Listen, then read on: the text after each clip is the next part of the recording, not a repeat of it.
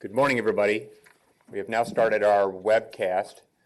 For the webcast, and those of you here, my name is Randy Miller, and I am the Malpractice Insurance Working Group Chair, and I will be here all day. I want to start by acknowledging those that are following today's meeting by webcast. We appreciate your involvement and your interest, and we hope we can answer most of your questions here today. I also wanted to take the opportunity to thank the working group members again for your time and commitment and intelligence and expertise over the last year as part of our process here. As I mentioned recently, we are nearing the end. Today is an important meeting, and for those of you following on the webcast and also here to contribute live, a lot of the work is done as part of the subcommittees, and they have worked very hard over the last 2.5 months or so since our last meeting to prepare their thoughts and assessment of the various issues assigned to them. So there is a lot of work that gets done by virtue of our subcommittees as well. So I appreciate everybody being here today. Everybody should have a copy of the agenda. It's available on the State Bar website for those that are following. We are going to start today with the public comment. And I saw a list of about 6 or 7 of those of you here that are ready to make comment. I'm going to ask you one by one to come up to one of the empty chairs at the end of the conference room set up here and make sure that you press the microphone and speak loudly and we can hear you. Based on the number of speakers, I'm going to allocate 3 minutes to each speaker so that we can get through this portion. Your comments and your thoughts are very, very important to us, and we want to make sure that you have the opportunity to be heard. On the other hand, we have a lot of business to get through today. We encourage you to stay and follow our further evaluation of the issues at hand. So with that, if I could ask the public speakers in any order that you want to step up to the microphone one by one. We will put you on a timer for 3 minutes, so I apologize about being pedantic, but that is the order we'll have for the day. I would ask you to keep your comments to 3 minutes or less. And I'll ask you to step up to the microphone and tell us your name. And when you're ready, there should be a little push button and a green light will come on. Oh, there we go. Okay, great. I'm good. Mr. Barclay, yes. Welcome. Thank you. My name is Michael Barclay. Appreciate the opportunity to be here. I'm speaking on behalf of myself and other attorneys who do pro bono work, especially attorneys like me who are retired from the paying practice of law and want to spend some time in retirement doing pro bono work. I filed written comments dated October 24, 2018. Those comments set forth my background.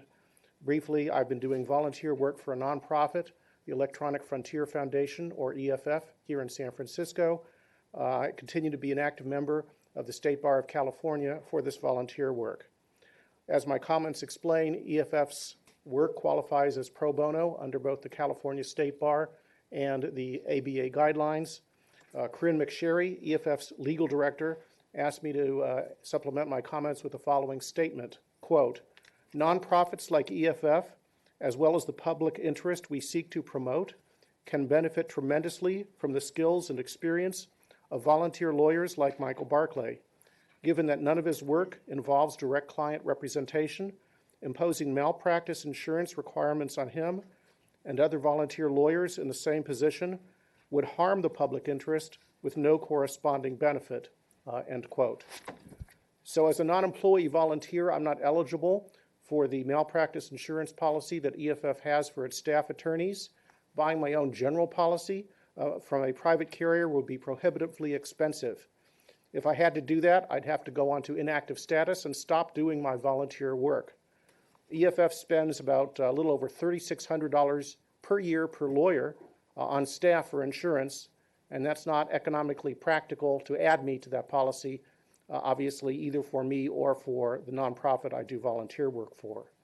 While protecting the public by making malpractice insurance mandatory is a laudable goal, you have to balance that against the harm to the public by greatly reducing pro bono work. I'd like to ask the committee, have you even studied the frequency of malpractice claims against attorneys doing pro bono work? For a bunch of practical reasons, I bet it's really small. For example, to my knowledge, EFF hasn't had a single claim filed against it in the 9 years I've been there, and I asked our general counsel, who's been there since 2004, and he's unaware of any claim in those last 15 years. So I suggest you do that study. You can phone many other companies, legal aid companies here in the state, to see if they really have a problem and to see if it's necessary to have insurance at all. If there's very few lawsuits against people doing pro bono work, just grant an exemption. Oregon already does this, as you saw on the written materials on your website. It looks like Washington will have that exemption also. One more comment regarding retired attorneys. As the Washington State report notes, some retired attorneys like myself do occasional work for family members. That's usually unpaid or low pay. For example, if my daughter were to get a letter into a dispute with her landlord, I shouldn't have to buy a $3,500 policy to write a few letters here and back and forth. So please do consider that also. Thank you very much. Thank you very much for your comments, Mr. Barclay, and your interest. Can I interrupt to call Ruben right now? He's Yes. available now. Thank you. Thank you. Hold on 1 minute. We're going to get one of our study group members on the phone.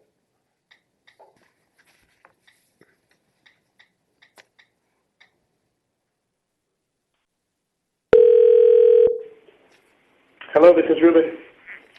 Good morning, Ruben. This is Randy Miller. Hello, this is Ruben. Hey, Ruben, it's Randy Miller. Can you... One more time. Ruben, this is Randy Miller. Randy, good morning. Good morning. How are you? Thanks for joining us. Sure, I apologize for being late. That's Hello, okay. everybody. We've started with public comment. We're going to continue with that. We have another speaker at the podium, and I ask for you to identify yourself, and when you're ready, go ahead and start. My name is Carol Jones, and I've been an attorney in California, excuse me, for 32 years. All of those years, I've been covered by malpractice insurance. I agree with your recommendation that a captive carrier would not be beneficial to California. And on another subject, in my opinion, there has not been enough publicity about the concepts of mandatory malpractice insurance and the captive carrier. Thousands of attorneys in California have no idea this is happening. I suggest that the State Bar compile packets of information to be distributed to all California local bar associations. Then the evaluation process by the state can proceed with input from all of these practicing attorneys. Addressing my personal situation, I am a senior citizen and therefore I'm closer to retirement than not. And the malpractice insurance I have now has the benefit of a free tail, meaning that I will have free malpractice insurance for the remainder of my life. This is worth thousands of dollars, and if the state bar forces attorneys into captive carrier, I will lose this huge benefit. And I'm sure I'm not alone in this type of situation. My tail will benefit the public because it will insure me throughout my retirement. For my current year of coverage, I pay $3,840 for $250,000/$750,000 coverage. I understand a $6,000 figure has been discussed as a premium for the captive carrier coverage. That would be less insurance coverage for now that I'm paying for the $3,840 for more coverage than what would be provided by the captive carrier. Higher premiums with a captive carrier for less coverage will not protect the public. The public has more protection when I buy malpractice insurance on the open market with a broker. Brokers spend many years learning about malpractice insurance coverage and educate the attorneys. This happened to me when the two major partners in my law firm, my brother-in-law died and my husband came down with Alzheimer's. And the responsibility for malpractice insurance came to me, and my broker taught me how to evaluate and buy the proper insurance.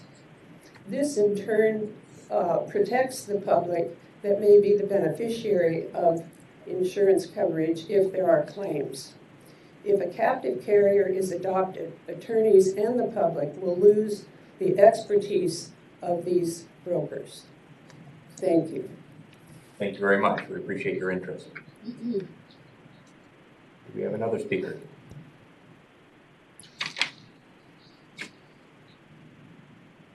Good morning. If you could state your name, and you are free to speak after that. Thank you. Good morning. My name is Weizhu Wang, and I am a solo practitioner.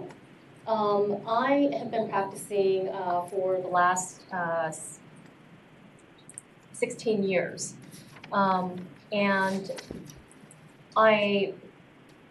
Actually for the last 12 years. I currently have malpractice insurance. When I opened up my own practice, I decided to get E&O insurance to protect myself and to protect my clients as well. And although I think that it might be suggested, I don't agree with having mandatory malpractice insurance forced on all attorneys here in California. I don't think that is something that will benefit either the legal community or the clients that they serve. The malpractice insurance that I currently have, if there is a mandatory malpractice insurance, my malpractice insurance rates will go up by 2 to 3 times what I'm currently paying. And that is cost prohibitive for me. My clients are usually people in the community who cannot afford medium to large size law firms. And so the rates that I charge, they are able to afford. However, if I do end up having to pay more for malpractice insurance, that cost will necessarily have to be passed down to my clients. And the rates that I am going to charge, excuse me, would be a lot more expensive and would be cost prohibitive for my clients, as well as for myself if I don't pass those rates along. The question that I have is, I still don't, I did participate in the telephone working group teleconference, and I don't understand what the data is that's supporting this, this committee. In terms of why is it that we believe that there is a need for mandatory malpractice insurance. I did see the study that was done, and I did see that the study did contact roughly 1,100 people in the community. the questions that were asked were, how many people needed an attorney, how many people actually hired an attorney. But there was nothing in that study that asked how many people had their attorneys commit malpractice. How many people, out of those people, how many people actually went after their attorneys and their attorneys were not able to pay out of pocket? And versus, how many people out of those attorneys who were unable to pay out of pocket did they need to have malpractice insurance pay for them? I don't think that there's enough information for this committee to recommend malpractice insurance. It would be unduly burdensome, and there is nothing shown that this will help to protect the public. Thank you very much for your consideration. Thank you for your remarks, Ms. Wan. Just state your name and then begin when you're ready. Hello, my name is Sue Caton. I'm not an attorney. I provide volunteer translation and interpreting services for a legal aid. It's called Community Legal Services. Legal aid organizations would be very negatively impacted if you require insurance. We get people who come in who are staff attorneys, they're paid. We also get volunteers come in who might be solo practitioners and may or may not have insurance. We don't ask, we don't care, we're glad they come in. We also get retired attorneys come in who would have no insurance because the only work they're doing is pro bono for us. If you want to protect the public needs legal aid services. They would much rather have an uninsured attorney to help them than no attorney to help them. Please don't take away our legal aid attorneys. Most of the work we do is landlord-tenant. If you want, have a disclosure. Our clients would happily sign or mark their X, because a lot of them are illiterate, to say we'd rather have an uninsured attorney than none at all. If you have insurance, who are you going to benefit? You're going to benefit the litigious people out there. You're not going to benefit the poor people who would rather have an uninsured attorney than nobody. Thank you very much. Thank you, Ms. Kate. Do we have another speaker? Good morning.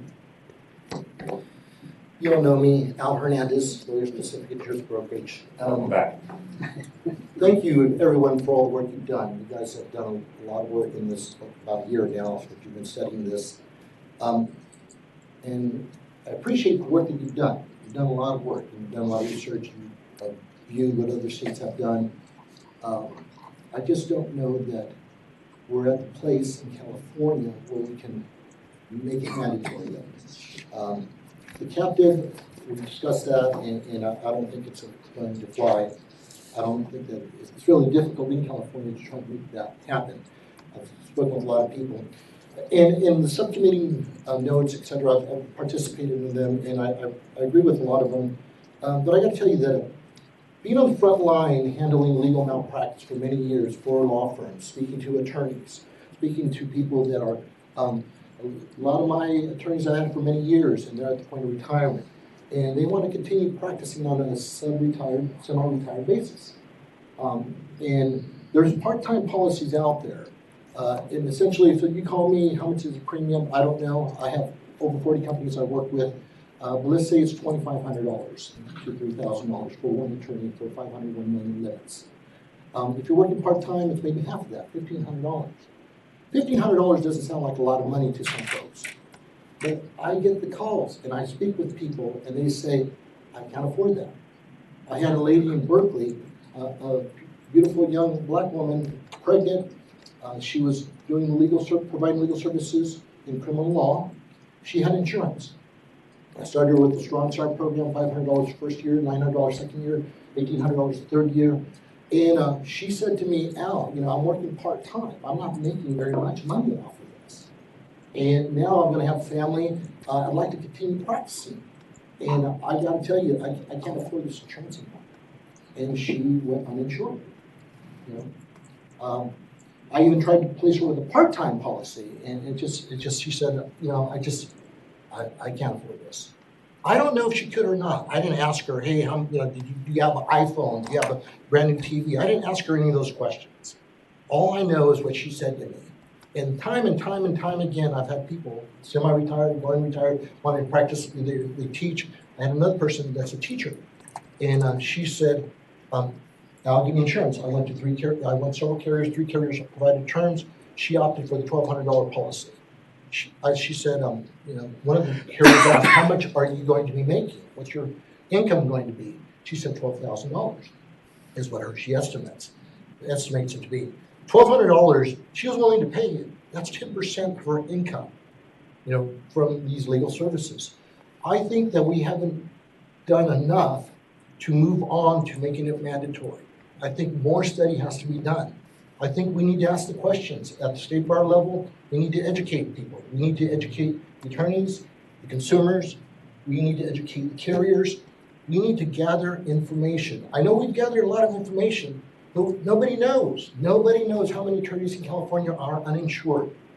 Nobody knows. And we do these studies, and the study, there's over 200,000 attorneys in California. And you're going to tell me that 1,200 attorneys represent the 200,000? Or that 1,038 adults in this report represent all of California? There's just not enough study, guys. Thank you. Thank you, Mr. Hernandez. Do we have any further public comment? Everybody here has had an opportunity to speak. Anybody want to add anything? Okay, not hearing anything further. Ms. Wong. Thank you, Mr. Miller. Just really quickly, I did speak with some other attorneys in my area, and nobody had heard about this mandatory malpractice insurance.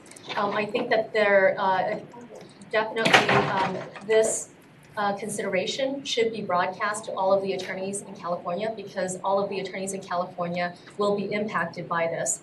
And I would suggest emailing it to all of the attorneys who have emails, addresses with the State Bar, and also posting it on the main page of the State Bar website to let attorneys know about this so that we can gather more information and get more input from all of the attorneys. Thank you so much. Okay, for those of you who spoke and those of you that are here to follow our work, we appreciate your interest and your comments. We're now going to move on to the next agenda item. This is the review of a public survey. Linda Katz has a PowerPoint that she'll take us through. And Linda, maybe you could start with a little bit of background and take us through the purpose of this and how this came to be. So this survey was undertaken in order to find out from members of the public what their opinions were about malpractice insurance and whether they believe attorneys currently carry malpractice insurance or whether they believe attorneys should be required to carry malpractice insurance.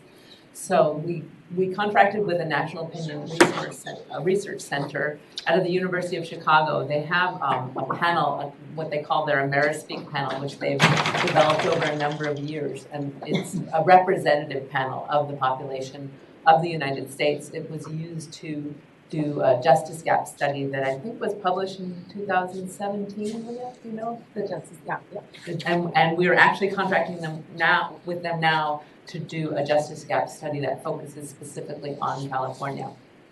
So I know there's been some comment about that it's a small sample size, but it is a representative sample size, and the responses are weighted to reflect the population, the adult population of California.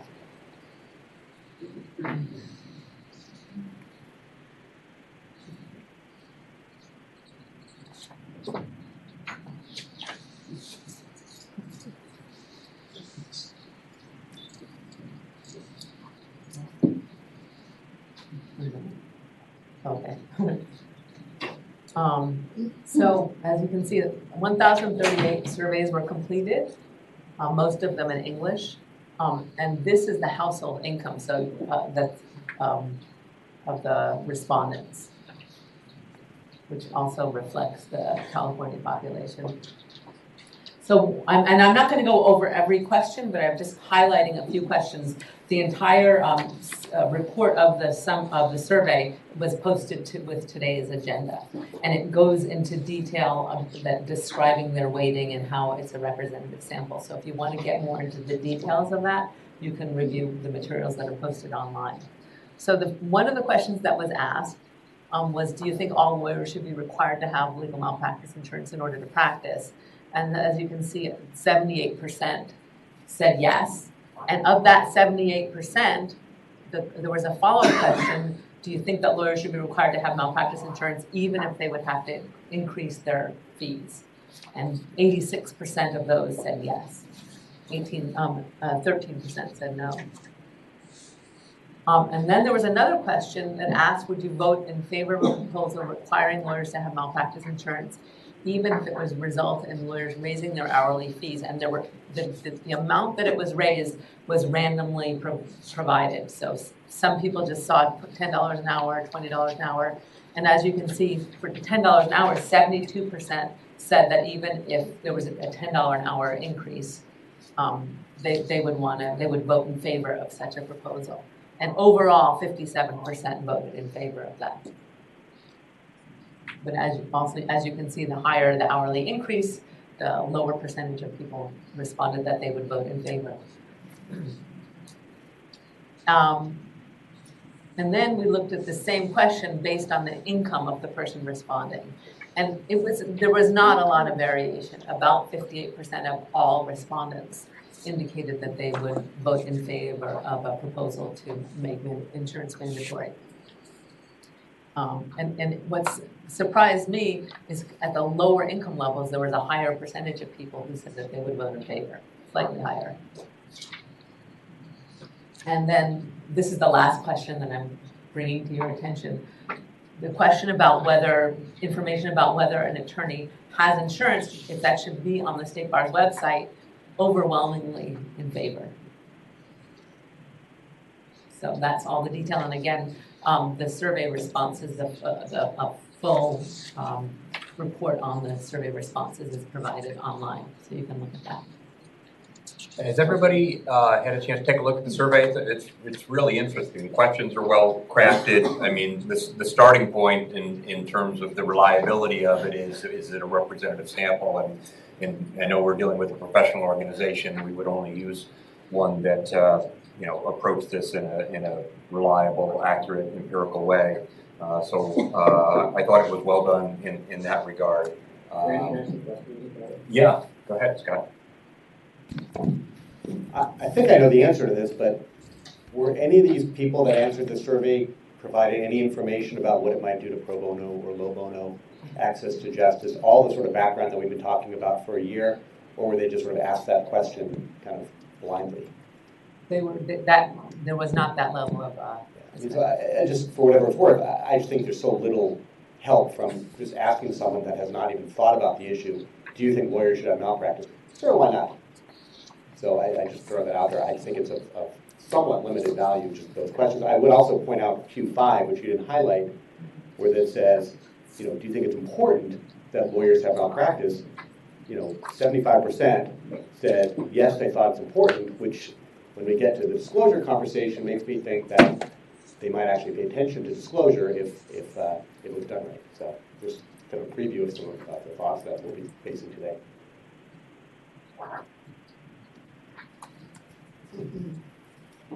I would also like to say that I agree with Ms. Wong's comments. I feel like the most important questions we needed to ask weren't even asked for this, as far as whether or not we have a problem out there. We still don't know if we have a problem or not. While it's interesting to know what an uninformed public might think, which, is helpful, especially disclosure. I thought the disclosure questions were helpful. The fact that they put it on par with whether or not an attorney was available at convenient times doesn't tell me much about the importance of malpractice insurance. It doesn't tell me if there are any issues out there as far as, are people not getting judgments collected because of this issue? Are they having a hard time finding lawyers to take malpractice cases? those types of questions are all very important. We still don't have that data. We still don't even know if we have a problem in the state because of this, malpractice issue. So, while it was interesting, I don't find it of a whole lot of value, except with respect to perhaps the disclosure issue, which I thought was interesting. Thank you, Ms. Miller. Just a couple of comments. One, in looking at the income levels, it seems that the higher income levels was the majority of the population that was sampled. Kind of to their points is that it's the lower income people that need the help, at least access to justice. The other thing, they did a very similar sample in Texas where they found that 70% of the population thinks it's important, and they polled lawyers, and the lawyers said 70% thought it was not important. So I think that the point there is that there's an education to be done on both sides of that coin to explain to lawyers and the population, which I think is part of the State Bar's mission to help lawyers and the public understand this, maybe. And as part of our disclosure committee suggestion. Finally, when you say 86%, the numbers in here were percentages, not the actual people responding. Okay, so I misunderstood that. All right, thank you for that clarification.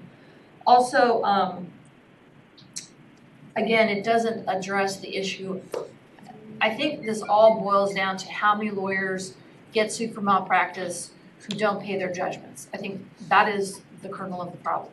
Because everyone else seems to be taking care of their clients. The clients are protected, the public is protected.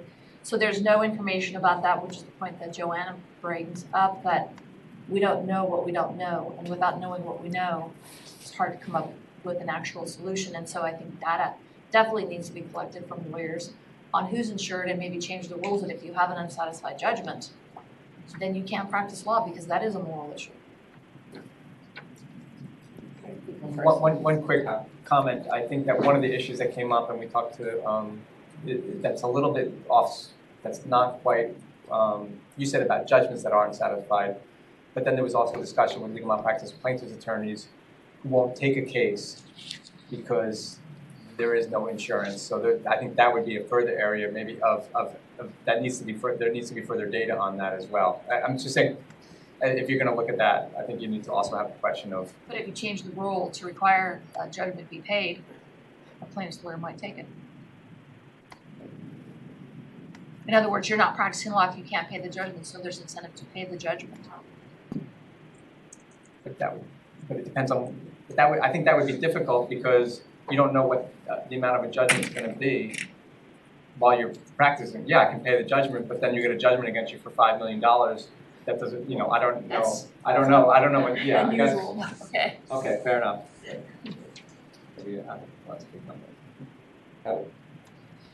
A couple of things. First of all, in the recommendations of our working group, Kathy, we did recommend that as an interim measure that there be exploration of a rule that would require lawyers to report unsatisfied judgments and to potentially make disciplinary consequences. So that was one of our recommendations in our report. My question was for Linda, who may or may not know this off the top of her head. But I was very interested in the data about how the people who responded to this survey think that the malpractice information should be posted on the State Bar's website as part of your profile. Do you recall, Linda, or perhaps anyone else, if not, we can look it up, what other states require that specifically? I know a lot of states, including Illinois, collect the data about whether you're insured. And I know a couple of states post it on the website, but I can't recall which ones, and I'm just wondering how prevalent that is and what we know about it. I don't remember off the top of my head, but I know we did post one of the pieces of information we posted on the website was that ABA survey that had that information about disclosure and what the different practices are by the state, state by state. I think it's at least 3 or 4 actually on your State Bar profile or the equivalent of your State Bar profile tell the consumer whether you're insured or not, which is interesting because it seems like that's a really major expectation that people have. Yeah, it is, the ABA did a great job in surveying those states that have some form of disclosure, and you're right, I think it was probably 2, 3, 4, or 5 that had some rural. California actually considered that, as you may know, as part of the disclosure debate. about 10 years ago or so. So that was something that was on the table here and eventually rejected. Ron? I think the survey was, a really good start. In terms of follow-up, if there is follow-up, I think it would be good to expand on question 1 about why people needed an attorney, which I think ties into some of the public comments we have. If you look at the court system, at least, the highest number of volume users are traffic, which is almost all non-commercial, family law, and criminal. Traffic, I kind of question how much malpractice insurance would be useful to somebody who had bad representation. Oh, and unlawful detainers are also a large, high-volume component of court usage. And the same thing, unlawful detainer, residential unlawful detainers are usually fairly small dollar amounts. Certainly they're important cases to the litigants, but they're not the types of cases where the availability of insurance is going to really be a determinative factor in whether or not a claim is pursued. Criminal has its own severe limitations on ability to recover against somebody for malpractice. I think, although I'm just talking from vague memory, that you have to show factual innocence to recover. That's a hard standard to meet.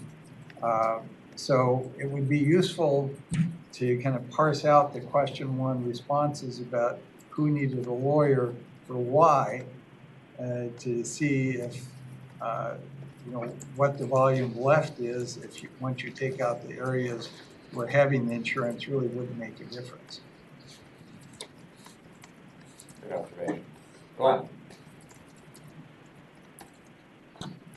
This might be a point that would be coming from Mark Abelson, who couldn't be here today, but this is in follow-up to what Scott said. I think there's a couple of ways you could look at this issue of how big is the problem, and I've heard this from the public comment, kind of loud and clear. But one way is, you can look at this uninsured judgment issue, which I think potentially is one way to decide how big a problem we have. The other is something that we've talked about actually in committee, and I know Washington addressed, which is how many of these claims that are worthy are turned away by good plaintiffs' legal malpractice, attorneys. And I know that the Washington interim study looked at that issue and came to the conclusion that, if you poll a certain number of these plaintiffs' legal malpractice attorneys, they will tell you worthy claims came into the office. I had to turn them down because there wasn't insurance on the other side of the equation. So the uninsured judgment piece of it is, that's one piece of it, but I think there's more to it in terms of how you would go out looking at the problem. And we have inquired about that, and I know Mark has spoken to that issue as well. Yeah, I think you're right. It's not a new issue to the working group, and we've been actually discussing that issue for years, just around the whole debate about is this a solution chasing a problem. But I think you're right in terms of the 2 aspects of that. One is the cases never see the light of day because they can't get a lawyer interested in suing an uninsured lawyer, or there is actually retention of a lawyer, they pursue it, and then there's an unsatisfied judgment or an inability to execute or some other recovery. And there may be a couple of other iterations of that leave an aggrieved client without a remedy. I sort of wonder out loud, and would encourage others to chime in on this, is how that information could be accurately gathered. I mean, it's sort of become this unattainable set of data, and it keeps getting thrown out there like, well, we need to figure out whether this is really a problem or not. I just don't know, and obviously it wasn't part of this survey, but I question about whether that information could be gathered from any reliable source. You mentioned the Washington interim study, which I thought was really good, but even Washington, with much smaller bar than California, only found 6 plaintiffs' lawyers that were able to speak anecdotally, I guess, about turning down cases that otherwise they would have taken if there was insurance. So it's a really, I don't know, I would suggest it's a small pool. It's really difficult, I think, to extract that data in a reliable way. And so I would just caution us from taking any steps for the want of that information, because I'm just not sure it's attainable or that attainable in a reliable way. Scott. The other thing on that issue, I think it is an important issue. I think that the Mark Abelsons of the world are not going to help us with that, because for every case he turns away for no causation, no damages, no insurance, there's 20 other lawyers waiting in line. And I've seen a lot of bad cases with no insurance where there's some lawyer willing to take that case. So the anecdotes, you have to be a little careful, because yes, I have no doubt there are plenty of cases that are turned down, but that doesn't mean there isn't a lawyer willing to pick it up. I mean, perhaps to throw out the obvious, I guess, in my mind, I mean, is there any question with the range of uninsured lawyers in California and the concentration of the uninsured lawyers in the 1 or 1 to 5 category, and the concentration of claims against lawyers are in the 1 or 1 to 5 category, that there are some clients that feel the effect of not being able to recover against an uninsured lawyer? It just seems like it's almost res ipsa loquitur that there would be some way to establish that phenomenon. Dan. On that, Randy, we know the ABA statistics reflect that there are significant claims against the 1 and 2 size firms. And from the data that I've read over the course of the last year and just knowing prior to this, there are a significant number of non-insured sole practitioners in California. Putting that together, I think we can make a conclusion that, in fact, the public is getting harmed by lawyers in instances not having insurance. I agree, to actually get this data that's going to prove a negative kind of thing, that it's impossible. I mean, it'd be great if we had all this extra data, but is it going to be very accurate, and is it going to really be helpful? Yeah, good point. In my opinion, having data is absolutely critical to determine whether or not we even have a problem. We can make speculations, we can rely on anecdotes, but we're talking about regulating an industry here, and we don't require in this country that all small businesses carry commercial general liability insurance. Does everyone think they should? Of course they should. That's the smart practice. But we don't regulate just for the sake of us assuming there's a problem and proceeding there. We actually need to have a problem and know about it and be able to support our argument that there is one before we propose new regulations on essentially the smallest businesses in this profession, because it's going to harm those attorneys. And as a result of that, it's going to harm the public. So obviously, if there are people not getting collection from an attorney who's committed malpractice, that's a harm. But is that harm that we are assuming outweigh the harm to the profession and the community that profession serves? And because we don't have data to support these positions either way, I think we are a solution looking for a problem with respect to mandatory malpractice insurance. And we really have to be sensitive that you shouldn't regulate just because everyone thinks that's what you should do and that's what should happen, because it will have consequences.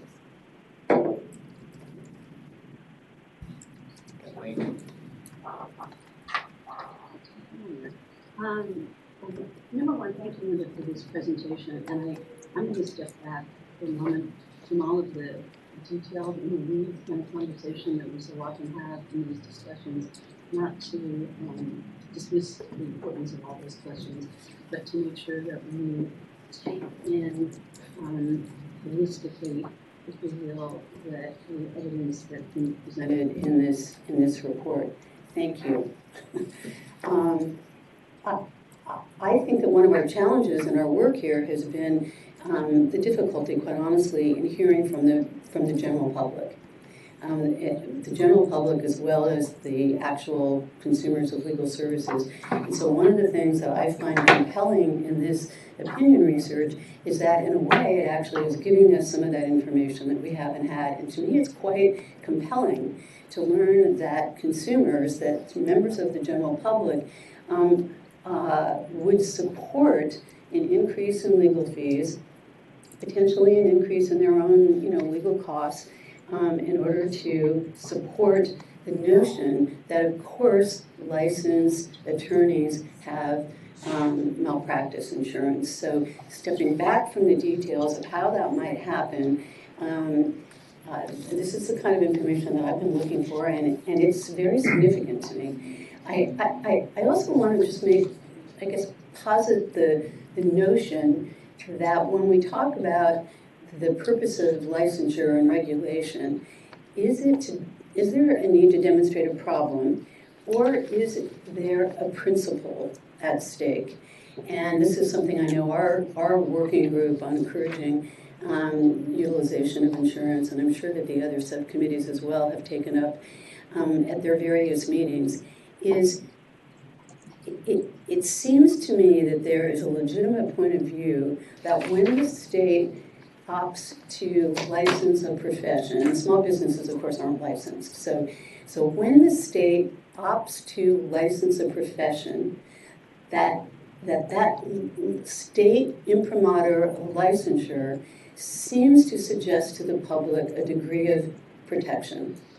And as part of that, the assumption that licensees of the state of California, whether they are swimming pool contractors or practicing lawyers, that the public has a right to assume that there is a requirement that is attendant to their licensure status that would provide remedies and funds to guarantee performance to some degree. And so I'm going to step back. Now, having said that, if we were to proceed with the requirement to mandate malpractice insurance by lawyers, I think I haven't heard anything in this group that would suggest that that would be a blanket requirement.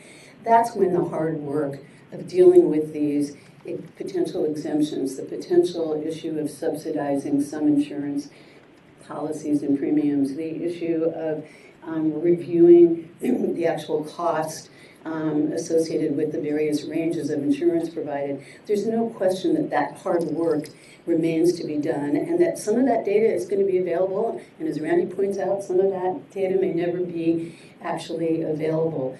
But I hope that as a group, we take a step back and look at what I see as the big picture issue here, which is what is a legitimate public expectation, especially in furtherance of the bar's obligation for public protection, to assume that licensed lawyers, that when the state steps in and licenses a profession, that there is a reasonable basis for the public to assume that there's some performance guarantee.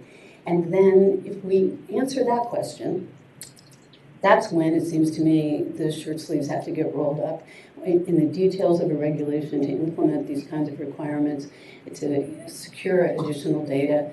And that's, I don't mean to suggest that's a simple process, but I hope that we don't get so dug into the challenges presented by the weeds of this issue that we decline to look at the big picture and do what this survey, in my view, suggests, which is the public is prepared to pay for the cost of that kind of public protection. Thanks.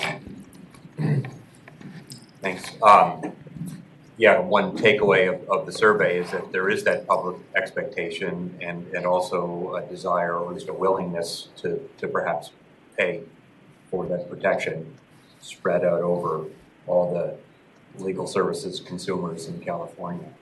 So good point. I just want to remind us, try to keep this discussion, because these are great points for some of the bigger discussions coming up as part of the subcommittee's work, in particular the idea of mandatory malpractice insurance. But as it relates to the survey, I'd love to hear from you now. Scott? I'll wait on my comments. Wait, okay. Lisa, did you have something to add? You wanted to have your hand up. Yeah. One of the survey questions was about how did you find your lawyer, and there were a variety of options. I think there wasn't any option for my lawyer was retained or provided to me from my insurance, my homeowner's insurance, or my auto insurance. And I think that's pretty relevant. I think half the people in a case are plaintiffs and half of them are defendants. And the ones who are defendants are largely getting representation from their own insurance, which means, first of all, they're not price sensitive. They couldn't care less whether the price goes up by $100 an hour or $500 an hour because they're not paying for it in the first place. So for future surveys, I think that would be a very important data point. And then also just on the question very specifically to how we get more information.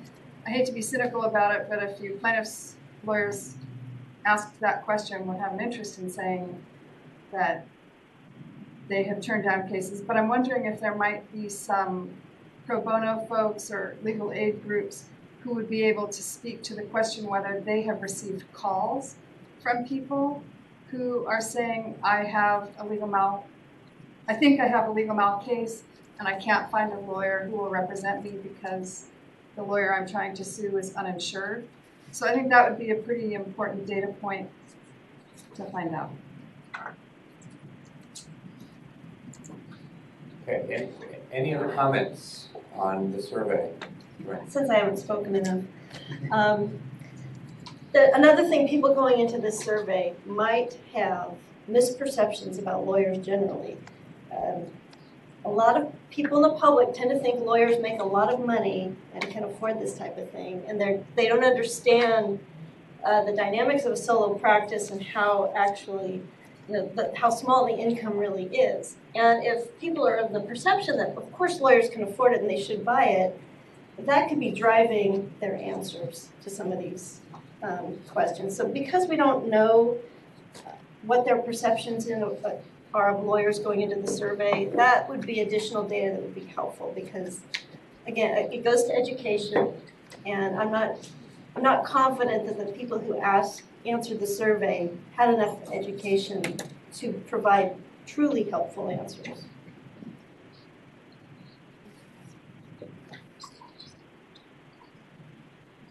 Okay. Anything else on the survey? Okay, if there's nothing else, we will move into our next agenda item. And this is the discussion of the reports and recommendations from the subcommittees. And as you remember, we did spend some time at the end of our last meeting structuring this so that we could process each of the subcommittee work in a way that doesn't become redundant. A lot of these issues we all agree do overlap. Disclosure overlaps with the concept of mandatory malpractice insurance, and the availability of insurance is bearing on really all these issues. So we tried to structure this in a way that made the most sense in terms of getting through this efficiently. But in terms of our agenda item, the first subcommittee that we wanted to hear from was on the advisability of mandating errors and omissions insurance for attorneys. So who was going to speak on that on behalf of the subcommittee? Glenn? Glenn? Yeah, please. Well, I'm happy to start, sure. Yeah, we were charged with the issue of looking at mandatory advising for mandatory insurance, both from the captive perspective and also from the open market perspective. And I think we probably need to hear from all members of the committee because we don't necessarily have unanimity of opinion as to kind of where we came out. I can speak for the conclusions that Mark Abelson and I reached, and I think maybe some other committee members may agree or disagree with them. But as to the captive insurance model, the conclusion that we came to is it's a pretty unwieldy thing to try to put in place in California now. Giving the existing open, competitive market for insurance, and given really the size of the enterprise compared to some other captives, such as the ones that we heard from in Canada, and then also in Oregon. So I think that we came to the conclusion that for a number of reasons, including the number of lawyers that would have to be insured, the type of staff that would have to be put in place, the reserve you'd have to have for a captive insurer, all of those things will be a pretty daunting enterprise. And really to this issue of what is the problem and does the problem drive a solution that big? The answer is probably no. I mean, that's a big solution for California to take on something like that. It would have to be legislatively mandated probably, or you'd have to have some sort of enterprise created. And we don't have, to our way of thinking, a problem that kind of meets that type of solution. So we came down in the direction of not recommending for a captive at this time. Although I will say, just kind of parenthetically, there are some wonderful advantages that attach to the Oregon program, and I think we heard, its CEO, Carol Burnick, speak to those. And before I move on kind of to the second piece of this, one thing that struck me, and it goes to this issue of how big is our problem or how big is the uninsured insurance problem is, one thing we could do is take a harder look at their claims frequency versus the claims frequency of the carriers that actually exist in this state that operate. And I think you're going to find that Oregon's claim frequency is actually higher. And the reason is you have somebody to contact and actually handle your claims on those marginal claims that might be uneconomic for a plaintiff's lawyer to handle or whatever. So, out there somewhere is a comparison of Oregon and California, mindful of the fact that the two are very, very different. On the issue of any empathy on the subcommittee for the captive model. I mean, we have it in the report. We've obviously heard from Oregon and Canada and their models, and I agree there's some attractiveness to certain components of those. But what was the assessment of that? Was there some momentum toward a captive program? I'm just curious. There really was not, and I will say though, I'm the one who is most interested in it, frankly. I think it because of that public service aspect of it, that people know who to contact if they have a claim. Hey, I think my lawyer did X. The ability to build a very experienced claims staff of claims attorneys who handle these things all the time. Oregon people will tell you, I think, that they handle on behalf. They're the representative of the lawyer, not the public. But in operation, I think it is a much more public-friendly system than you would see when you have necessarily a number of different competitive carriers in the private market. So of the group, I'm probably the one who likes that model the best, I would say, and I finds it the most compelling. But I also have an idea about the scope, and the scope is huge for California. Just imagine even at a $300,000 policy limit, basically capturing the entirety of this market with the existing competitive carriers. I think that's a very, very difficult thing to do in terms of the staff that you would hire. Well, and Randy, we did have some just very brief discussion about having some version. Obviously, it wouldn't really be captive because it wouldn't capture the entire state, but having some version of a state-run insurance fund for if we were to require malpractice insurance, and if we did find some marginalized groups, whether it be nonprofit or retired or some other groups of people who end up being uninsured, that we end up having some form of government-run insurance company. We did discuss that. Yeah, that actually is an interesting issue, and that kind of came out of the Courtney Claflin thing when we were talking with him about if you had a smaller program.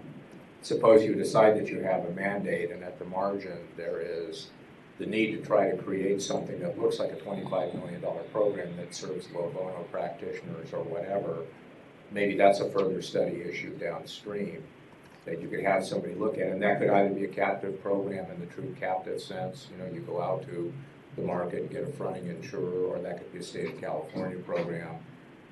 That's a possibility, and that depends on the extent of that issue and how big are the demographics of those people who kind of get left behind or who struggle with the ability to pay for private insurance in the regular market. I guess the issue I have with that too is lots of carriers that are competing in California presently now have different programs that address part-time, practitioners, that address new practitioners. So you'd have to take the totality of that and look at all of those issues as well and say, is that population already being served? And it's possible that lots of it, a good portion of it actually is being served. Yeah, the captive model, I'm worried too about the scale and the timing, to create the staff to be able to efficiently handle virtually every, or in fact, every claim in California. Those numbers are sort of staggering in the support staff and professionals that you'd have to have deal with that internally, and then appointment of counsel to represent the insurance seems a little overwhelming. Heather, I was curious, since you were involved in the conceiving of this, at least the most recent version of this, meaning from the legislature. Did you detect anybody who felt like a captive program was a model that would be attractive to those that were advocating this study? No, I think it's interesting, Randy, because as you know, there's been a lot of concern by insurance carriers and otherwise that this group was designed to lead to the conclusion of forming a captive. I have never heard that from anyone ever. I haven't heard it at the legislative side. I haven't heard it from this group. And I guess it's just a natural point of speculation for a lot of people. But Glenn is the most enthusiastic person I've met thus far for the captive model. And rightfully so, given the success he's seen in Oregon and Canada. But my personal view, corresponds with the view that Glenn, Scott, and I ultimately settled upon in the report. Well, our entire group, me, Glenn, Scott, Connie, and Mark, we all determined that a captive would be inappropriate for California. And then our thoughts are divided on the second issue, whether we should mandate insurance. But I think a captive is just unworkable. I mean, how you take over 200,000 lawyers and stick them all into a captive with the funding that's required, the administration that's required. We heard some very compelling comments from one of our speakers today about how she wishes to purchase her insurance on the open market. There's a lot of people who want to purchase their insurance on the open market. And I also think we have a lot of big firms here in California, unlike Oregon perhaps. And these big firms buy their insurance on a nationwide level. And, having a California captive would make it much more complicated, I think, to operate a big firm in California. So my view is firmly that a captive is not the right thing for California at this time. Okay. Just because we're on the captive model right now, I don't want to foreclose anybody from addressing this later because, again, all these issues overlap with each other. But since we're talking about this now, we've heard from the subcommittee members, or most of them, and we have their recommendations. Anybody else want to speak to the captive model now? Pros, cons, agreement, disagreement with how the Randy, this is Ruben. Can I jump in? Yeah, absolutely. Fire away. Thanks, Randy. Just to add on to what Heather just said, with respect to firms, and not even only big firms, but a lot of medium-sized firms as well. They even go into the international market to look at insurance options. So it's not only nationwide. I think Heather makes a great point. So I just wanted to add the international aspect to that. Thank you. Lisa. By coincidence, I spent the entire last week in London meeting with underwriters in the Lloyd's of London market and Swiss Re, and it is there is such a broad range for specifically lawyers' malpractice insurance, negotiating those insurance policies, and there's such a broad range on the open market of coverage tailored to the area of practice and so forth, especially in California, unlike Oregon and so forth. But if you have an IP firm, for example, there's just such different kinds of practice that it's hard to envision a captive that could do anything like what the open market does, both domestically and the Lloyd's side. And I think we're all familiar, even if you weren't around then, that the genesis of a program like Oregon and some of the Canada models sprung out of a marketplace that was bereft of any or very few bona fide domestic insurers. And so it grew out of that need, as did many of the other California reactions to that situation. We all agree that it's much, much different now, having 35 or 40 carriers that are available to write here in California. So different model, and I think that probably has some bearing on your assessment of the captive model as well. Does somebody else have their hand up on a captive comment? Scott? Just one quick, just a couple quick comments. I mean, there are some things that are intriguing about the idea of having a captive and some of the things that they're able to do, and that in that scenario, their rates really aren't as.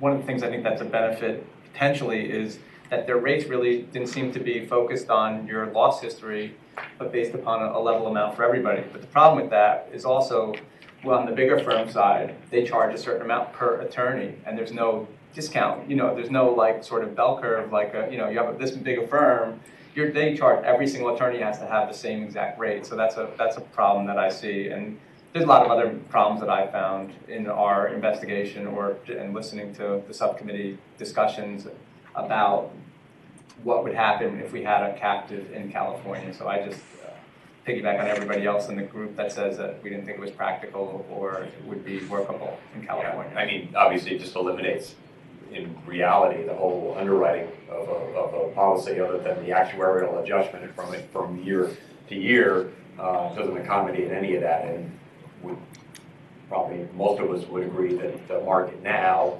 and recently does a pretty good job in responding to that and tailoring the pricing to a specific risk. And Oregon model clearly doesn't do that, but it also, makes it very progressive in terms of it being the same for everybody.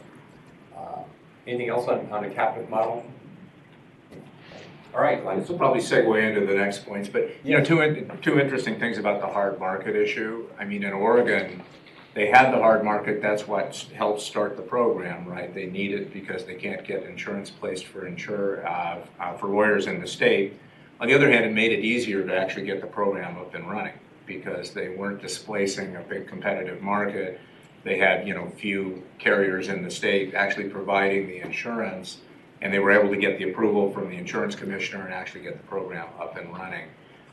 That's a series of very different situations than what we have here in California if we were to try to take something like that on. So with that, do you want me to segue into the open market? Yes, let's do that. Okay.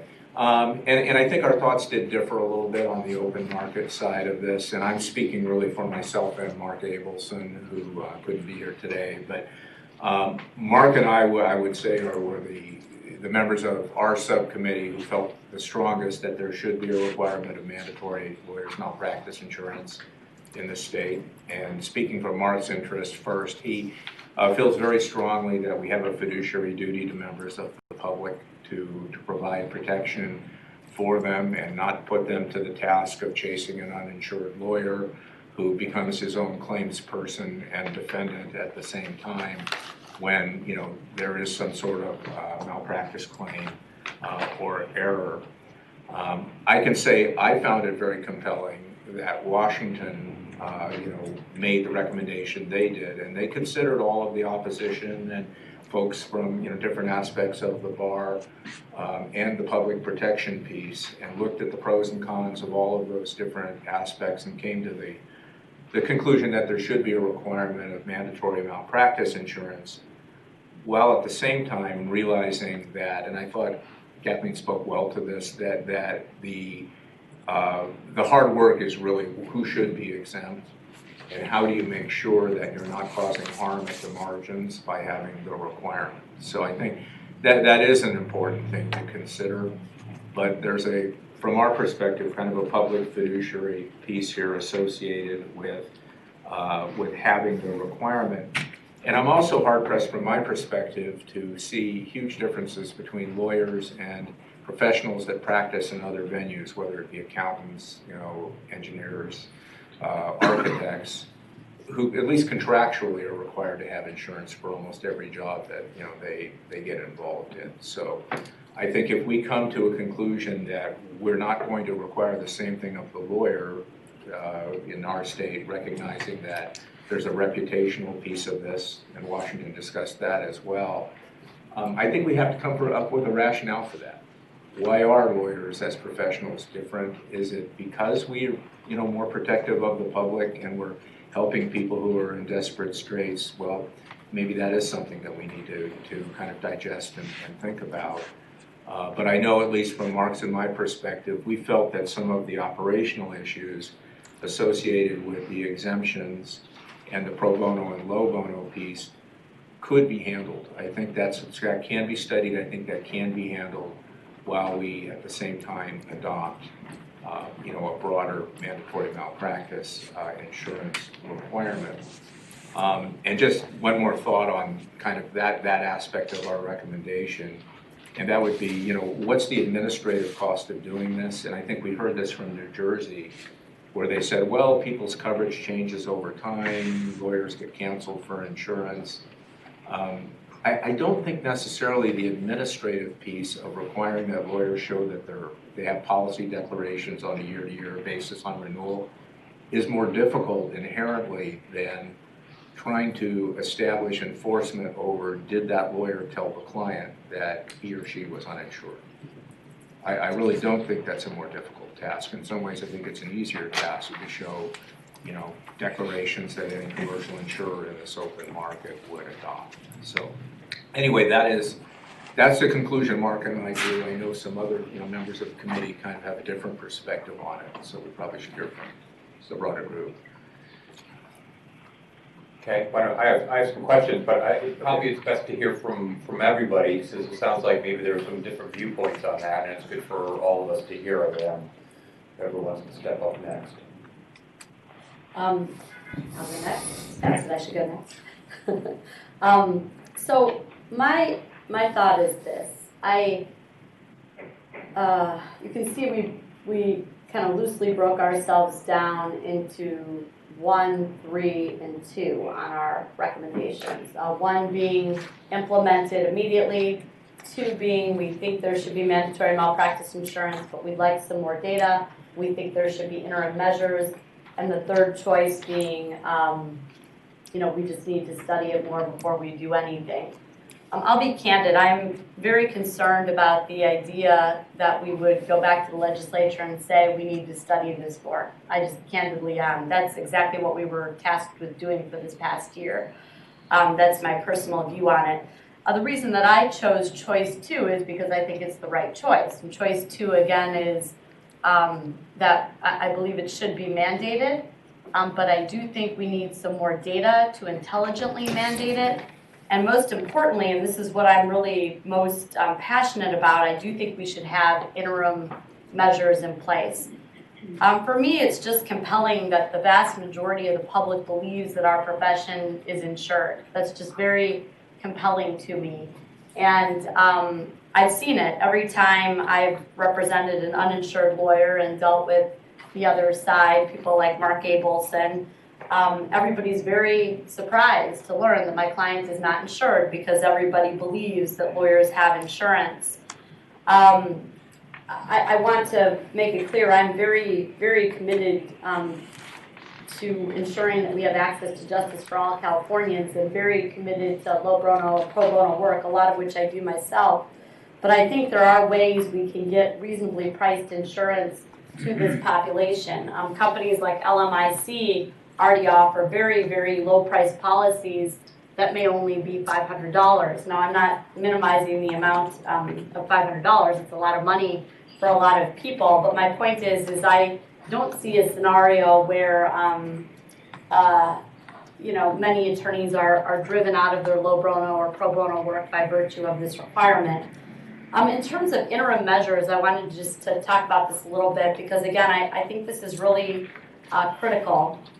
And, you know, the number one thing I think we need to do as an interim measure, which I think is already being done, is start collecting data about who's insured through the State Bar fee statement that the State Bar just sent out this year and will send out in subsequent years. We can easily pin it down exactly who's insured, who's not insured, and what demographic you fall into by gathering this data.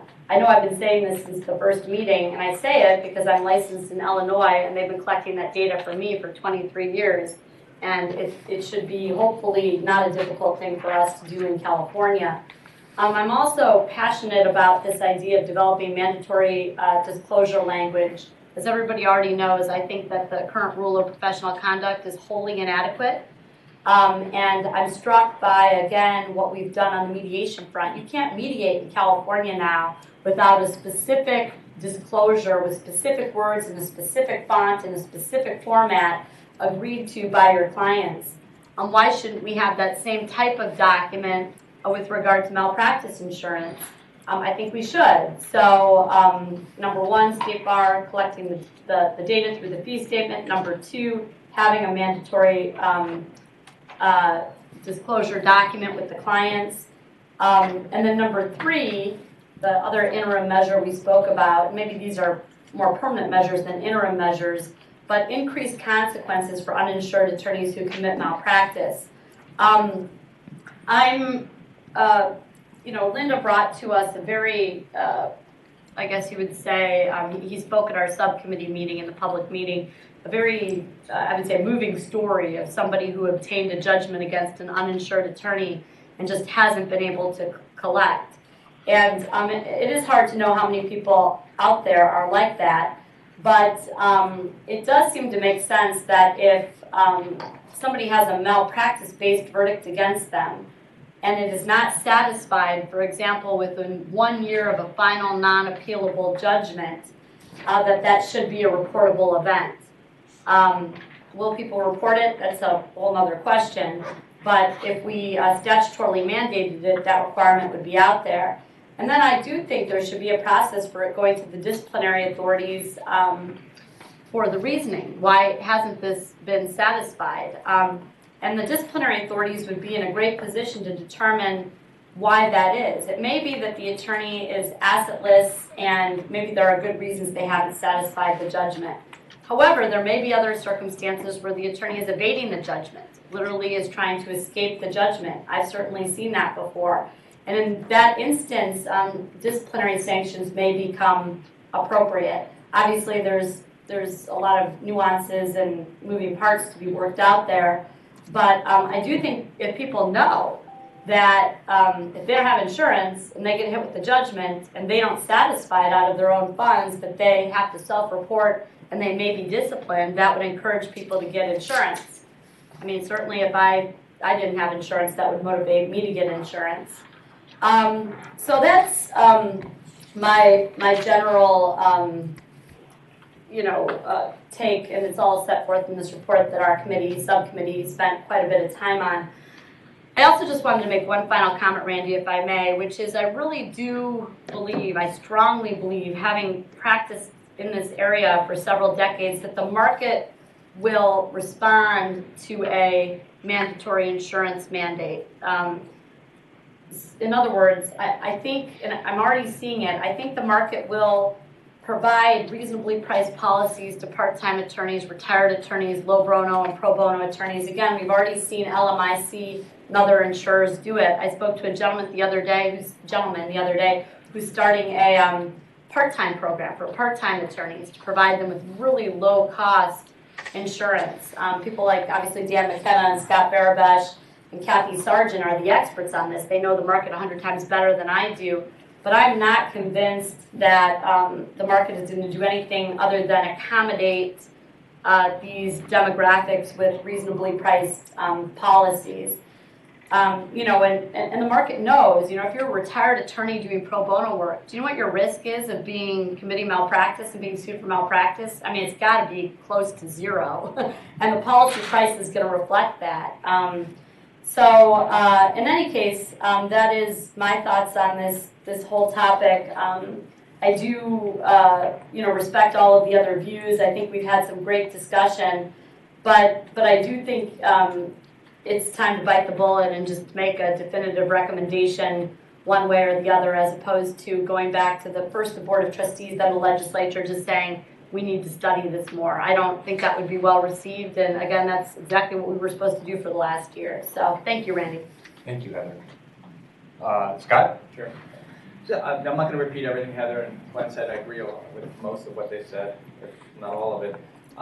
Just want to say a couple of little additional things. I think that one of the things about the interim measures with respect to, while the data is gathered, is that and honed, is that I think that having the CLEs in those scenarios, I think it'll create greater education for the attorneys about the importance of them just having insurance. And I think in the Illinois case, it resulted in more people getting insurance when we were looking into that. And so I think that would be helpful as an interim step. I think I always believe transparency between the attorney and the client and having a greater disclosure, what Heather said is important. And then with respect to what Glenn said, the fiduciary responsibility and the idea that other professions are required to have it.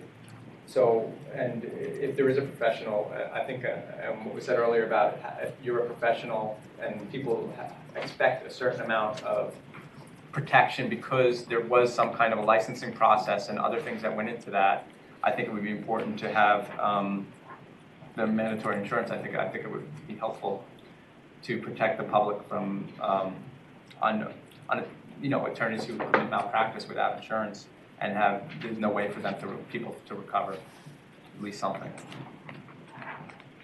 Accountants have to have insurance? No. Right? Not accountant, but what Glenn was talking about was with the idea that, like, if an architect and engineer enter into a contract, it's pretty much written into the contract oftentimes, so that they will have to have insurance to do the deal. Accountants do for certain public engagements, but not in every situation. In other words, anytime. Right, so it's not mandatory. If you're doing a public audit, you have to have it, for instance. So mandatory would be lawyers would be different from others, because the others are not mandated. At least accountants, right. And I think when we're talking about construction, we're talking about the construction professions, having it contractually, but not necessarily as a matter of statute. In those kinds of big commercial projects and so forth. I mean, so if I have a retired accountant, if my father-in-law is an accountant doing my taxes, there's no. Okay. Yeah. I just want to make sure, because it was bandied about that accountants do not. Should be the same, and if lawyers are the same, it shouldn't be mandated. But okay. I hear what you're saying. I just meant with respect to how Glenn was putting it, the idea that it's often written into the way the agreement is. I just wanted to focus while we're on. Have we heard from everybody on the subcommittee who wanted to say something about their processing of these issues within the subcommittee and your discussion of it a few weeks ago? I think I was the other person. I was sort of the lone holdout for not making a decision as of yet. This process with the rules required for how we can write things makes this a little bit awkward. So the views are a little odd in here, and it's not that I thought that we shouldn't have any interim measures. I think definitely I was fully in favor of more CLE, for instance. I think that's a perfect example of something that we should implement right away. I think that was one of the things that we had several people come in and talk about. It makes sense, it's practical, it's something that would benefit every attorney, because then they would just have the knowledge and they could make a decision for themselves about whether they need or don't need malpractice insurance for whatever their situation is. I think those types of things should happen.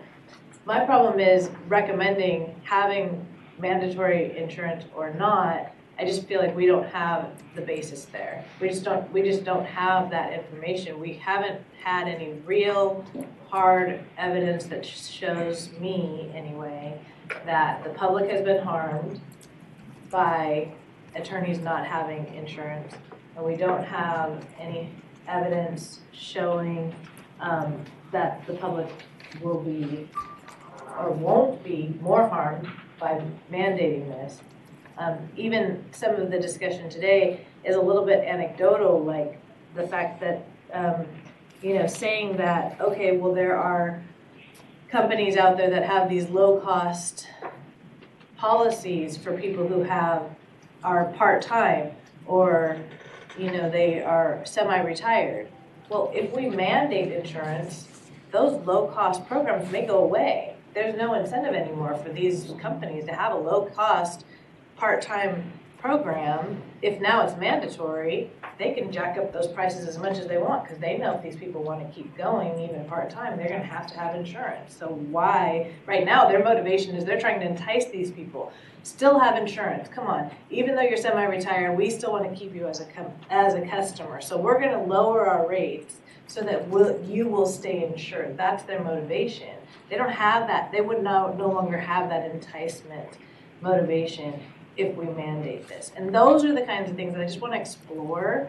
And those are the things that we haven't, and I don't think it's our fault, and so when Heather says that we don't want to go back to the legislature or anyone and say, we've had a year and we haven't done our job, I don't think that's true. I think we have done our job with what we've had to deal with. We've explored a lot of things. We've looked at what all these other states have done. Now we know what we need. We need the state bar to start collecting information from the lawyers in the state. We need the insurance companies to start giving information about who's, who is being sued, who isn't being sued, and, what are those results? Maybe we even need to do surveys of attorneys who do this type of work and find out if it's really true that they really won't take cases that if the other attorney isn't insured. Because we've had that anecdotally, but then like Scott said, maybe there's 5 more attorneys down the line that will take the cases. Well, Heather's taking them. Heather said she's represented uninsured people, but she may be the only attorney in the state willing to do it. Right. So, well, she's representing the attorney, the plaintiff or the defendant, right? Yeah, but someone's well, we're obviously talking suing. about the plaintiffs here. If So they're not suing, then Heather wouldn't be needed. right, exactly. So theoretically, that's true. But in one of our subcommittee meetings, I mentioned the same thing that maybe Mark Abelson was at the top of the heap, and there were lower level people who might take it, and they said no, that wasn't true. So it's it's just a matter of perspective, and all we have are these anecdotes. Even the gentleman who spoke to us, he was very he had a very heartfelt story, and I was glad that we finally had at least one of those. But we still only have one of those in this huge state with all of these attorneys. We came up with one story of one person who hadn't been able to collect. But I think definitely the CLE, and I think it almost goes without saying that any attorney who's trying to evade paying a judgment that's against them should have to report that to the bar, and that should be actionable. I mean, that's practically common sense, and so I think that is definitely a recommendation that I go behind. So I think that there are definitely things that we can do in the meantime. We don't have to just say, never mind, we haven't done anything in this year. I just don't think we have the other underlying things to say that we think it is better for the public to recommend mandatory malpractice insurance than to not recommend it. I had a question earlier that I think was probably largely answered by each of you and your sentiments about this idea of what's the data out there to support that there's a need. But I want to open this up to everybody because this seems to be almost a disabling point. And I understand from this position both viewpoints on that. The idea is this is, again, a solution chasing a problem. We can't verify it. Maybe we need more data and other concerns. Kathleen and Heather and others have sort of expressed the idea that there may be greater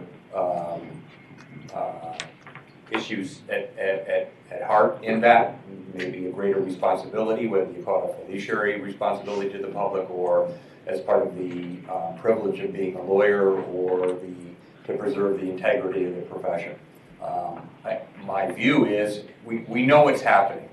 To what degree, I don't know. But I want to open that issue up to everybody because it seems to be a really important starting point. I don't know, again, that it ends up in some cul-de-sac where we say we can't go any further, but it seems to be a stumbling block to get to further processing that issue. Scott? So the job here, right, for the state bar is protecting the public. And there absolutely is a crisis in California. But we're not addressing that crisis. We're addressing something else. The crisis is access to justice. I don't think anyone can deny that is a huge crisis in California, especially for low-income people. They can't get lawyers, and that's a huge problem. And what I don't want this committee to do is something that makes that worse. You know, it's the old oath that the doctors take, first do no harm. Well, I don't think there's a crisis of people being unable to collect on malpractice claims. That to me does not feel like a crisis. But even if you wanted to call it a crisis, you've got to weigh it against the access to justice. And, you know, on the access to justice point, we know that a lot of lawyers don't have insurance now. And in one of the polls that someone circulated, 66% of the lawyers who don't have insurance said they don't buy it because they can't afford it. So you mentioned res ipsa loquitur before. I think it's res ipsa loquitur that if mandatory insurance comes in, a lot of lawyers are going to leave the market. We don't know how many, but if lawyers leave the market, there's no question, right? Again, res ipsa loquitur, that will have an effect on access to justice.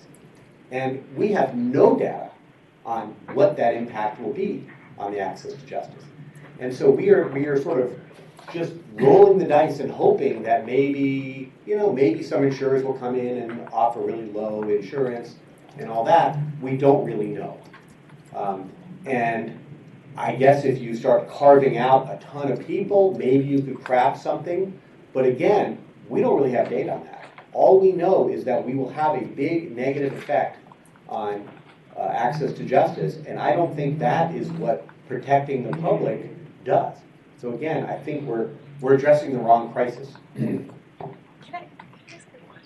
Yeah. I'm just wondering what the real difference is between the first proposal and the second. Because I'm not hearing that the recommendation number one, you'd be opposed to these interim measures, because conceivably, even if we were going to try to get insurance mandated, that would take some time, right? And so there's some things the state bar could do on its own without legislative sort of involvement as an interim measure. Is there really a distinction between the first two?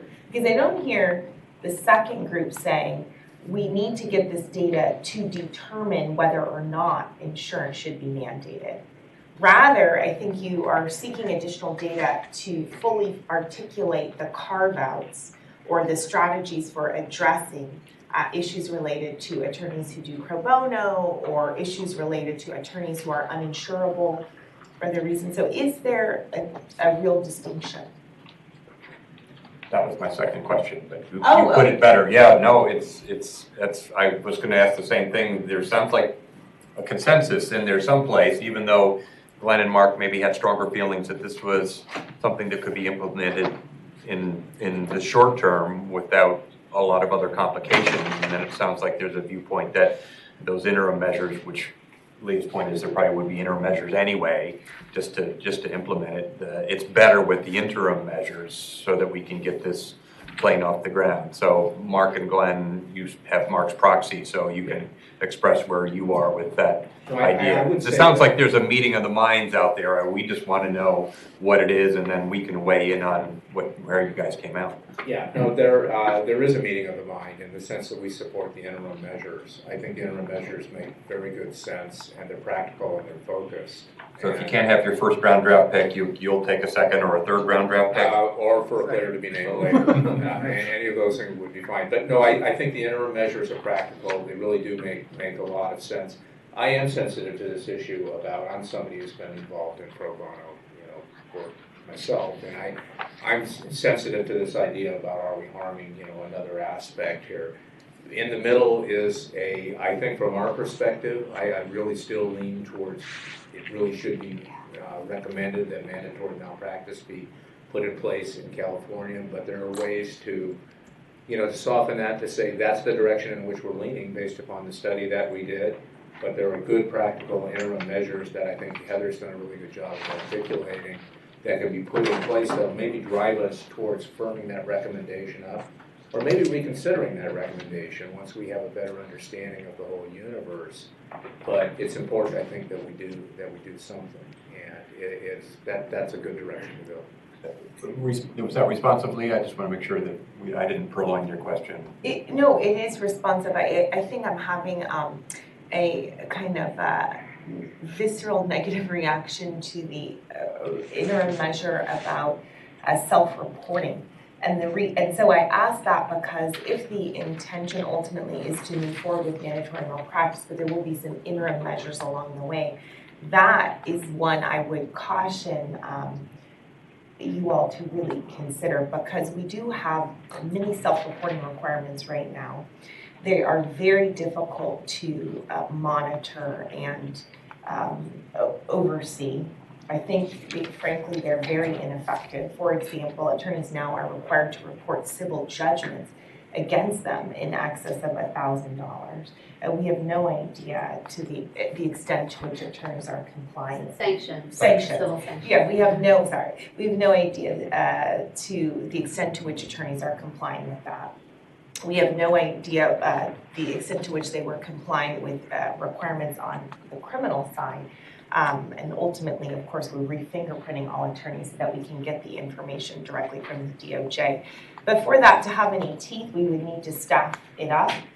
There would need to be a meaningful enforcement mechanism. And I just, given where the state bar is, I think that would be quite challenging. So if there really was, an idea that in a year or 2 years we would be moving to mandatory, gathering data in the interim to figure out the carve-outs and the exceptions, that one around the discipline-related interim measure, I'm just not sure how viable it really is.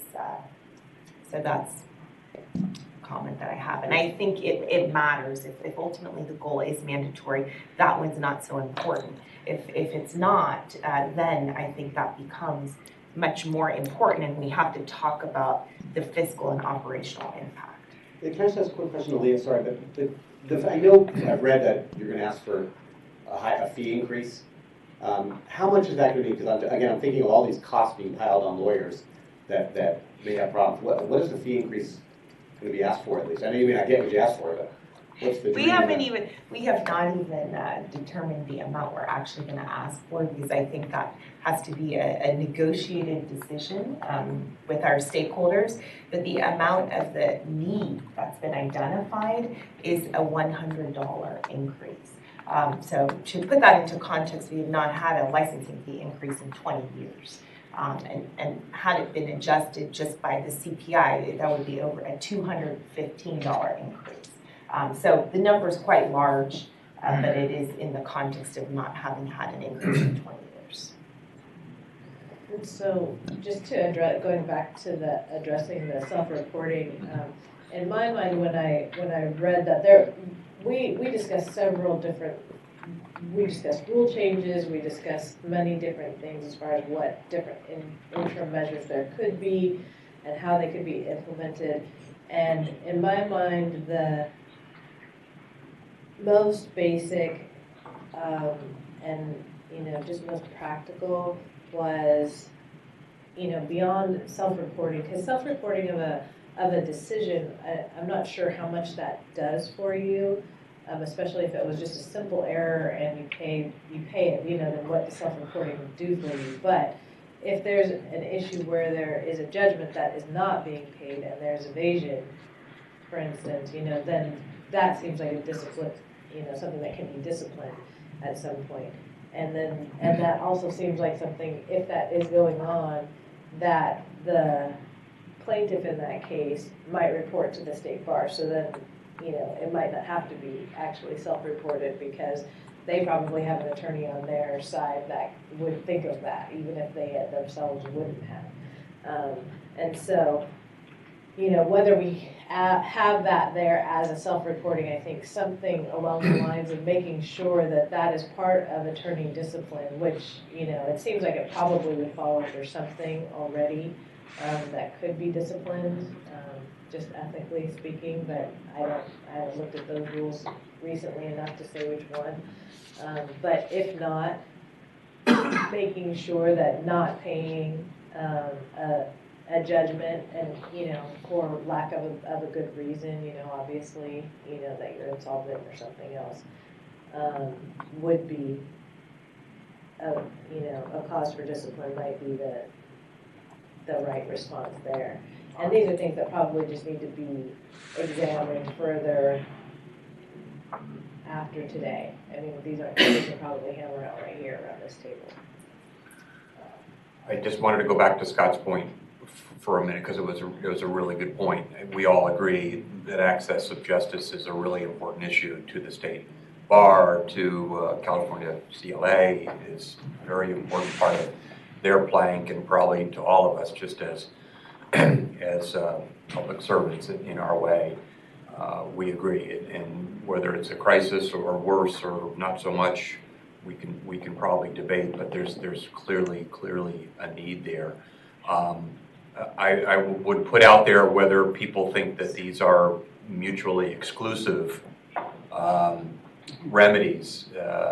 We have at least a perceived need for lawyers to be accountable for their mistakes to their clients as part of their oath, part of their duty to their clients, and part of their duty to the public, and probably most importantly, as the licensing organization, the state bar's primary responsibility of protecting the public.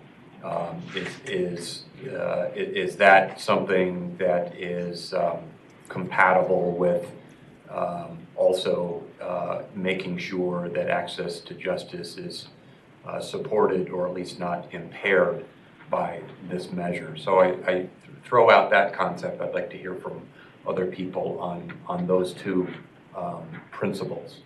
Jay, hear from you. There we go. I'll address that, but I'll step back even one step further. It seems to me we were hampered a bit by being given a specific question, should insurance be required? Whereas the mandate of the bar is to protect the public, and insurance is one particular tool that might be helpful in protecting the public, but it's not an end of itself. I mean, insurance companies are there for their insureds, not the public. So it's a very helpful tool. But what I was most interested in is all the loss avoidance techniques that might be mandated and implemented, and that would prevent the harm in the first place rather than just indemnify people for their losses. Now, insurance companies do that and could do it, and that might be one of the best benefits of having mandatory insurance is, oh, this great loss avoidance is there. But they don't necessarily have to go hand in hand. We had a great program to make sure lawyers don't commit malpractice. We might be able to reduce more harm than compensating those who are injured, or it might work. And I suspect a lot of people would buy malpractice insurance if they have to engage in this activity, because that would be one of the benefits of having insurance. And I'm sort of on the encouraging side. But don't we have a pretty robust network of responsive and free legal education for lawyers? So, I mean, isn't that concept for like, well, we won't have a problem in California anymore if we teach everybody how to be better drivers?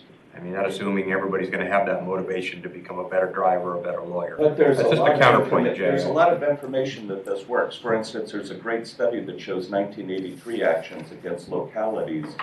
The incidence of police misbehavior went down. It's not just that we're paying people. I mean, it can shape behavior. So it's not a cure-all. I'm just saying, hey, if we really want to protect the public, let's keep them from being harmed in the first place to the extent we can. It would be impolitic of me to suggest maybe a revised bar examination, and I'll wait for Leah's reaction. Might help in that effort. But if we mandate insurance and say, well, there's these other benefits, I don't think anyone would disagree with the point on access to justice. I would just say it's a question of access to full justice. If I'm a poor person, I shouldn't get less from my attorney just because I'm a poor person. And it's a question of who pays for justice. I would like to see public subsidization of people who are retired doing pro bono. Not say they don't have to have insurance. To me, that makes no sense. That's not protecting the public to say, you're doing good, you don't need insurance. It's to say, we ought to publicly support the requirement of insurance. That protects the public and doesn't disincentivize you. And if that's difficult, then I think the wheels may come off the bus and we say, well, if we can't figure out how to make all this work, maybe mandating insurance isn't a good idea. But I think we ought to consider that. So I would think about like the Affordable Care Act. It all became about who's going to have an insurance card rather than let's protect the public health. And there's a whole bunch of strategies. And so I guess what I'm urging is let's not just focus on the existence of a policy. Let's think about the reason why we're focused on that. One thing I wanted to add, there's a lot of data about the issue. We don't have definitive data in California, but I mean, it is just a given in the insurance world, insurance law world, that plaintiffs' lawyers plead into coverage. If they can't figure out a way to plead the case into coverage, they won't take the case if there's no coverage. And liability insurance limits are de facto caps on recovery, regardless of the injury. And Tom Baker at the University of Pennsylvania has done a ton of empirical work. So I would think we would start with a baseline assumption. That's the reality out there, whether we like it or not. He's got a great article entitled Blood Money. Plaintiffs' lawyers consider it blood money to go after someone's house or assets. It just doesn't happen that often. I mean, that's just an empirical reality. So we might try to change that behavior and say sue uninsured people and take their homes, but if it's not going to happen, we're going to have clients who are not going to be compensated. So I would say there's a lot of evidence out there, not specific to California necessarily, or liability insurance, but the reality of the effects of insurance on tort recovery and even tort suits in the first place, with my knowledge of the literature, is pretty unequivocal. How does the bar, or maybe the marketplace, and I'll open it up to both the bar and the marketplace, ameliorate the concerns that mandatory insurance will somehow impair access to justice? Well, I think if you've got someone who's retired who's doing pro bono work, the answer is not to say they shouldn't have insurance because we want to ensure access to justice. I think we say there's got to be a public mechanism to provide the insurance for those types of people. And I'd be the first to say, hey, if it's too complicated to put this together, that is a big problem with mandating insurance. If we can't address these issues and these externalities, that's a problem. I don't see us trying to solve that today. To the extent I believe mandatory malpractice insurance is a good idea, I would say, subject to, you got to work out these implications and make sure you're not doing further harm. Carve-out. So the bar would say, we're going to have carve-outs in place so we're not penalizing those who can't afford it and we're not impairing But the just ability. to emphasize, not a carve-out of the requirement necessarily. If the requirement is a good idea, the requirement's a good idea. It's a question of, we're not going to stick the good soul who's doing this pro bono work with a cost that will drive him or her away from doing the work. We've got to subsidize that through some form. And there might need to be a state residual fund of some sort anyway. I mean, one of the biggest problems, I think, is if you're uninsurable, does that by definition mean you're incapable of practicing law in California? Now, that's a pretty fringe group, but dealing with that, there might need to be a fund that addresses those folks, but also makes sure that people who we believe are providing access to justice are supported in their work despite the requirement. Back to the committee, was there some more specific thought given to what sort of programs would be in place to deal with public interest lawyers, low bono, pro bono work, where the fiscal impact on that of mandatory insurance perhaps would be hardest felt, and then with implications to their clients who then no longer can have access to their legal services? I wanted to say I thought Scott's point was very well taken as well, and it was a big consideration and a big concern of ours in coming up with our recommendation.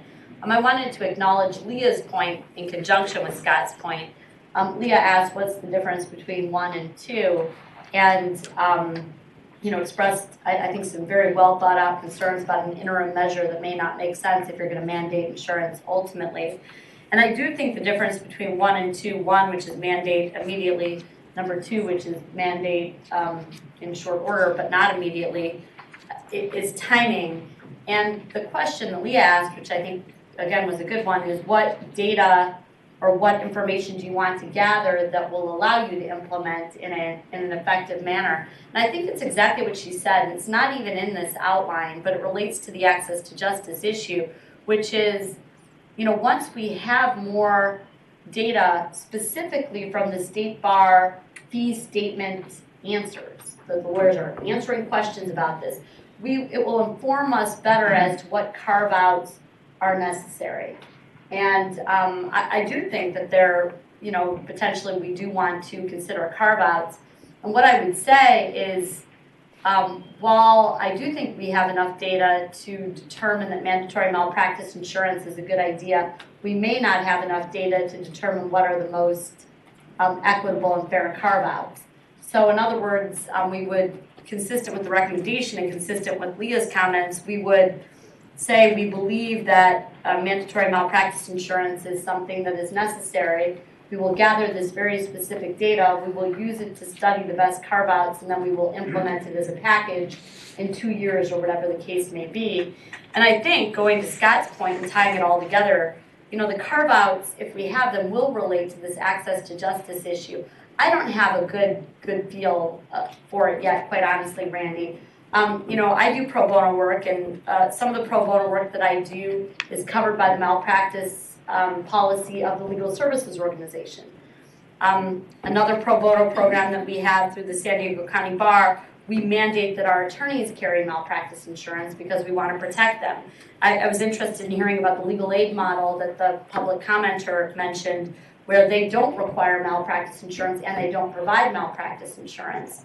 I wonder how common and prevalent that is, but I certainly wouldn't want to discourage people from volunteering for legal aid.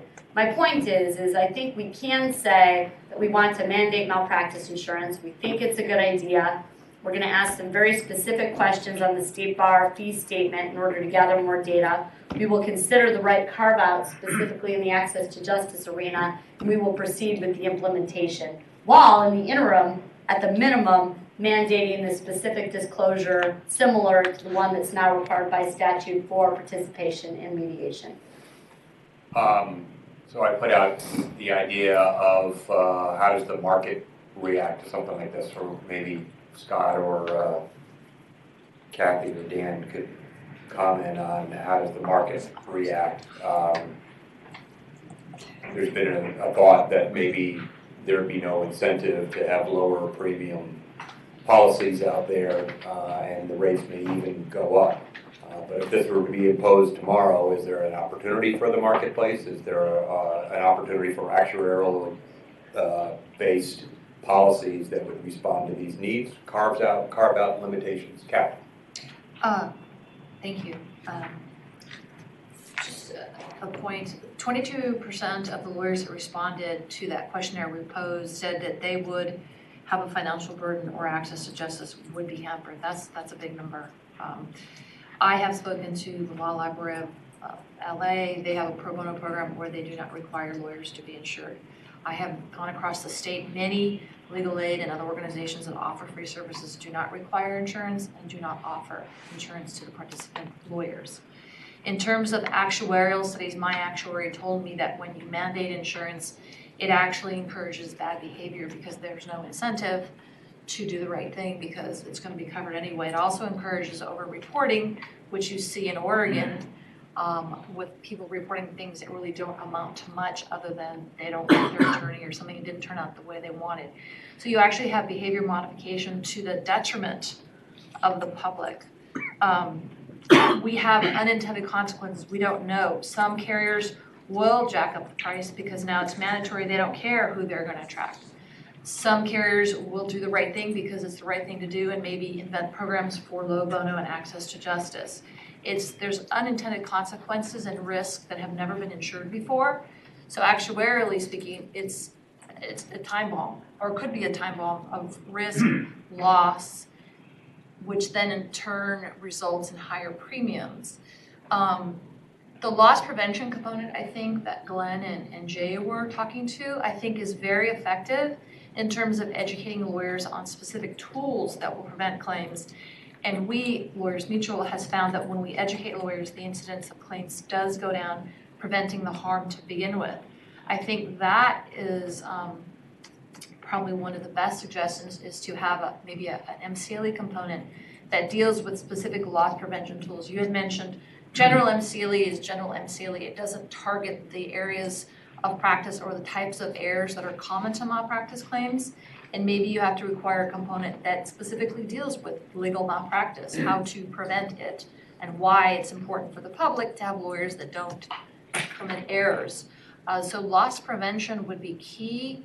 Actuarially speaking, I'm not an actuary, but I know my actuary is concerned about all of this because there are unintended consequences that were never thought of. Someone mentioned Oregon back in the day. It was formed because there was a crisis in the market. They chose to go the captive model. Lawyers Mutual was formed in the same crisis. We went the other way. We went mutual. How can we help lawyers practice better? So I think, and California has a unique environment and a landscape of lawyers and risk that no other state in the union has. We have so many different risks geographically. We have risk areas of practice. We have risk large firms, middle-sized firms, low firms, low bono firms, new lawyers, older lawyers. There's all kinds of mistakes that are being made by different groups of lawyers for different reasons. So to tell you what it will do actuarially or the price is really impossible, other than there is a law of unintended consequences that you will impact things that you didn't even come up with. Are uninsured lawyers riskier? There's no data on that. There's no evidence to suggest that uninsured lawyers are riskier, and some of those uninsured lawyers could be criminal lawyers who know that the Wiley case protects them. They're not going to be held liable. You have people that do low-risk work and do it so well they've never had a claim. You've had in those, I read all 300 comments. There are many lawyers in those comments that say, I've been practicing 30, 40 years. No claim, no mistake, no insurance, because I know what I'm doing and I do it well. Just in terms of timing here, it looks like it's around noon. And so I want to go to about 12:10 or 12:15. When we finish our morning session here, I want to have you vote on the proposals that are out there. And so we can start to get a sense of where we at. You're not going to be binding, but I want to see what the temperament is of this room. So maybe another 10 minutes or so. So think about that. We'll all come back. The proposals I think we'll put out there are, mandatory insurance now, for lack of a better phrase, mandatory insurance at some point with interim measures that would maybe include carve-outs or subsidies of some sort, or opposed to mandatory insurance, just to create 3 generic categories. Well, so I want to continue. no. But, okay, we'll hear from you. I would recommend that we separate out the interim measures, because I don't think there's anyone in this room that would disagree with that. I think the divide in the room is whether or not we have evidence to make an argument for malpractice insurance being mandatory now, and some think we do and some think we don't. But I don't think there's a lot of disagreement on, we should be looking at other measures. Whether or not they're called interim or not is a different question, but you got to give us choices we could give them. And also, I don't know that there was, at least on our panel, there was no opposition to mandatory insurance. There was no decision one way or the other. Like there's a decision not to recommend it. Okay. Dan, I wanted to get to you because you... I was just going to say, along the lines of what Kathy said, I agree wholeheartedly. We just don't know what that world of uninsured people will become. I mean, will they become such that rates go up and they make this impossible animal that now everybody's paying higher rates? One way we kind of isolate, the idea of, well, hey, I got insurance now, so I can take any client I want, is by having a significant deductible, whether it's $5,000 or $10,000. So that's a possible way to avoid the reckless character or behavior. But in general, we know that those people that are not insured are having claims, because there's programs out there that do, low income, insurance, and they are experiencing over 50% loss ratios, CNA being one. Randy, this is Ruben. May I jump in if the last speaker is done? Hold on one second, Ruben. Lisa. Okay, thanks. I just wasn't clear on it. You said we know there are people who are uninsured who are having claims because there are people who are insured who are having claims. Because, I'm sorry, the program that I'm referring to is for low income insureds in other parts of the country, and they're buying this insurance because it's so cheap. So I'm just inferring that if this was available here, the people that are not insured will be buying it. Maybe that's a stretch. The logic, though, doesn't work out. There are people in California who are uninsured who are having claims, and I don't deny that can happen.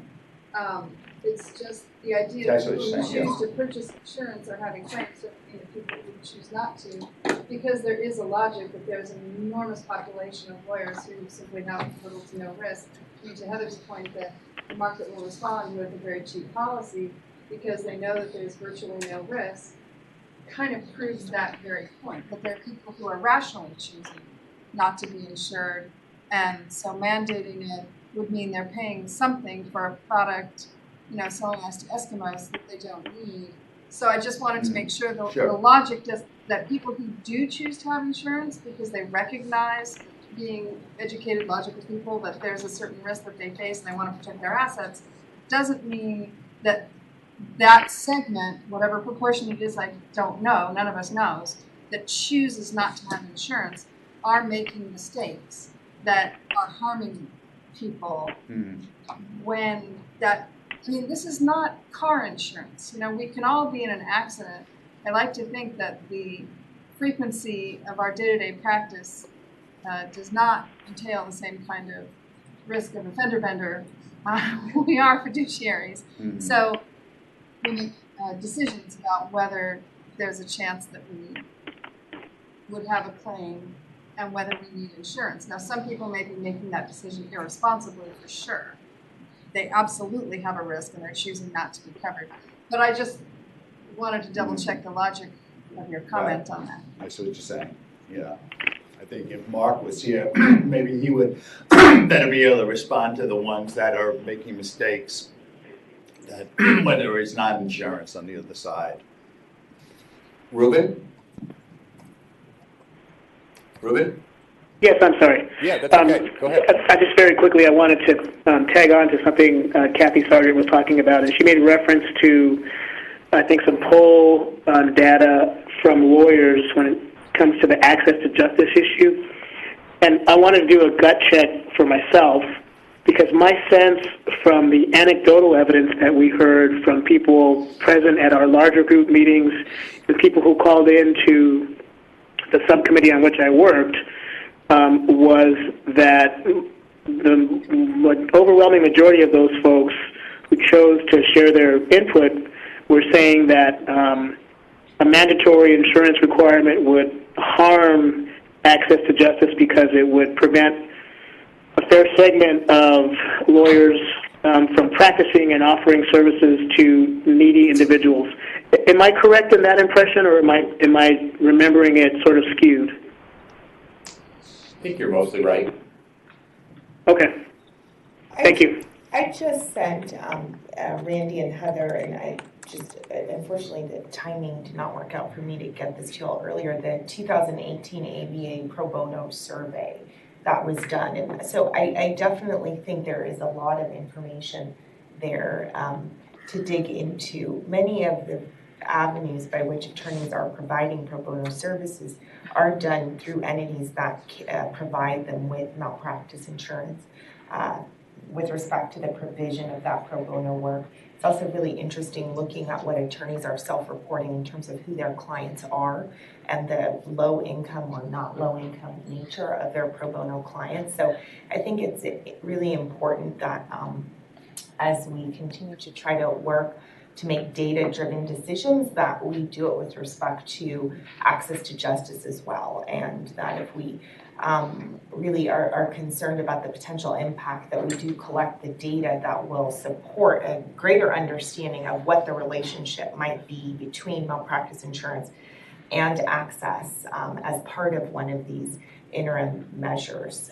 Because I'm not so sure just skimming that 2018 survey that some of the, again, anecdotes that we've heard are necessarily fully supported by the data.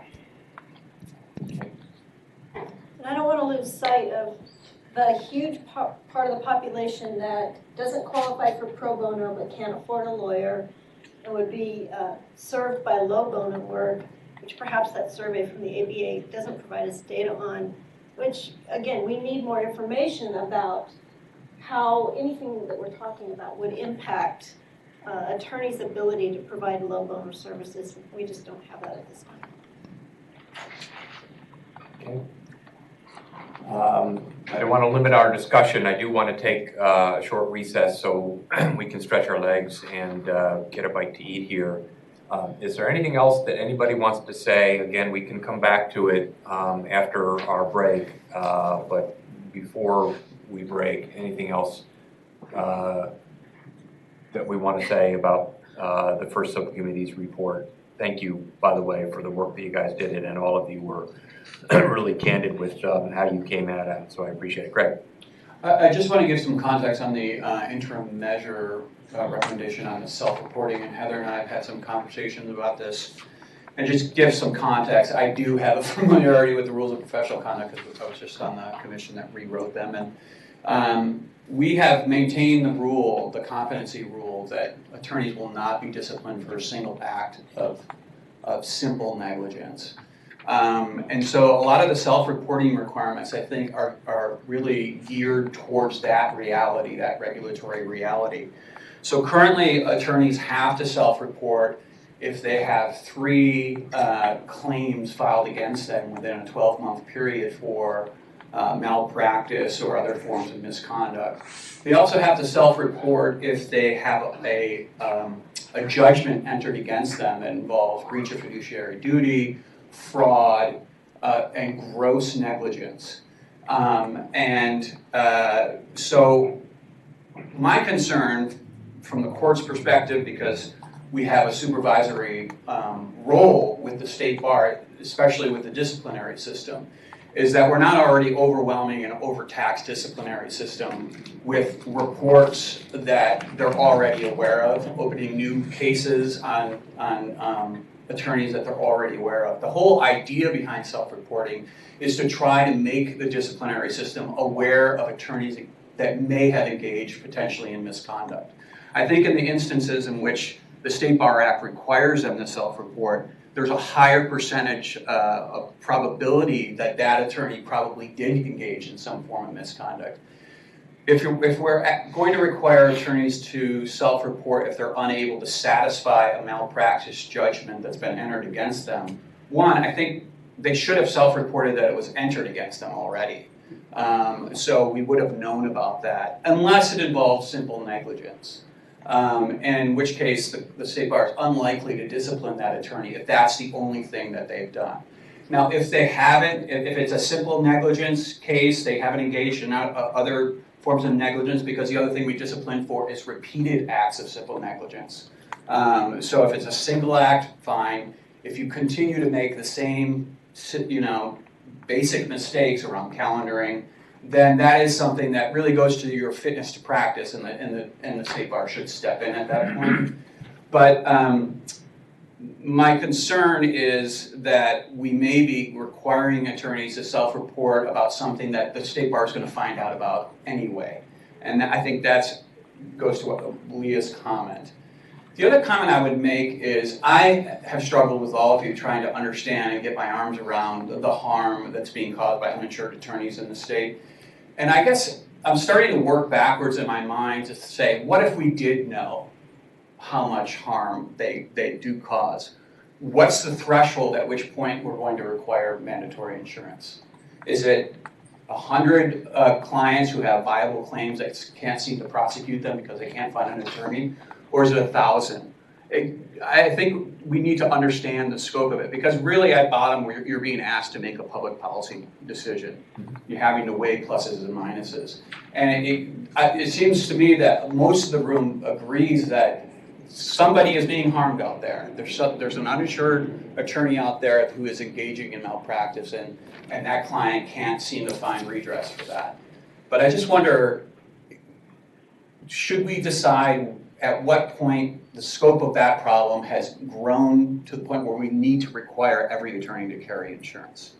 Just my thought. Very good. Alan.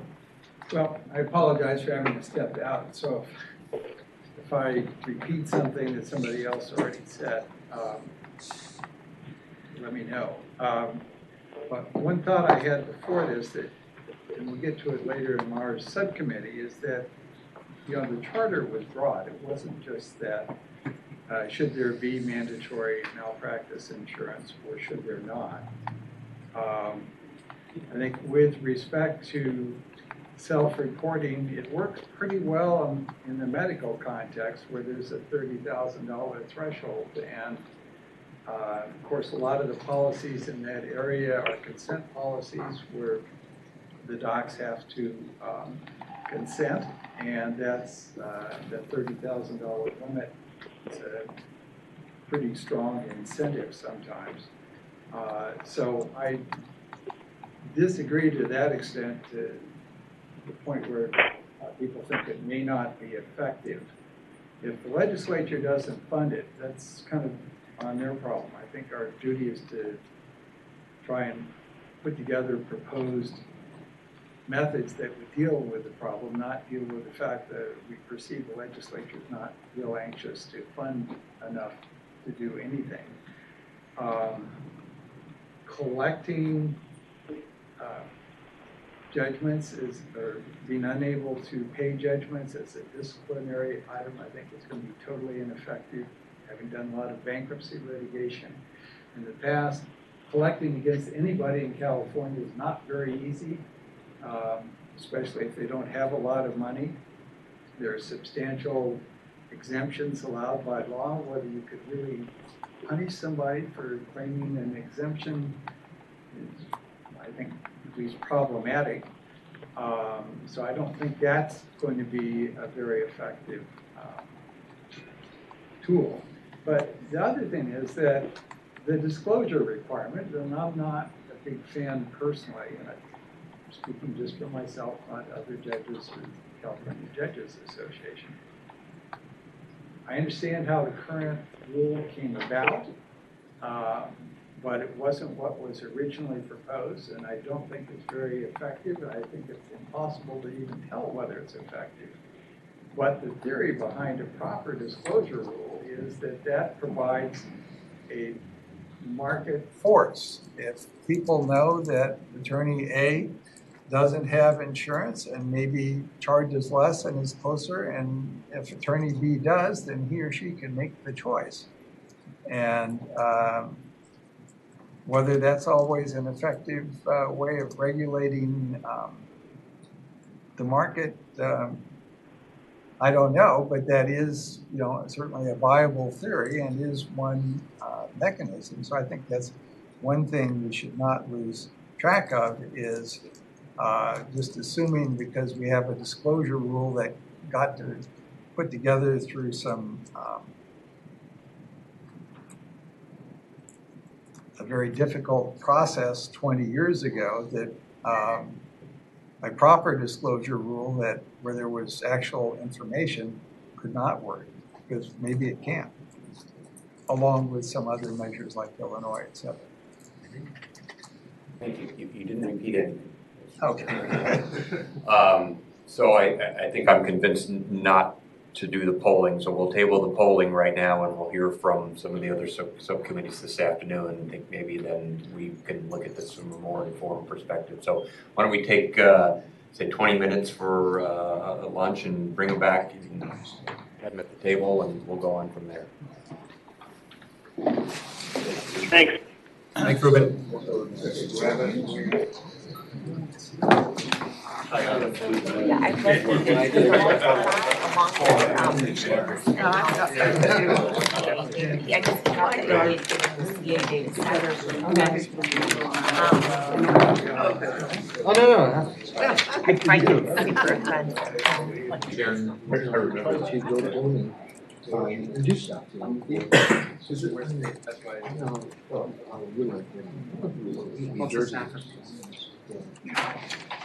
We have quite a few.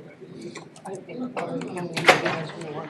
And I live in Montana. Okay, Mr. Webb, are you ready for us? We're on. Higher. Okay, folks, we're live again on the webcast. For those of you joining us on the webcast, and for those of you here, we are ready to commence our afternoon session after a short recess. And I think we'll continue with the agenda item. Right now, we should be on the Part B of discussion of reports and recommendations from subcommittees, if you're following along. This is the subcommittee on the adequacy, availability, and affordability of errors and omissions coverage, errors and omissions insurance.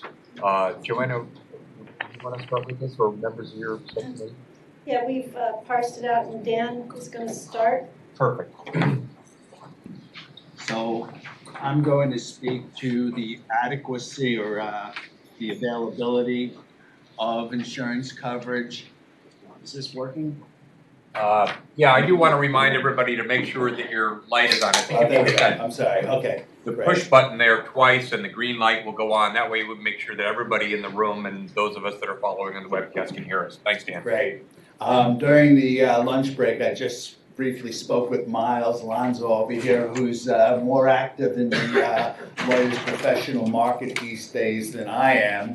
And he confirmed some of the figures that I had obtained about 11 months ago. Right now, we're looking at approximately 18 to 9 or 17 to 19 admitted markets. I just heard of a new one today, Sampos, who's now in California.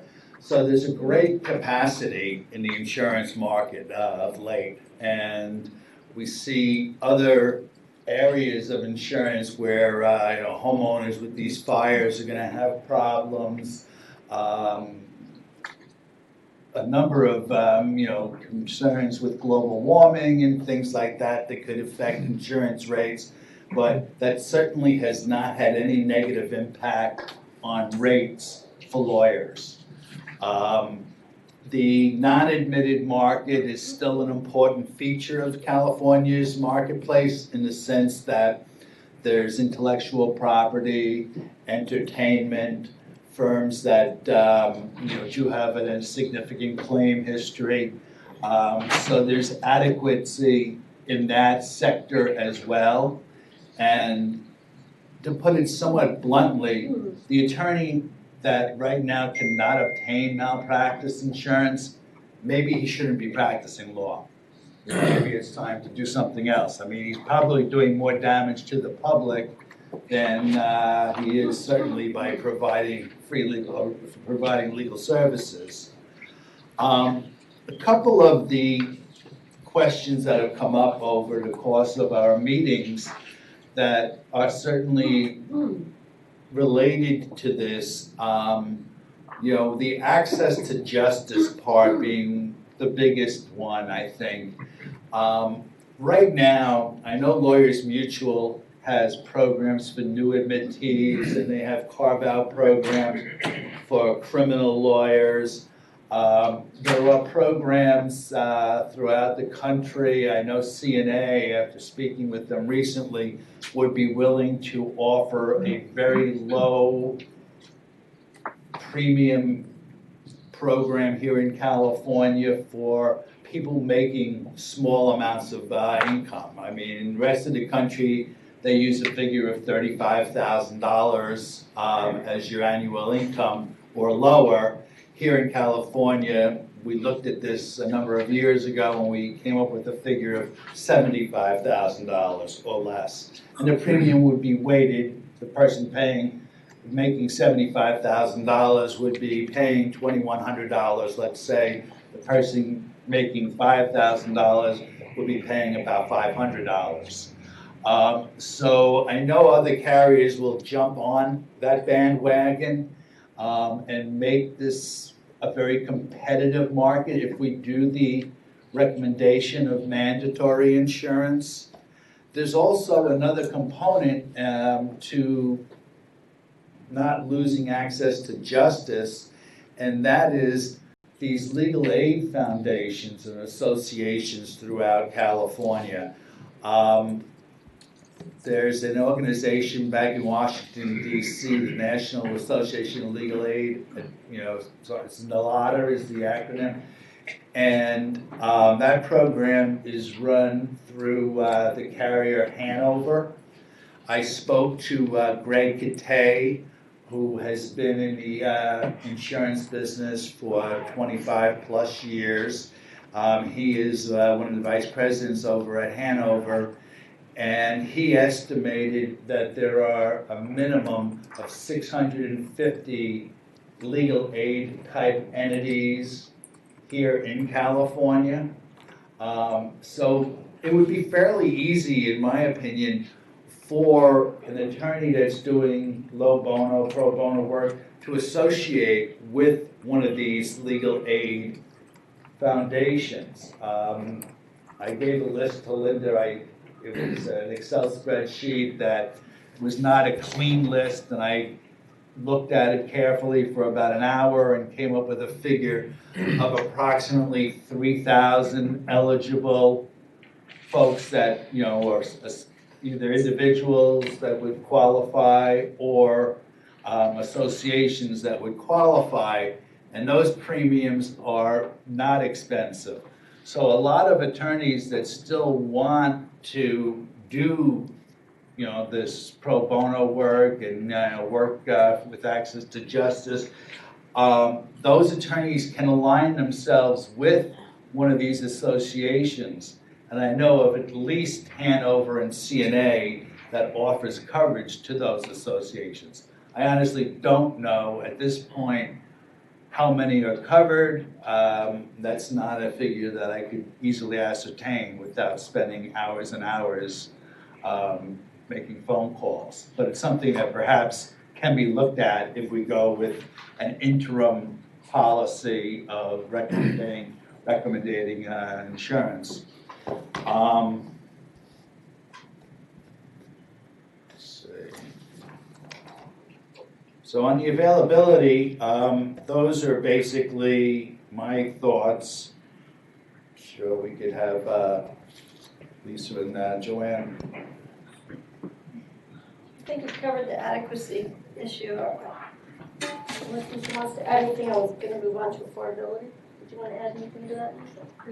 Okay. It's in our report. Yeah, everything's, we're looking at page 4 of the report that was attached to the agenda. If you want to kind of just briefly follow. With respect, Can I interrupt for a second? Because I had a question for Dan. You started your comments by saying, that there are truly uninsurable lawyers out there, and then maybe added that they shouldn't be practicing at all. One of the issues that evolves from this dynamic is of mandating insurance for lawyers is to have the idea of a private marketplace, an insurance company or an insurance underwriter essentially dictating whether a lawyer can practice law. And while it might be intelligent to conclude that a lawyer that is uninsurable should not be practicing law, but are you or anybody here offended by the idea that an insurance company should dictate who's able to practice law in California or not effectively or maybe it's the marketplace, not just one particular insurance company, presuming it would be shopped around. Nobody's interested in this person, and now they have to go to the state bar hat in hand and say, sorry, I can't practice law. I would be offended if it was a captive market and one carrier or two carriers, but in light of 35 plus carriers, if all of those carriers agree that they don't want to insure this individual, I wouldn't be offended by that. I feel like I'm protecting the public, frankly. what happens if the market changes and, you know, Krakatoa explodes and covers the earth in a dark ash and we all live in permanent nighttime for the rest of our lives? I Claims just are in read the, that story to my grandson. and the claims are in the trillions of dollars and the capacity dries up and nobody wants to write insurance anymore, then it's a different dynamic. So, I mean, is it your assumption that the market would continue in perpetuity with 35 robust, healthy, effervescent carriers writing in California?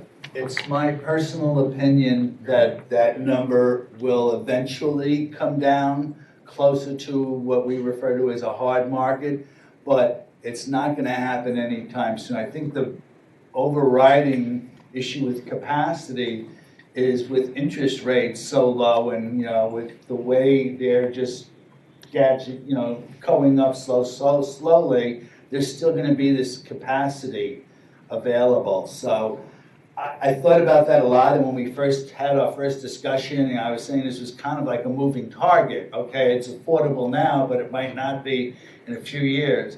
Well, it's been a soft market since 2002. You guys back here can testify, probably around 2003, let's say. So it's 15 plus years.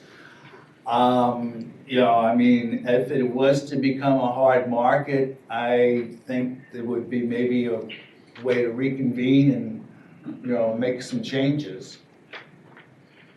I don't think that that overrides the importance of having some sort of mandatory insurance, or at least these measures that will, you know, promote more attorneys to have insurance.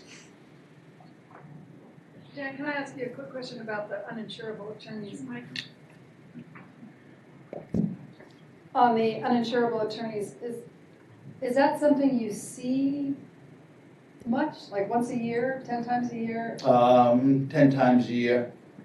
Where you can't find anyone who will write them at all? Oh, no, I shouldn't say it like that. No, what will happen would be somebody will write them in all likelihood, unless it's just an egregious, you know, act of, you know, fraud or something committed, without prior acts coverage.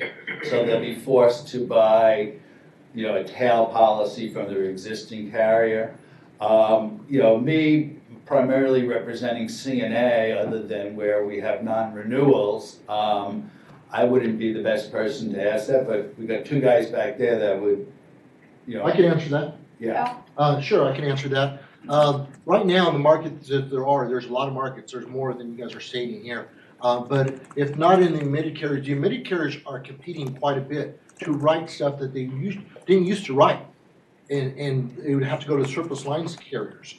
But now admitted carriers are writing stuff that has hair on it. We call it hair on it. And that have had claims. But I have absolutely covered, you know, got insurance for people in the surplus lines market that have numerous claims, millions of dollars spent, or people that had numerous disciplinary issues. So can I get insurance for them? Yeah.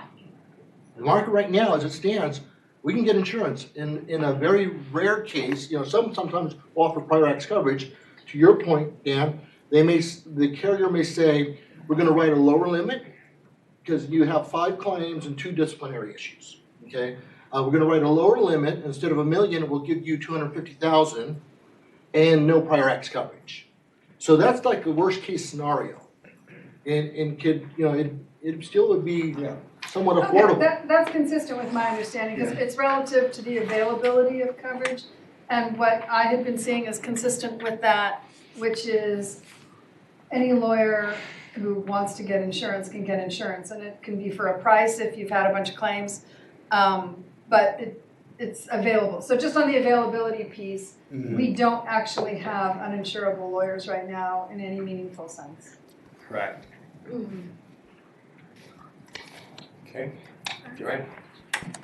But then on to the affordability question, which we as a committee agreed was very much a subjective analysis, because it depends on everybody and their financial situation.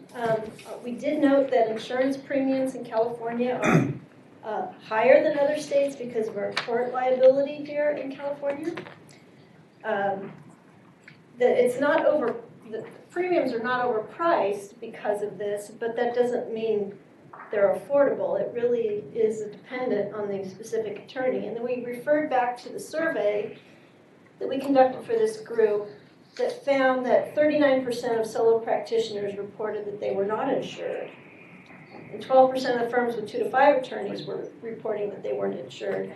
And then it drops significantly. I mean, 100% of the large firms are reporting to be insured, which 10 and over. It's 10 and over. That's a good point. That isn't large. In California. So that it really, for the most part, is solo, very small firms that are not operating with insurance when that happens. And of those, 66% responded that they could not afford it. 29% responded that they didn't think they would be sued, and then another 18% responded they didn't think it was required given their particular practice area.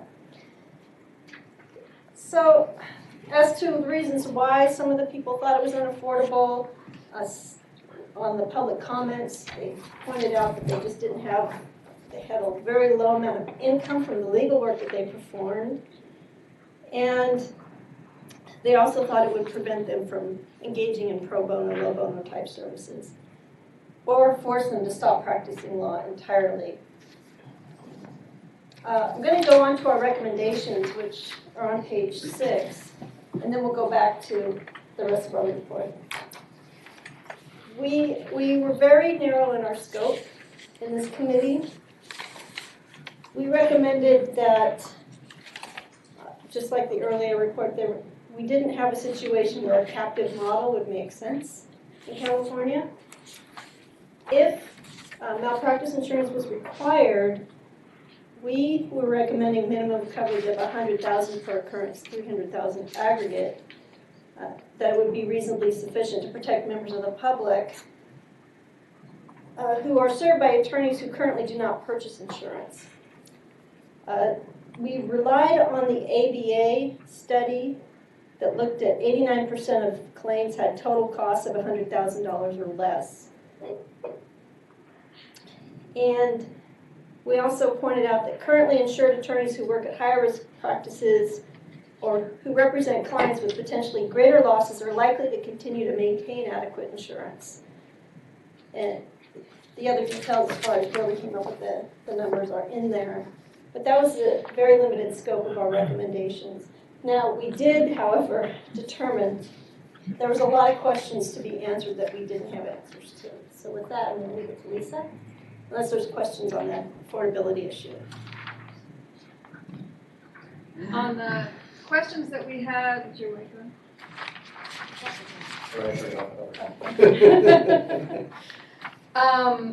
So I'll try and breeze through this because we've already touched on a lot of this. There's that tension that we've been talking about between protecting the public. If even one member of the public has a valid claim that they can't seek redress for because there's an uninsured lawyer and there's no lawyer anywhere who will take that case, that is a problem. On the other hand, if there's one person out there who can't find a lawyer who otherwise could have, but for people dropping out of the market because they can't afford insurance, that's a countervailing problem. So we felt that as part of our charter talking about the affordability of insurance, that would help to balance, to figure out where the balance lies between those two competing principles, but we just didn't have enough information about attorneys who are actually posing this risk who currently don't carry insurance. The likelihood that attorneys who currently provide pro bono or low bono services would withdraw, again, we've heard all this anecdotal evidence about that, but it's just unsatisfying to not have better information about that because it does bear on affordability. The availability of insurance through legal aid groups, we've heard about that. We've heard some anecdotes that there's plenty of legal aid groups with which you can affiliate, but we didn't have a great sense in the group about the practice areas that people are involved in and whether those legal aid groups really are around for all the practice areas that one would be talking about. I think a lot of us might have ideas in our head about what a legal aid group looks like and the kind of people who walk through the doors, the kind of claims that they have, but we don't have a great sense whether that correlates with the group of uninsured lawyers and what kind of practice they're doing. For example, we heard today from one person who does volunteer work for the Electronic Foundation, the EFF, Electronic Frontier Foundation. And obviously they're not going to go to a legal aid clinic to get help. So there's just all kinds of practices out there that we might not be thinking of, and we would have liked to have more information about that. The availability of lower cost options to encourage attorneys to buy insurance to do so. And this is something we spent quite a bit of time on, because if the goal is to protect the public through people having insurance, then encouraging, if effective, would be just as good as mandating. I mean, if the encouraging is really effective. In particular, if it's effective to encourage people who realistically face claims to buy insurance because they understand that they should do so. One of the things we heard today was the concept of market forces, encouragement through disclosure being one of the market forces that could cause people to buy insurance without actually mandating it. So this seems to be an area where we could get a lot more information about ways to cause people to do this voluntarily because they actually understand that they have risk themselves, without mandating it for people who don't necessarily need it and who don't have clients that would be hurt by anything they might do. So one of the things that we talked about was this idea that some carriers would offer lower cost policies, and there is the question, I think Connie alluded to it, is right now we're hearing that CNA and others are potentially interested in coming into the state and offering low cost policies, especially given that many of them would be low risk policies. But then what would the unintended consequences potentially be if we mandated coverage, and would that change the dynamic in terms of the carrier's pricing? We just don't know. I can't speculate on that. So that would be something that we would expect more information would be useful. Another thing we talked about was by way of encouraging the procurement of insurance by having it be super low cost, could or would the Department of Insurance require new entrants into the market if they want to sell policies to people like me, my firm, a firm that already purchases significant insurance? They're not allowed to sell to me unless they also offer this other low-cost coverage. And there are obviously examples of this. You're not allowed to write homeowners coverage in California unless you also contribute to the California Earthquake Authority, for example. And that's because there's no market to write for the earthquake. You can't actuarially get enough premium to cover that risk, so you pay to play. If you want to write homeowners, you also write earthquake. So in this circumstance, if there is not a market for sufficient to have really low-cost policies, maybe the Department of Insurance would have a role in that, but we didn't hear from any Department of Insurance people in connection with this group, and they might have information about the feasibility of that. And then another thing we talked about was, how do you encourage people to see it in their own interest to buy insurance? Well, you could have some carrot and stick programs that make it both cheaper to buy insurance and very expensive not to buy insurance. One way that has been alluded to is the disciplinary process. As far as I'm concerned, if you have an uncollectible judgment, maybe you could just automatically suspend your license unless you can demonstrate some circumstance that would satisfy the bar. But that would be a disciplinary program. That would embroil the state bar in administrative efforts and resources. But another thing that we could explore is whether there are any legislative solutions, such as a longer statute of limitations to sue an attorney who is uninsured. So if right now, if you have a year to sue an attorney, but if they're uninsured, then the plaintiff has longer time, 2 years or something. That gives them more time to find a lawyer, but more to the point, it makes the lawyers themselves more scared. Like they have a carrot to buy insurance because it'll cut off the statute of limitations at the current amount and not at a longer amount. There are actually lots of models of tort changes like that, dealing with contractors, doctors, etc., where you tweak the liabilities in the tort world so as to encourage people to buy insurance, to have licensure. You know, like unlicensed contractors can't enforce their contracts to collect money for the house painting that they did. You could similarly have lawyers who can't enforce their fee agreements if they're uninsured. Even if they did everything totally right and they made no mistakes, that's how it is with contractors. They painted your house perfectly fine, but if they don't have their license to do that, then you don't have to pay them. So you could have a similar thing with lawyers.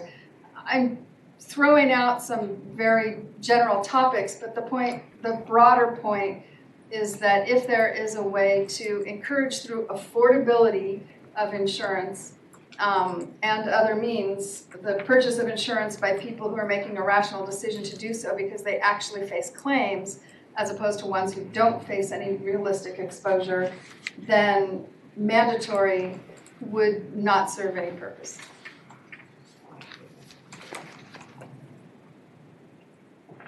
I had a question that maybe goes more toward the adequacy and if there's a mandatory insurance is required in California in an open marketplace, an insured lawyer or uninsured lawyer can now apply for any insurance they want to.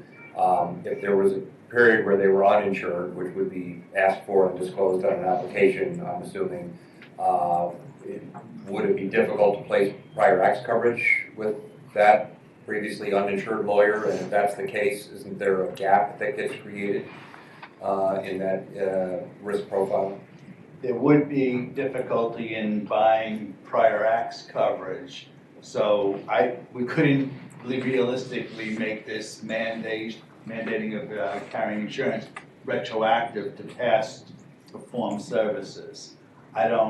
I mean, in the way the market is now, perhaps there might be some carriers willing to do that. But in traditional markets, if you haven't had insurance, you can't buy it and now cover your past work. That's just been the way it's been going back in time. Right, so if we rely on the private marketplace to respond to all these previously uninsured lawyers, it's, the coverage is sort of ephemeral in the sense that if you had a bunch of upset clients in the past prior to the policy incepting, there's not going to be coverage under that policy. So it's not necessarily a panacea. In other words, making malpractice insurance mandatory doesn't cover you for your history. Correct. More likely than not, unless you have just some. go on a going forward basis. Right. Okay. You see that as an issue?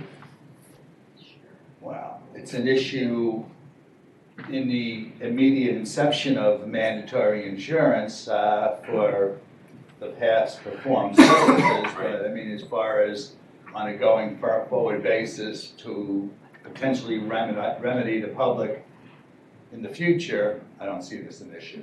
Yeah, I mean, you sort of have to start someplace, right? So, and everybody gets caught up once that law is imposed. I guess it would just be a matter of disclosure, if you will, that this isn't necessarily going to ensure that everybody is covered, for acts or omissions that took place prior to the inception of the policy if there's no prior act coverage.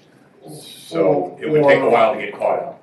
Yeah, but you could, I mean, when you're signing the initial retainer or engagement letter in there, you can cover that. I mean, so anybody that starts an engagement, whether it's for somebody that used to insure that now they're doing something new, if they have insurance, let's just say as of January 1st, 2020, they'll be covered for anything they do on that case. So I don't see, it wouldn't really relate to past work on new matters. Well, I guess the point is I wouldn't want an attorney to be caught sort of in the middle where they're required to get insurance and sort of the representation is I'm now insured. Clients that would come out of the woodwork and sue them for malpractice wouldn't necessarily have a remedy. So that gap would be closed over time. Right. So maybe it's just a matter of making that clear to the Board of Trustees or the legislature, whoever, that that's going to be a gap that's going to take a while to close. And of course, It's it's sort of the the point. tail that kills you. I mean, that initial year of coverage is not nearly as expensive as each subsequent year. I mean, it just becomes more and more expensive. Correct. And so the affordability issue hasn't really looked at that either. I mean, we don't know how expensive tails would be going forward if it was mandated. Correct. Are we talking about people that already have insurance? And that would get a tail? They wouldn't need a tail if they had continuous coverage, but there would be no tail there'd be no coverage for those prior acts, period. And then even if everybody got a policy, there still would not necessarily be coverage for every claim, but it's better than, the people right now, they have no coverage and there'll be no prospect of coverage and no prospect of recovery, at least if it was mandated. Like you said, you have to start somewhere, and going forward, it would work better than having no coverage now and no coverage in the future. Right, and perhaps it's no different than having some other exclusion or limitation apply under a policy that would ultimately provide them coverage. Could be some other disqualification. So, Kat? To the point of the prior acts, which is Joanna's talking about, that initially it's lower because you weren't assuming risks from the past. So as the lawyer stays with you, a lot of people call it the prior act or the step factor, can go up anywhere between 5 and 8 years. Historically, claims also start to come in around years 5 to 8, and so you're going to have a 5 to 8 year period of time to get that coverage that you're all clamoring for, to have lawyers have policies, and then the claims from the past will absolutely not be covered if it's a no prior acts policy. So you've eliminated all the people that could potentially complain for not having any kind of coverage whatsoever. And does that then come around to affect affordability? Because if that's the human nature, what actuarially happens on the existence of a policy, and this is how your underwriters would rate the risk, is the more time that you build up on LMIC's watch, the more you're going to add to their risk profile and charge them more premium because of it. So is it guaranteed to go up, at least under your underwriting guidelines? Under all the insurance companies represented here, it goes up for at least 5 to 8 years. Okay. Absolutely. But the premiums we're talking about are more or less on the mature level of this. I don't think we're referring so much to the first year rates of less than $1,000, say. We're talking about mature rates that an attorney might pay, which would be in the $3,000 range, let's say, and that's after the step rating process. Right. So that attorney's actually starting at maybe $1,500. So the point is, it's still within the zone of affordability because it starts at a relatively low level. If you're plucking somebody out of the uninsured category and you're not dealing with any of their prior history, you still have in your view, a relatively affordable policy. Especially if you were a roofer. I would disagree with that though, because with the survey that we did, among uninsured attorneys that are already uninsured, and therefore this wouldn't come into play, we're just talking about their base level, the base year, 66% of them said it was unaffordable. So, I don't necessarily agree that just that initial year premium is in fact affordable. Again, it's subjective, but I don't think we can make that calculation. Well, through the underwriting process and the application process, you'd obviously be aware of the history of that previously uninsured lawyer, and that history may have a lot of baggage to it. So it's not always necessarily guaranteed to come in at such a cut rate just because you're only insuring a slice of time.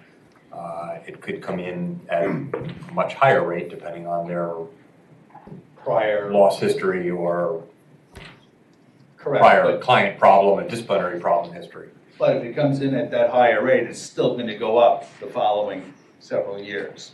Okay, that's Scott? So while we're talking about, affordability, I just want to point out again that you've got, assuming Leah can convince the legislature, we're talking about maybe a $100 increase in fees. We're talking about a $250 assessment. We're talking about. That's a one-time? It's a one-time. A $50 to $100 addition to the security fund. $75 for fingerprinting. I mean, you're talking about over $500, this year alone that you might be tagging onto lawyers. Some of those are recurring, some are not. I think that just has to be part of any analysis of what we're going to be forcing lawyers to pay for mandatory insurance, because it's a big chunk of change that you're putting on lawyers who are operating at a very, very thin margin. And those are the lawyers we're mostly talking about here.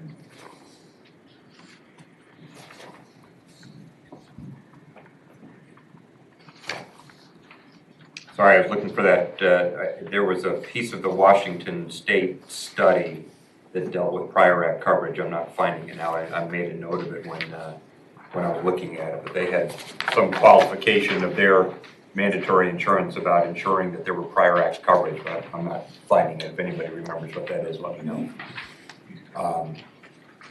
Okay, opening it up to everybody on any of those topics. Affordability, or any of the recommendations made by the subcommittee. Anything else? Anything else from the subcommittee that we haven't discussed? Not at this point.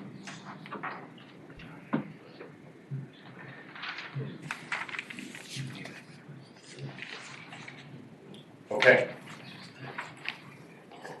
All right, well, let's close out that topic then and move on to topic C. This is, I'm sorry, D, yes, B and C were included in that subcommittee. D is other proposed measures relating to errors and omissions insurance that will further the goal of public protection. Who's going to speak to this?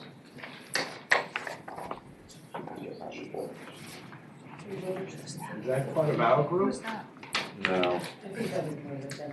Yeah.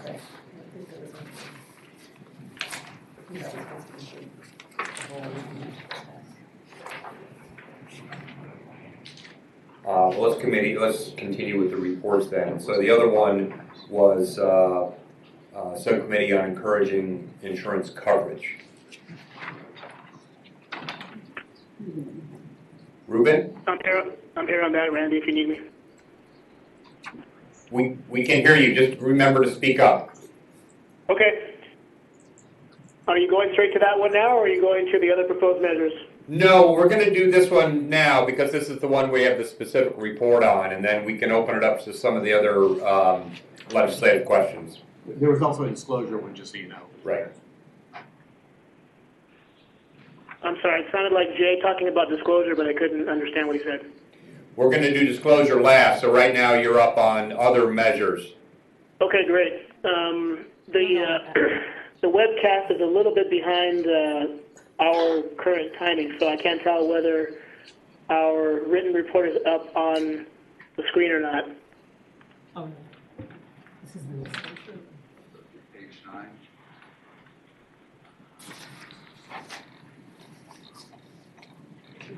Even if it's not, I'll just go into it, and I know that Kathleen and Jay are there in the room, so either of them should please feel free to jump in if I am missing anything or if I'm not being clear simply by virtue of not being in the room.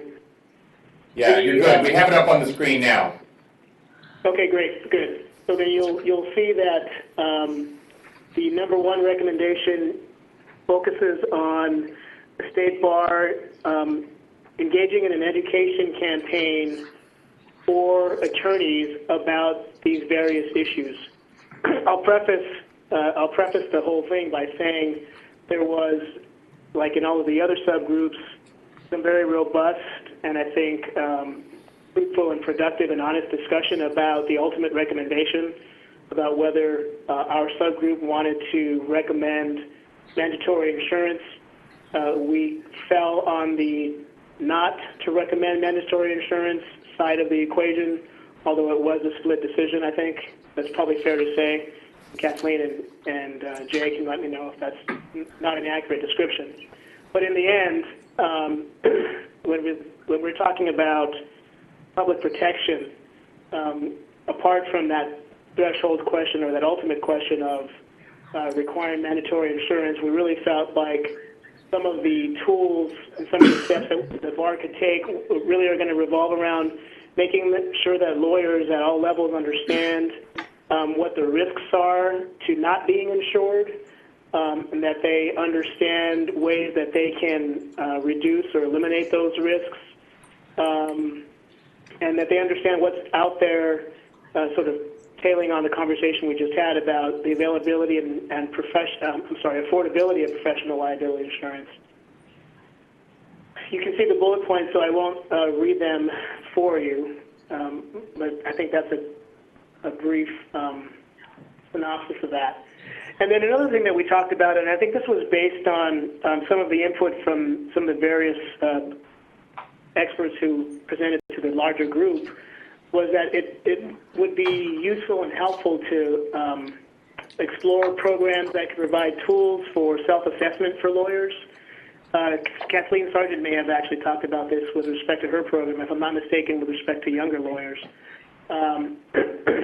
But empowering lawyers in the state to really take an honest look at how they run their practices and how those practices, the best practices, are going to mitigate the risk of harming members of the public who are reaching out to them.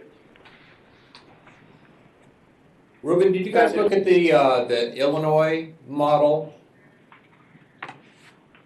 We did, yeah. We talked about Illinois. We talked about, and I'm going to have to ask Jay and Kathleen to jump in here because I don't have my notes with me.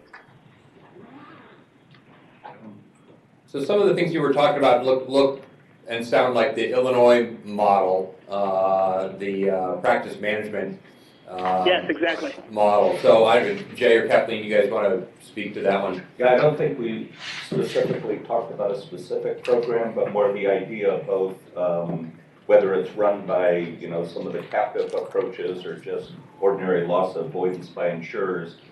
I think the idea was if you require attorneys to do that, that will, our charge was how do you encourage them to buy insurance? That might encourage them to buy insurance because they'll get what they're required to do plus the addition of indemnification. So both as an independent requirement or just as what insurance carriers do, good insurance carriers will do, focus on that, and that will motivate potentially. Although I also think, I don't know, I don't know if you would agree, my sense was originally we had this drafted that we don't think we're going to be able to encourage that many more attorneys to get insurance. So at first we said, well, it probably ought to be mandatory if that's what you want. We pushed that down into observations because it wasn't our charge to recommend. And I think it was sort of a 3-to-1 sort of sentiment about that. Is that the way you remember it, Kathleen? Yes, essentially yes. I think where we, our subcommittee sort of got stuck on two issues. One, if it's mandatory, then why are we developing ways to encourage them? The encouragement is if you want to be licensed, you have to have it. So that sort of took that off the plate. So then the discussion became, if it's not mandatory, how might we approach this? And so there were sort of two issues that we talked about, and in part based on presentations by Illinois and others about what they had done in the loss avoidance area, and also in things that they had done that ultimately had the result of attorneys who had previously been uninsured securing malpractice insurance. And I know one of Jay's emphatic points was, is the question that we want better conduct by lawyers.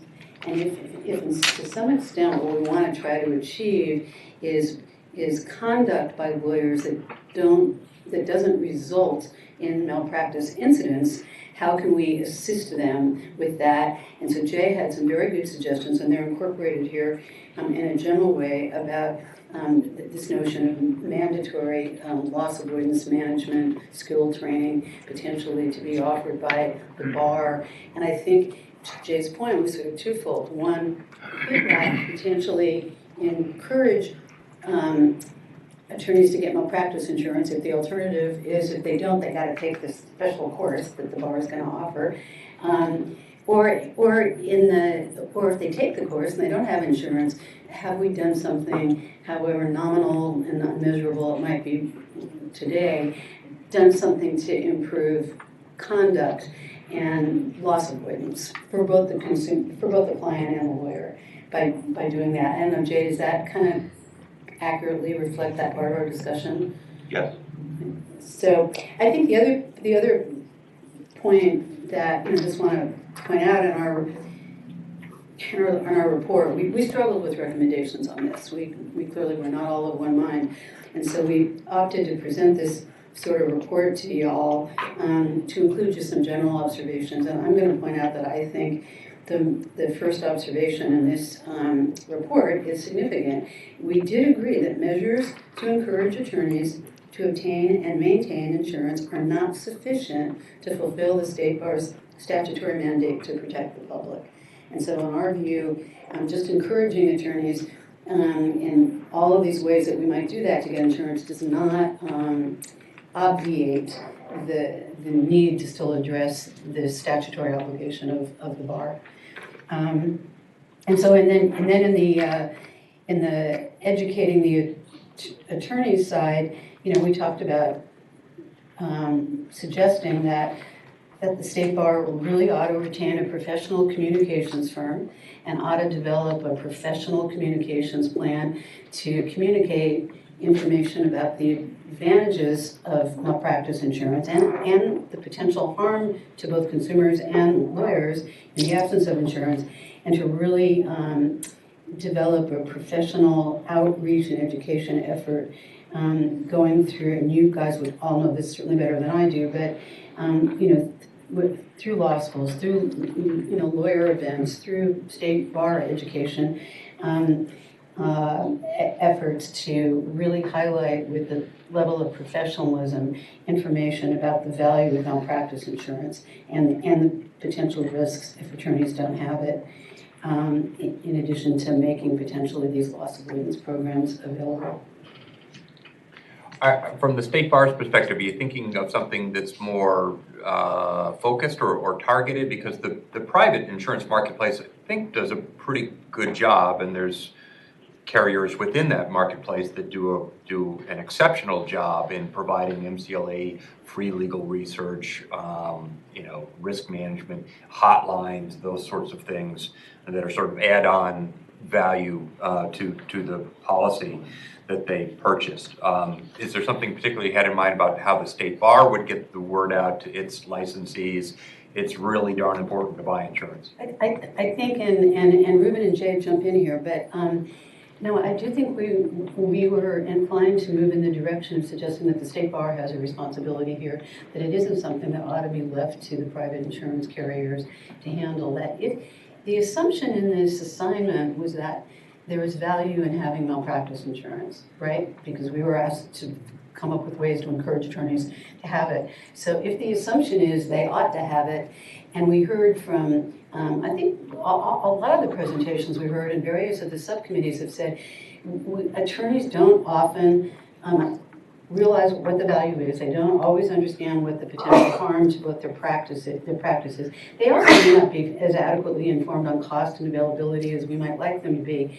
And so, based on the assumption that the State Bar thinks attorneys ought to have it, and we now know that a very significant percentage do not, even if they all fall in the low pro bono, low income practice areas, then if the State Bar believes they ought to have it, then it's the State Bar that ought to be providing that information to attorneys about here's what's going to happen to you if you don't have it, and here's an advantage to your legal client if you have it, and the disadvantages if you don't. So I guess I'm not sure that we ever discussed specifically should carriers be providing that information or should the State Bar, but I think implicit in the assignment to our subcommittee was that that is a responsibility that we'd like to see handled in a professional communication, lawyer education campaign. Okay. I mean, I like that you presumed that it was the state bar's responsibility because it is to protect the public, and this would be one means to protect the public. That whether the private marketplace can do that as effectively or not, I guess that's a question for a different day. Lisa? Speaking to your question, and I think that dealing with that point, the state bar does do things with the MCLE requirements, like dictate, substance abuse, certain categories, the ethics and categories. I'm kind of surprised if the limited offerings out there relevant to the state bar requirements, not the private insurance side, of law practice management and the things that actually go to malpractice. Obviously, substance abuse does, and ethics does, but basic mistakes do still account for a big chunk, if not the majority, of most malpractice claims. And a lot of that is stuff that you are never going to see in an average program. The carriers, people who are already insured, know through their carriers that there are offerings to help you with law practice management things, docketing and deadlines and that sort of stuff. But it doesn't tend to be the MCLE programs that are put out. So, I mean, that would be one way the state bar could get involved, is refining the areas that you have to get education in. And I think practically speaking, the state bar is the probably only entity or actor in the state that has communications with every lawyer on a regular basis, right? I mean, when we're renewing our licensing fees, we're communicating with the bar only typically. Well, it's also a different bar than it was a couple of years ago. So, I mean, if a think through where that direction is best coming from. But if, we assume, and I think we can, that the state bar still has an obligation to protect the public, then maybe there's, a mechanism by which they can encourage lawyers to purchase malpractice insurance, or at least train them not to become a statistic. Dan? Going to what Kathleen had mentioned about the protecting of the public with these risk management type of courses, I can speak clearly on CNA's position, and they give a 7.5% premium discount for 3 hours, and their actuaries determined that that's in their favor. So clearly there is a benefit to the public in the sense that the lawyer does get some better practice material out of those courses. So if an attorney, I mean, we often get the question when we used to charge a little more money for it, well, the cost of my time isn't worth taking the course, to save 7.5% or whatever. Well, the attorneys that may be forced now to do this to the state bar, they may realize, well, geez, the cost of a policy is really not much more than the cost of my time to take these classes. So we could be winning on both fronts with that kind of proactive approach. We could get the public better protected, and we might get more insured and more lawyers with insurance. And also, I should add here, I think, in suggesting that the state bar consider, this professional and focused sort of education outreach effort, I don't think our subcommittee intended to exclude the possibility that the state bar's education could include talk to your insurer or talk to insurers, see what they have. One of the things to consider are some of these cost offsets that, so I don't think we got to a point of saying there should only be a state bar administered loss avoidance program as opposed to a carrier offered loss avoidance management system with an insurance premium offset. We didn't get to that level in our discussions, and certainly that's the kind of thing that the bar could and should probably include if it were to give consideration to a more focused lawyer education program area on this matter. But, yeah, this might be a question best directed to Jay, but I'm wondering about law schools. I mean, the degree to which this type of education is driven at the law school level. And I know that's something that we had talked about in the Coakley Committee, that, should we be teaching malpractice avoidance or encouraging law schools to do that? I don't know. Jay, you probably know some of that, I would imagine. Yeah, law practice management courses don't cover a lot of the students, first of all. I mean, they're usually pretty small classes. They're not required. So I would say it's not a very good avenue right now to depend on law schools. It would be great if we could partner and have something that goes from law school through the bar exam to after you're a lawyer and have a comprehensive program. But to be quite honest, right now, it's not like everyone who graduates from law school is educated in these techniques. And I would be a little stronger than Kathleen. I don't view this as CLE. I mean, nothing against CLE, but I'm thinking more of the programs designed by insurers to be very practical and to have very concrete effects. And requiring attorneys to engage in that training, my hope would be, well, they'd have to go out in the market and find someone who provides the requisite training. And all we're doing is, instead of saying you got to buy malpractice insurance, you got to buy a policy, we're saying you've got to engage in this educational program. And insurance is just a full insurance package is just a little bit more. That's the encouragement. Who knows whether it would work. And I think all of us have to qualify everything we're saying by there's a lot of study needed to be done. This is just sort of the gestalt after thinking about it, listening to all the witnesses. This might be a way to go, but we didn't try to talk about concretely exactly how this would work. These were just ideas that that we thought might encourage buying malpractice insurance, which is what we were charged to think about. And Randy, this may be part of a segue into the later discussion on disclosure, but I think our subgroup did acknowledge that a disclosure requirement, if you're not insured, is in and of itself probably going to be, for some people, a way of encouraging getting coverage, because some folks just don't want to be tagged as not covered in the public sphere or through the bar's website or what have you. Right. I sort of took it that the call of the legislature's question on the encouragement was assuming there's no mandatory malpractice, because then it would be an academic issue. And perhaps it's in combination with the disclosure rule. This would be a way to buttress that. But the disclosure rule, and we'll hear from those folks in a second here, obviously has its own encouragement. We've had it around 10 years or so, and we can look back and figure out what the effect of the disclosure rule was on California lawyers buying insurance. We'll hear that from the group in a minute. I was curious just to see, because I like the recommendations that the affordability group came up on, sort of legislative changes or even disciplinary rule changes that would encourage lawyers to buy insurance. The one disqualifying them for pursuing payment of fees if they're an uninsured lawyer, et cetera, et cetera. I thought those were good. That was sort of probably technically your issue, but just wondered if you had any quick thoughts on the ones that the affordability subcommittee put out. This would be longer statute of limitations and limited ability to enforce fee agreements who don't purchase insurance, et cetera, et cetera. Well, I think those are important discussions to have, and those are meaningful tools. I agree.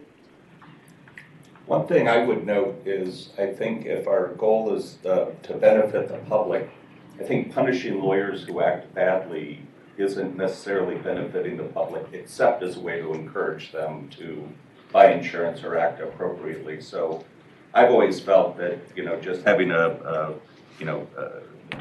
disbarring an attorney because there's an unsatisfied judgment doesn't help that particular client. But I do agree that these all might be part of the ideas. That's on the back end, and that's attorney discipline. But to the extent these encourage the purchase of insurance, that's where we're going to benefit the folks who are injured. I don't know this, but does anybody know whether the discipline process in the state bar ever asks a lawyer subject to that process whether he or she has insurance?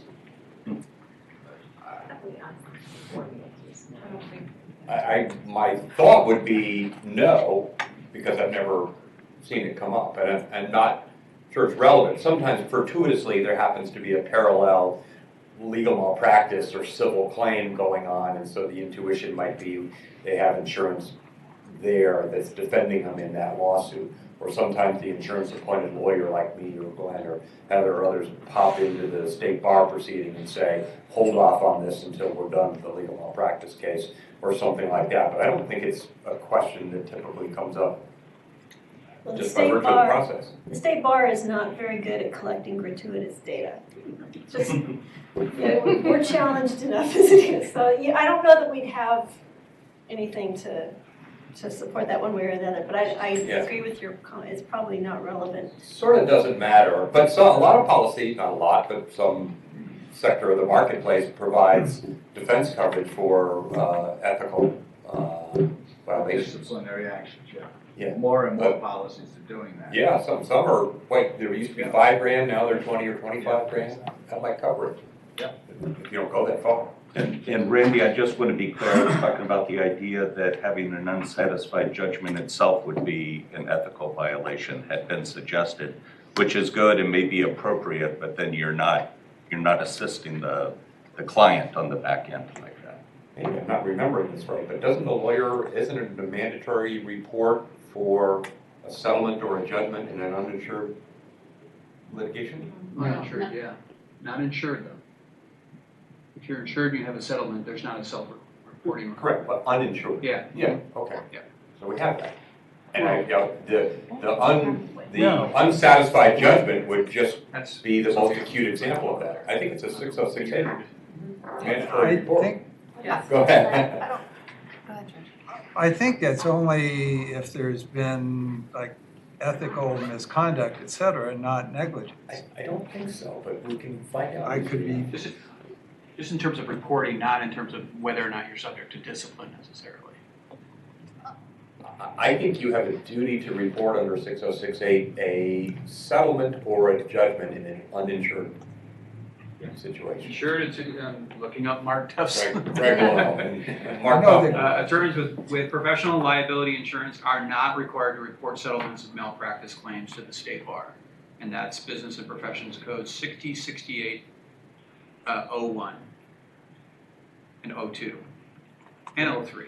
On the front end, though, malpractice carriers are required to report claims to the Carriers state are. bar that lawyers have. And that's what I was referring to earlier. There's multiple ways in which the state bar will become aware of attorneys that may have engaged in misconduct when there's a sort of a malpractice wraparound. But not every attorney who engages in malpractice necessarily will be found liable of or culpable of professional discipline. But if I could, I want to emphasize the point that Jay was making, which is that while there is a certain regulatory necessity to obviously look at requirements for self-reporting and associated discipline, that doesn't help us address the upfront issue of protecting the public. And I think our subcommittee was very focused on this public protection obligation, and only incidentally looked at the back end kinds of consequences that could result from poor performance, and that discipline in general isn't going to assist a legal client who's engaged and a problem arises with an uninsured lawyer. Well, it can through a restitution order, and the state bar can impose restitution on a disciplined lawyer. And it's not insurance, It's but quite often when a lawyer has been suspended, if they've taken money or they owe money to a client, they cannot be reinstated until they comply with that restitution order. Well, but much more directly to the point, to actually protect that client. I mean, putting aside the deterrent effect of having your ticket yanked if you do that, if you're facing your suspension or disbarment, if you don't satisfy that, you're gonna satisfy it. I mean, right now, it's like, yeah, I put my house in my wife's name and I'm not, you can't touch me and have a nice day. But if that goes unsatisfied and I'm no longer gonna be able to practice law, lo and behold, I'm gonna find the money to pay that injured client. So I think it's absolutely not true at all that it doesn't help the injured client to have a major hammer over the head of the malpracticing lawyer. I think that's a really direct way to cure the problem for anybody who's other than just so judgment-proof, I mean, they truly don't have the money. That may be true. I think that's true. I think what people get cut. The discipline system, it's not, the purpose is not to provide restitution. So the reason the restitution is required is because if that lawyer is not making that client whole, then perhaps they're not fit to practice. And that's really the objective. We're trying to take lawyers out of the system that may harm the public in the future. Well, and that's why I would draw that very important distinction between disciplinary issues and malpractice issues, because there's people who aren't fit to practice who are discipline problems. I mean, they're liars, cheats, and whatever. And then there's the person who misses the deadline. Right. And they become immoral, I might say, when they choose not to satisfy that judgment, when they otherwise could take out a loan and do what's needed to protect that client, to make that client whole. And that's not a restitutionary measure, that's not a disciplinary measure, it's a byproduct of having your license on the line, is that you will now do the right thing by the civil tort system and pay your judgment. So I think those are two separate things, the disciplinary behavioral problems and the person who has an uncollectible judgment because they committed an instance of malpractice.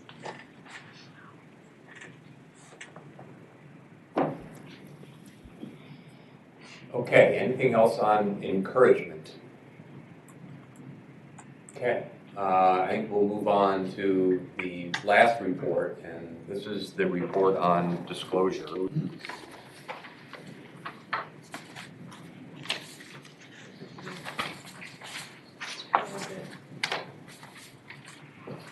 And who's responsible for? I can start. Let's start. Go ahead, Scott. All right, so this is on page 7 of the report.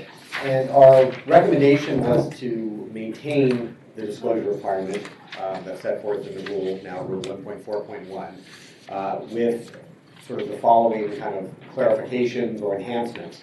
One, and I think probably the most important part, is some kind of an education. And whether it's on the State Bar website through frequently asked questions or some other outreach, that the disclosure would be a lot more meaningful if clients, in particular, probably some lawyers too, but in particular clients understood what it meant to have insurance, understood what questions they should ask. Because as we've talked about, even if you have insurance, that may or may not mean this particular client's covered, depending on what your history has been.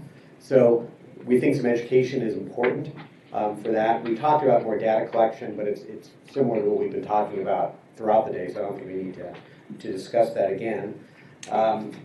We talked also about timing of disclosure.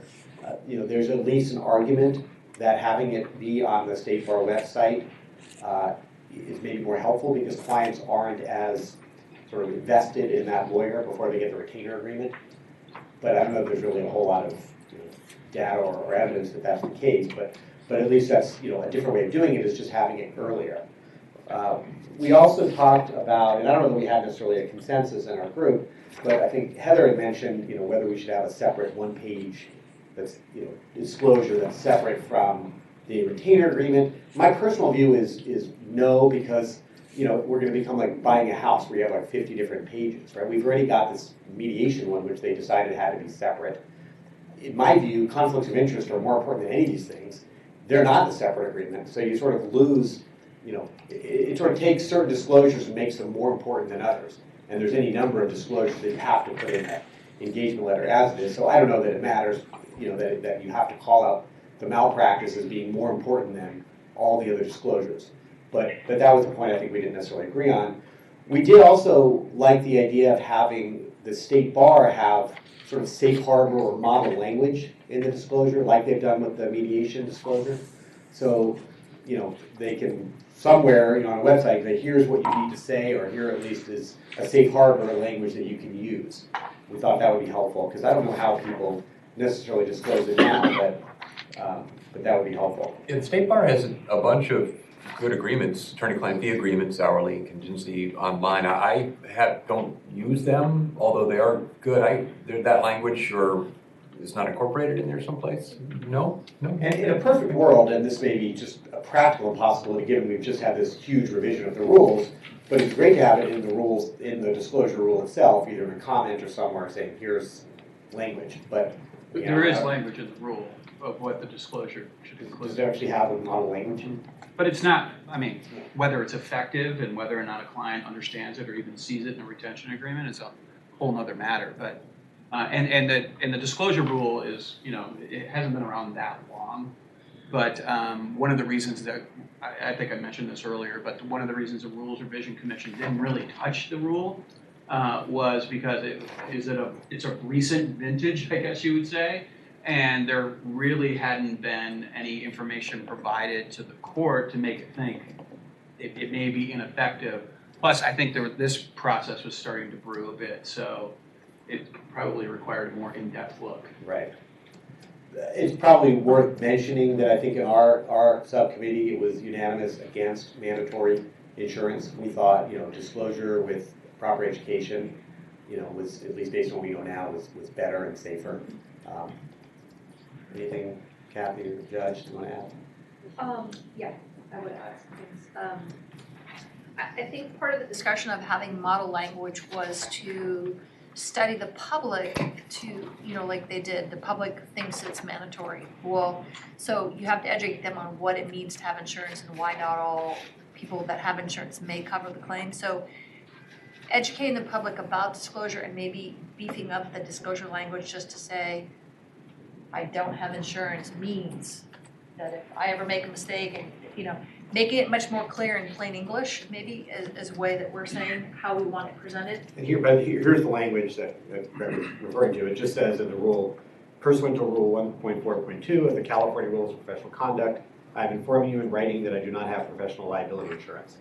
And I think we're suggesting that's probably not enough. Yeah, so maybe the point, the size, the font, if it has to be a separate document, does it have to be the upfront, does it have to be initial, does it have to be acknowledged? Some more details that would, in essence, give the client a true opportunity to understand what that sentence means. Also, the education of the public, the education of lawyers. A lot of lawyers do not understand claims made and reported, and Randy just brought up a whole discussion of what prior acts versus tail versus claims made versus your car insurance occurrence. A lot of lawyers don't understand that. That needs to be explained to lawyers in the campaign as well as loss prevention tools. We talked about the judgment a lot. If the issue is lawyers who have a malpractice judgment against them and they don't satisfy it, well, upfront, theoretically, you'd have the disclosure which allows the client to have informed consent to choose that lawyer or not choose that lawyer. Then the secondary problem is, okay, they choose a lawyer that doesn't have insurance, but they claim they didn't understand what that meant. Now they have a lawyer who they have a judgment against, but nothing to collect on. So that's where we came up with the idea that you would require lawyers to report unsatisfied judgments to the state bar and you make a time frame. Is it 1 year they have to satisfy it? Is it 2 years? Whatever that number is. And then lawyers that, when you survey the lawyers and find out who's not insured, maybe you make a requirement that non-insured lawyers go through the same process that lawyers that are insured go through, getting educated on loss prevention, getting an assessment, getting up to a point where they can proactively on their own prevent claims. So the education of the lawyers through the tools online with the state bar and self-assessment, kind of what you guys were talking about. How do we prevent the harm, not address the back end when the person is harmed? Also, we talked about there has to be more teeth in unsatisfied judgment. Lawyers who don't pay a judgment against them for malpractice, and I agree with Lisa, it becomes immoral at some point. It becomes moral turpitude. It becomes something of the essence of our fiduciary duties. If we know we did something wrong, a court has decided that, and we haven't paid the judgment, there should be some teeth in that. There should be some consequence that isn't right now in the law. Well, Alan's point was, does that prevent an uninsured lawyer judgment debtor from discharging that debt in bankruptcy, presuming it's not subject to some exception in bankruptcy? It's just a nuance. Maybe, maybe not. Maybe you make it that it can't be. I don't know. You can't.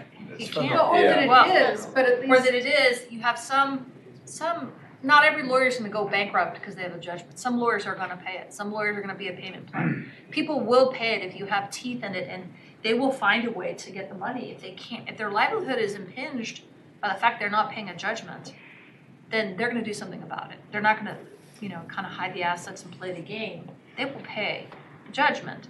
And the anecdotal story I have heard across the state are that lawyers that do have those judgments do make good on their judgments. So there are good lawyers that do make mistakes, that feel bad, and do pay their clients back. This would be for the bad lawyer who makes a mistake, doesn't pay, and then it becomes, more interpreted at that point. And we don't have any data on that. So back to the collection of the data by the state bar, if the carriers are reporting all the claims against lawyers that we get, and lawyers on the back end are supposed to report the claims that they get, and the court has data on lawyers who are being sued for malpractice, it seems to me there should be some way to collect at least some data on the incidence of legal malpractice claims brought against lawyers in California. The other states are completely different than our state. Our landscape is just, we're talking apples and watermelons, as I said before. It's just so different. You would have to collect data from this state to determine what this state's lawyers engage in, the number of malpractice claims, the number of uninsured lawyers, and require those uninsured lawyers maybe to get some more education, PMBR style. Let me add too that one of the things that was asked in the survey was how, what are the different things that are important to you when you're hiring a lawyer? And 75% of the respondents said it was moderately, very, or extremely important that my lawyer have insurance. So on one level, if it's so important to consumers, then you would think if you can truly get the message out to consumers, and maybe the disclosure we have right now isn't enough, but if you can truly get that message out, then more consumers are going to ask the right question and decide, if it's that important to me, I'm not going to hire that lawyer. I'm going to hire that one over there who has insurance. I mean, that's sort of helping the market to work. Exactly. Yeah, go ahead, Judge. Well, thank you.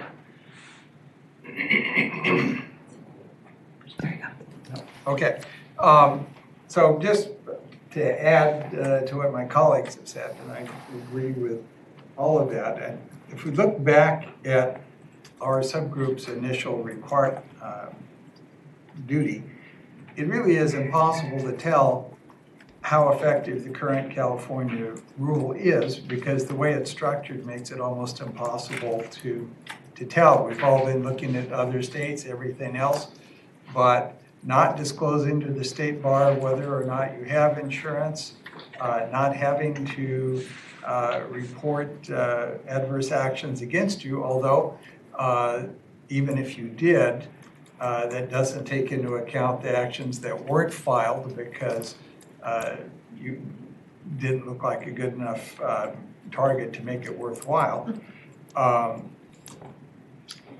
So I think, at least it was my feeling, and I think my colleagues agree, that at least the rule ought to be changed and beefed up so there's a decent shot of knowing whether it works. And just disclosing after 4 hours really doesn't do that.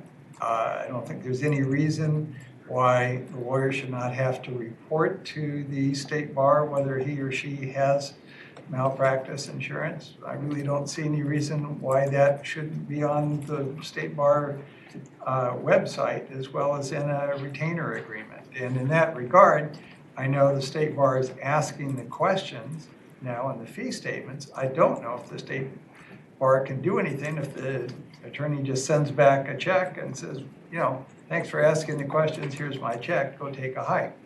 But it certainly can be made that they do have to answer the question, and it should be made that they do have to answer the question.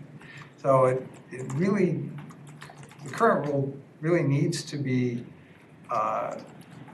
disclosed more, and the state bar needs to be given the power to at least see how many people are not having insurance and have a decent shot at determining, what the efficacy of the rule is. I think with regards to the education requirements, what we were talking about earlier, Illinois does that.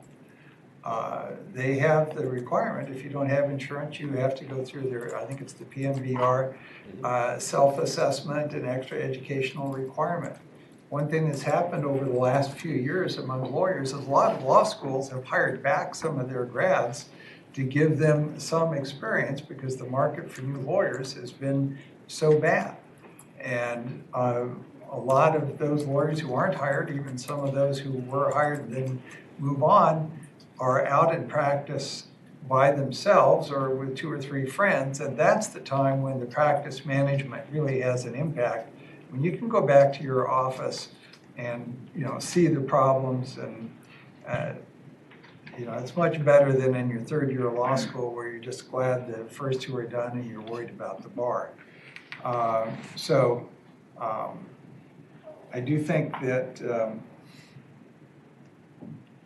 we can't tell how effective California's rule is, but I think from just thinking through the problem and seeing what other states have done, that the way it works now, you'll never know if it's very effective, and it doesn't sound like the kind of thing that is very effective.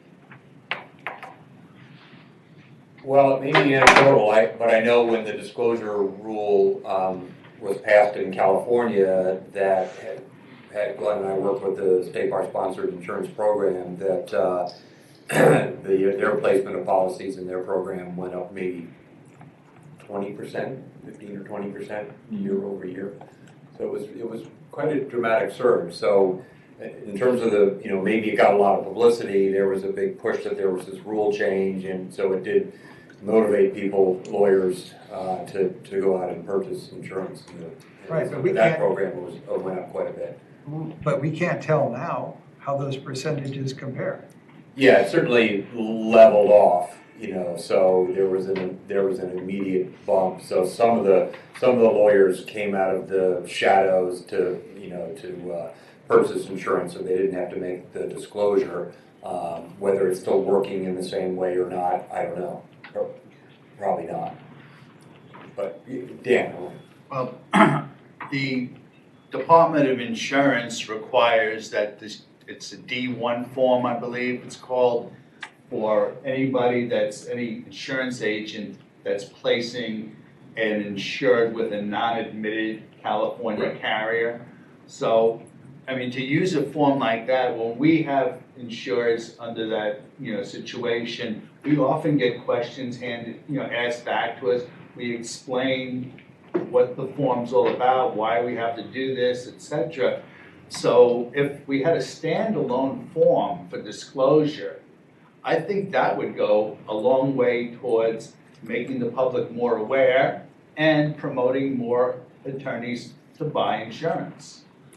So, I agree. It's a similar concept. When you say you use a standalone, so everybody knows what that is, something outside the fee agreement, right, with all the normal boilerplate and so on, that maybe the client would be required to then sign separately and return it, and so on and so on. That's what you're talking about, Joanna. It seems to me that if we're going to properly measure any of the ideas that we're talking about, we need to establish a baseline of what attorneys out there have insurance and what limits and so forth. So it seems to me this would have to go in a step process to first collect that information. If it's, you have to submit and identify whether or not you're insured with your fee statement.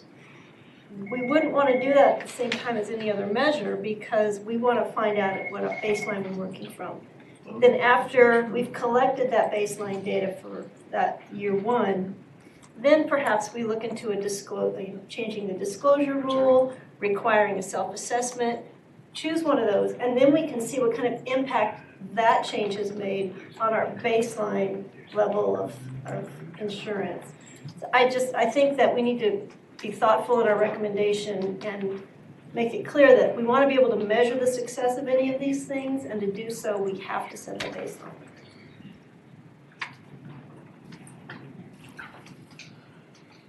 Okay, Jay. Yeah, and I appreciate what Lisa said before, explaining the motivation for an attorney. I guess there's 2 categories though that we would think of, and I was just thinking of the second category. The first category is a lawyer who says, I'm not going to get whacked, but if I do, I'll I'll do the right thing, because it is immoral, I think, to have your client suffer harm and not pay. And they've got some assets, but if most of the people who don't have insurance don't have it because they say, I can't afford to pay $3,000 a year, if they've got a $100,000 judgment, that would be a poor investment to somehow scrape together $100,000 to keep their, I'm worried that there would be a lot of folks who we will justifiably say, you're not acting honorably, moral turpitude, this is bad, but they'll just walk away, protect whatever assets they have and walk away. My only point is that may be appropriate for how we deal with the lawyer, but then in those cases, the person isn't. But I take your point well. If an attorney just says, I don't think I'm gonna get whacked, I think that's a great idea for how to ensure that they follow through on the back end without insurance. Yeah, there's a lot of plaintiffs lawyers that don't have insurance. And not surprisingly, because they have the assets to pick up a loss at the back at the end of the day. They're self-insured. Yeah, they self-insure. I'm pretty sure Tommy Girardi doesn't. Well, I think he says. Yeah, so you I could be wrong. have groups of lawyers who don't insure on purpose. Yeah. And either self-insure or group insure. And you can hold their feet to the fire with that device to say, make sure you follow through and do the right thing. So I think the research has to be divided along those lines. Yeah. If there is no research for the lawyers that can't afford it and need it, but need their clients protected versus lawyers like the criminal lawyers, the plaintiff's lawyers, people that don't buy it, make an intentional decision that at the end of the day can really make their clients whole. Well, and to those who can make their clients whole, to Kathy's point that there are lawyers who face judgments and actually pay them. Yeah. If you do any measure, whether it's through disciplinary or other hammers, it could be 50% post-judgment interest keeps accruing. It could be, there's all kinds of things you could do. And if you do them, and that encourages those people who have some way to scrape the money together, then to the extent there are cases where there's no lawyer in California who's willing to take them because they will never get paid, suddenly there will be more people willing to take them. It's kind of circular. They'll be able to find a lawyer because now the targets of the claims will be pulling the money for the judgment together. Yep. So all of those encouragement measures go straight back to helping the client. I remember, one comment that was made earlier was that of the 39% solos who didn't have insurance, 66% of them said it was unaffordable. So those same people are the same people that would not be able, I would imagine, would not be able to cover the judgments, and they would automatically then be sent to the bar for disciplinary action, I guess. Well, but I think that's why in the affordability committee, we were talking about how subjective it is, that it's unaffordable to buy it when you're thinking, what am I buying? I'm buying something I don't need because I will never handle a claim that's worth $100,000 or, it's like bang for the buck. They might have some assets. They might have a car, and if they malpractice to the tune of $5,000. At those levels with the solos who are doing the kind of work they're handling and who are choosing not to have insurance, you have to wonder how many of those are causing harm in a significant way. We don't know. We can both speculate about that. Can I just say one thing? Go ahead. And I completely understand this conversation. I always start to get a little nervous when we start using the discipline system in order to enforce civil judgments. We have a rule of professional conduct that you can violate the rules of professional conduct if you threaten disciplinary charges in order to gain an advantage in a civil proceeding. And it seems like we'd be setting the lawyer who is representing this person against an uninsured lawyer, setting them up for an ethical violation if they say, hey, you better satisfy this judgment in a year or I'm coming after you. That's why my go-to was not disciplinary. My go-to was not disciplinary for that reason. Oh, I was suggesting changes in the tort system, legislative changes and so forth, because I agree. I would prefer to keep the disciplinary separate, but any sort of hammer, one of them would be suspension, but I take your point completely, and I think there are myriad creative ways to make lawyers find the money if they want to. I think so too, and I think usually in those cases where you have a lawyer with means who is not satisfying a judgment after a year, they are violating rules of professional conduct. They're not being truthful with others. They're engaging in dishonesty. They may be lying to a tribunal. And those are ethical violations that the state Hiding bar is assets proceeding. would count.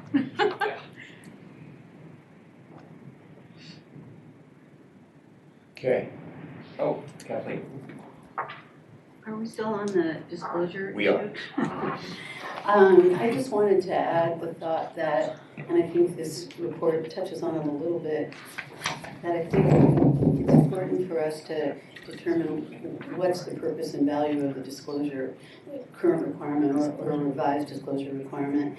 And so the subcommittee's report says that there's value in disclosure, although the subcommittee seems to doubt that the disclosure rules incentivize lawyers to purchase insurance.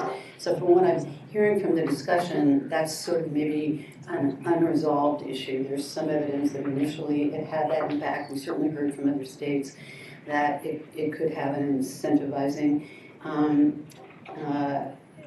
impact on attorneys. So to me then the question becomes, if it is or is not valuable because it could incentivize lawyers to obtain malpractice insurance, the other potential value in the disclosure rule is to provide meaningful information to the clients. And my concern all along on the current disclosure rule has been that it's not adequate to do that. Consumers don't understand what those words mean. That the way it operates currently, as I understand it, the client is already in the midst of retaining an attorney, and so there's already, a psychological commitment or an emergent need to have a lawyer by the end of the day, some situation that's precipitated that client seeking legal counsel.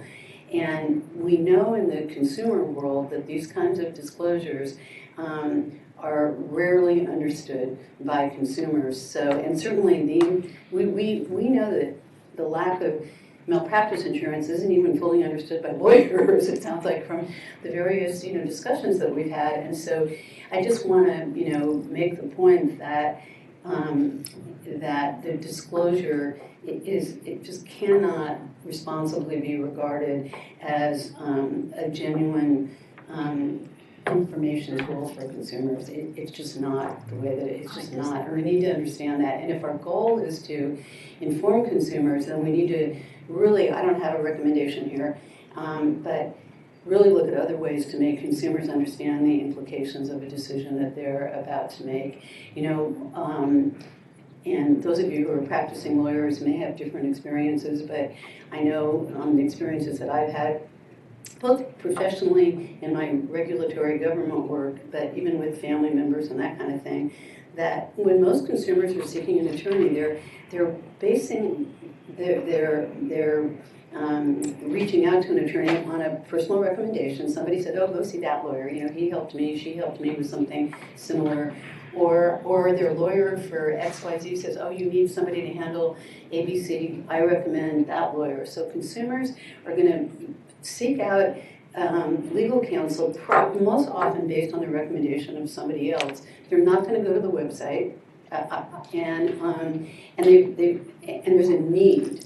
These are not. I'm making a guess here. These are not people that are doing long-term estate planning.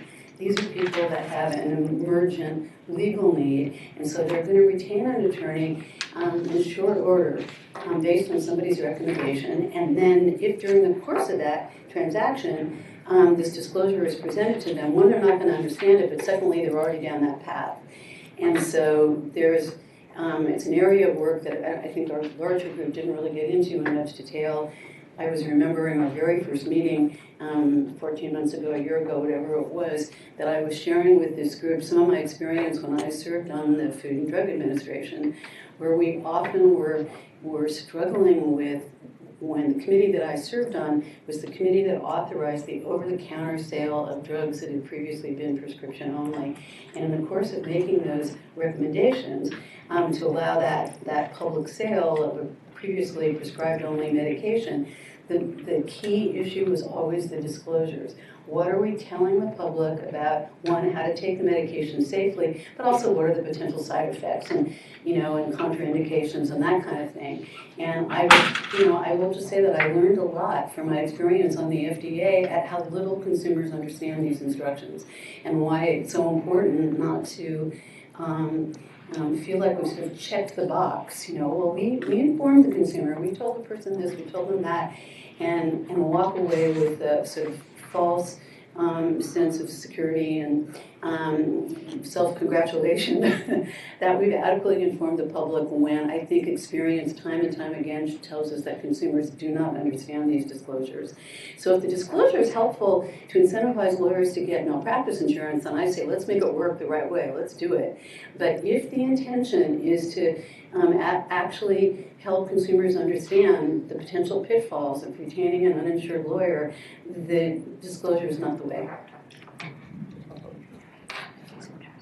Anybody else feel, just want to take sort of a straw poll, anybody else feel like the rule in its current version should be changed, made more robust, made to be in a separate document, made to be signed, posted on the State Bar website and the repository of, scarlet letters, or whatever you want to call it? Anybody else? Just a quick show of hands. How many feel like this is obviously, if we don't pass or recommend something about mandatory insurance, some change to the disclosure rule?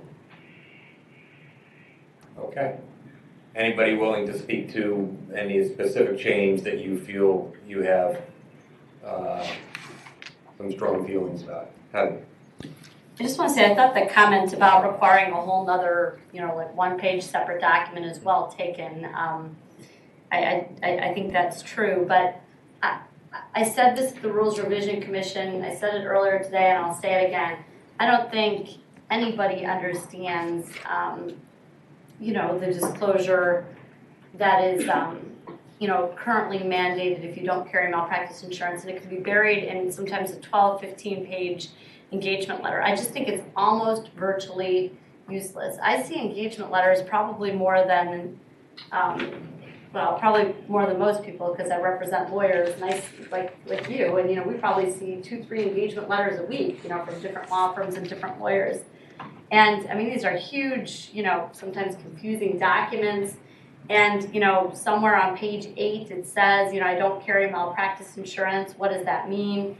And then the consumer is assuming that if that disclosure, even if they're up to speed on the rule, and they know that the lack of insurance needs to be disclosed, then they're probably under the assumption that if there is no disclosure about a lack of insurance, that the attorney, is going to be insured throughout the course of the case, which also isn't true. I mean, that malpractice insurance could stop the next day. I know that additional disclosures are supposed to take place at that point in time, but I think the whole thing is massively ineffective. That's my belief. And I think it was a great first step when it was adopted in California. I actually think the Rules Revision Commission did the right thing by just keeping the rule in its current form. And I think this is the perfect form for making it a whole heck of a lot better. I mean, if you really wanted somebody to understand the malpractice insurance situation, you almost would have to do a one-page standalone form, even though I agree with the comments that that's cumbersome. But, you could explain in pretty clear English, these are claims-made policies, and Scott and I were talking about this, you could also make the disclosure that the fact that an attorney has a policy is no guarantee of coverage. That is the darn truth. I mean, how many attorneys have we seen who have policies and then there's no coverage because there's an exclusion or some other reason? So you could really come up with like 8 or 9 bullet points that would truly explain malpractice insurance to the consumer so they could make an informed decision. I mean, the other thing that you could do, I suppose, I thought about this as well, we are entering into a digital age. I mean, you could require that a link be provided to the disclosures on the State Bar website as opposed to the antiquated one-page, 12-point font. Just require that a link to these disclosures on the State Bar website be provided. We can use technology to streamline this. But you would maybe have to have it initialed or have it in the first paragraph of your engagement letter, someplace where it would be a lot more prominent. So anyway, you can tell I have strong feelings about this, but I really, really think that in the event that the State Bar and the legislature decided not to mandate malpractice insurance, the number one way we can help insure consumers is by, really giving them information about the malpractice landscape and what it means vis-a-vis their particular retention of a particular attorney. And I think as part of that, you could consider doing what these 4 or 5 other states do, which is, post it on the website, whether somebody carries insurance or not, along with all those disclosures. I don't know how many consumers go to the State Bar website, but it's a spectacularly good website. And the attorney profiles are easy to find, they're clear to read, and it would be great if we had this information, for example, regarding malpractice insurance, even if we don't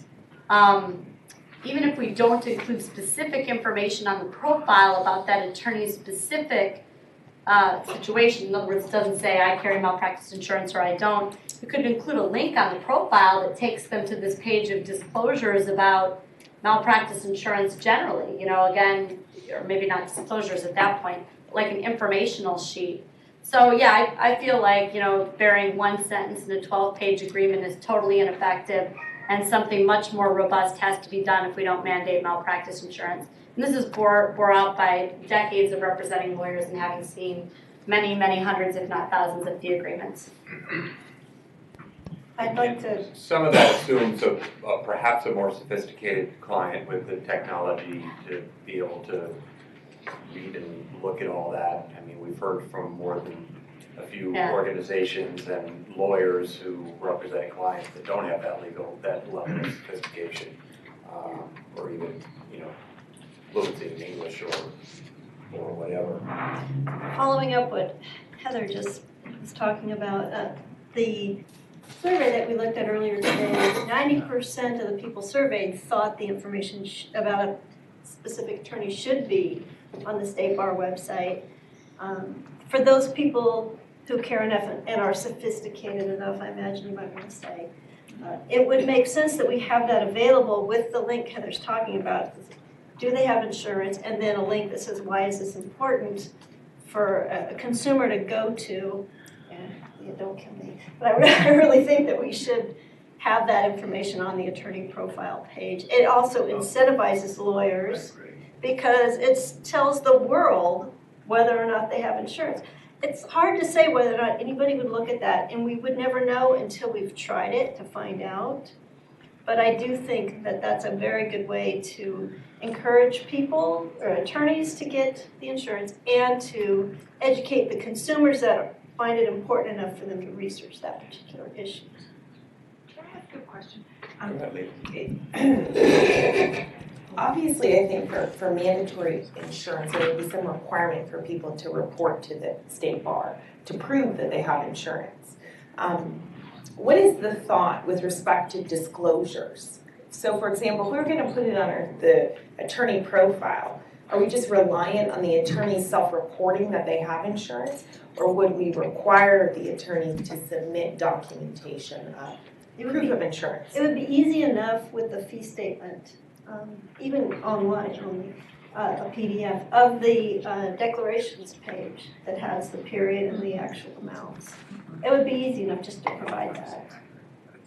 So they'd have to show proof that they're insured. Yes. Well, In you order could for also- us to put it on the website. You can also do it like CLA compliance, where it is self-reporting, but there's at least some audit, so there's at least, there's got to be some fear that if I lie and say I have insurance when I don't, there could be a repercussion. That's another way to do it. I asked that because we found that is really ineffective, and so we're moving to 100% reporting from the providers themselves. So I was just curious. I was going to say you could possibly, if it's sophisticated enough, and insurance carriers have responsibilities to report certain things anyway, you could have the carriers provide the information, which you just talked about providers, maybe provide the information to the bar that, hey, this person has a policy through us and here are the dates. You guys gonna do that? I don't know. You guys are us. Well, the other advantage of that is Go ahead, Linda's gonna speak. if the bar is a certificate holder, so the insurer notifies the bar, then if the policy lapses, the insurer would also notify the bar that the policy has lapsed, which the attorney wouldn't necessarily do on their own. Well, of course, we only have maybe one state right now that really falls in this category, Idaho having passed, and Oregon is irrelevant because of the way they do it. Other states like Illinois, they do take that information on the annual fee statement as whether you're insured or not. If you're not, then you go into the PMVR program there. So, but I think the things that I've read, there are various ways to report or affirm whether or not you have that you've complied with insurance, or in some states cases that you don't have insurance. Typically, I think it's done, or the proposal is that it be done at the time of the fee bill. Kathy, you were first. Well, the disclosure rule right now is if you don't have insurance, you disclose. Right. And so the reporting on the state bar should follow what the disclosure rule is. It shouldn't. Insurance information is considered confidential in the state for lots of reasons, so you wouldn't be posting who's insured and all of their limits and all of that. You would follow the disclosure rule that tells you who's not insured. In some of the comments, 300 comments made by lawyers, and personally, I work for a corporation, so I don't have insurance. I don't need insurance. I would have a no, but you could allow for why no. Could be you just don't have insurance and you should have insurance, but there are certain people that don't need insurance because they're in a situation where their employers cover it. So a no would follow the disclosure rule. I think you get into some sticky weeds if you start disclosing insurance information and someone doesn't pay their bill and then they reinstate their policy and it goes back. We have lawyers who don't reinstate their policy, some do, and a certificate just says they're insured for that moment in time. We as a company don't have any obligation to tell you when they're canceled at all. None. Well, I think Leo was talking about a situation where if mandatory insurance is passed, how do you get the I was just talking to a licensee to certificate. affirm Yeah. that they do this? Maybe there's two questions. Are you obligated to have carry insurance, Louisiana insurance, or California law? I'm not, I'm a judge, or I'm retired. Teacher, or whatever. whatever, 1,000 different things. And then if you're not exempt somehow, do you affirm that you have it? Could be pretty simple. I would think that would be done at the time of the veto. But it's only true for that day. Right, I mean, I just Agreed. think it's a challenge if we think about the overarching construct, because I really appreciate your comments, Kathleen, is a concern for public protection. Because right now, what you have on the profile, you have self-reported, where an attorney went to law school. You know, I don't think there's a direct, public protection link, so do we really care if they've lied, right? And we have their contact information, which they are required to provide and keep updated with the bar. So then if you add something like a self-disclosed disclosure that I don't have insurance, and there's no verification of the converse for everybody that didn't report that means they do have insurance. I would just be concerned that who are we really protecting with that? How do we know that the information is accurate, I guess? So that's why even with the disclosure rule, would you require proof of insurance? That's the only way you could know if what you had on your website in the aggregate was accurate. That those that were listed as not having insurance didn't have insurance, and those that had no comment actually did in fact have insurance. But if you collecting the data on the registration form and it's under penalty of perjury that you're signing yes or no, and you have the data that says, no, I don't have insurance, and that's going to take a lot for a lawyer to admit that, and you're the one that posts that they don't have insurance, that's as truthful as it's going to get. The rest of whether they do have insurance for the day or whether it's canceled or anything else is a moving target. No, I don't have insurance was the whole point of that disclosure study, and the task force spent many months trying to figure out what statement would be true. I don't have insurance is the only truthful statement for a given period of time. If I know that when Saul Berkovich testified, he indicated that they have lots of pieces that they wanted. They wanted an education campaign for lawyers. They wanted an education campaign for the public to basically give the disclosure rule some meat. I talked to Greg and the State Bar Trial Council, I think there's 40 cases that were reported for discipline that involved the disclosure rule. None of them resulted in any outcome, a negative outcome. Nobody was disbarred, nobody got any discipline. Usually a letter reminding the lawyer about the requirement. A lot of warning letters were sent out, satisfied the problem, they fixed the problem. So disclosure works if we're informing the public because they are informed. They get to make a choice. Whether it could be better, could be. But if the public wants it on the website, which is really the point we're speaking to, then you have to publish something that is truly a piece of information that is useful to them. And no insurance is about the most useful piece of information a client might want to know about.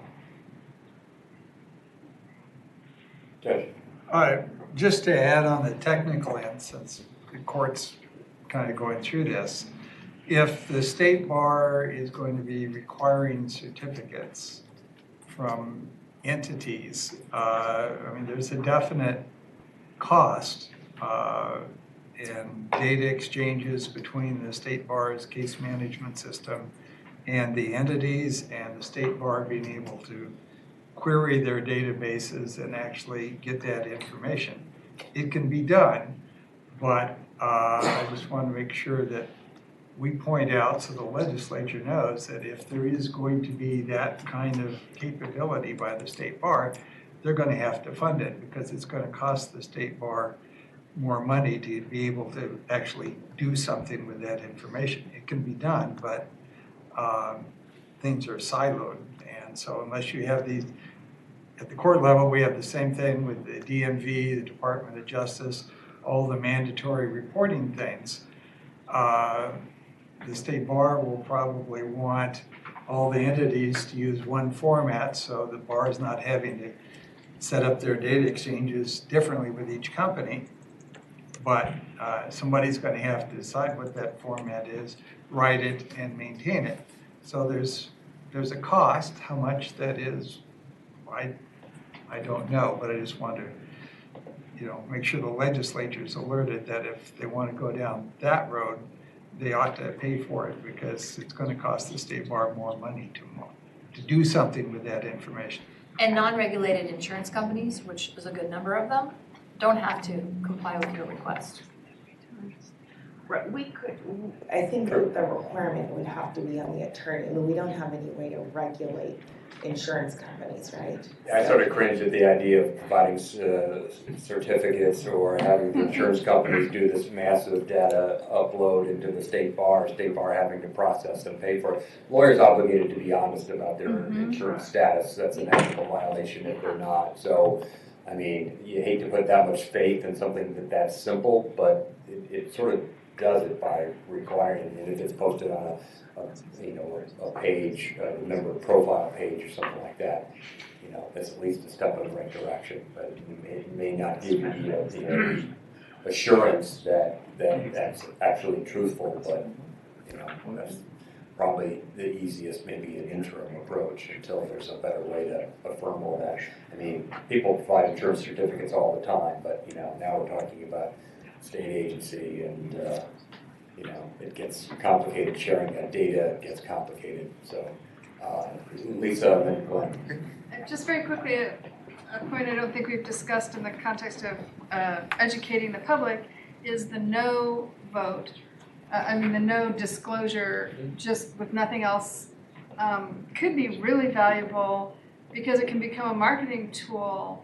Let the plaintiff's lawyers or let the lawyers who are looking for business do some of this education effort because they'll start advertising, I'm insured, look at my competitors, and you'll see on the State Bar website they're not insured.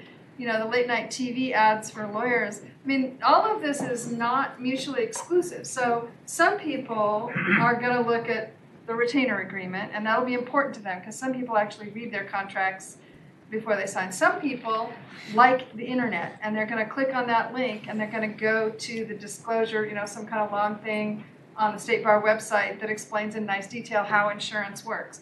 And some people are going to go and look for that no, or the yes or no, and that's going to play. So all of these things together can educate the public, but I am thinking that we already see that in other contexts where people try to differentiate themselves from their competitors And one way to do it would be to say, well, I'm insured, so you should pick me.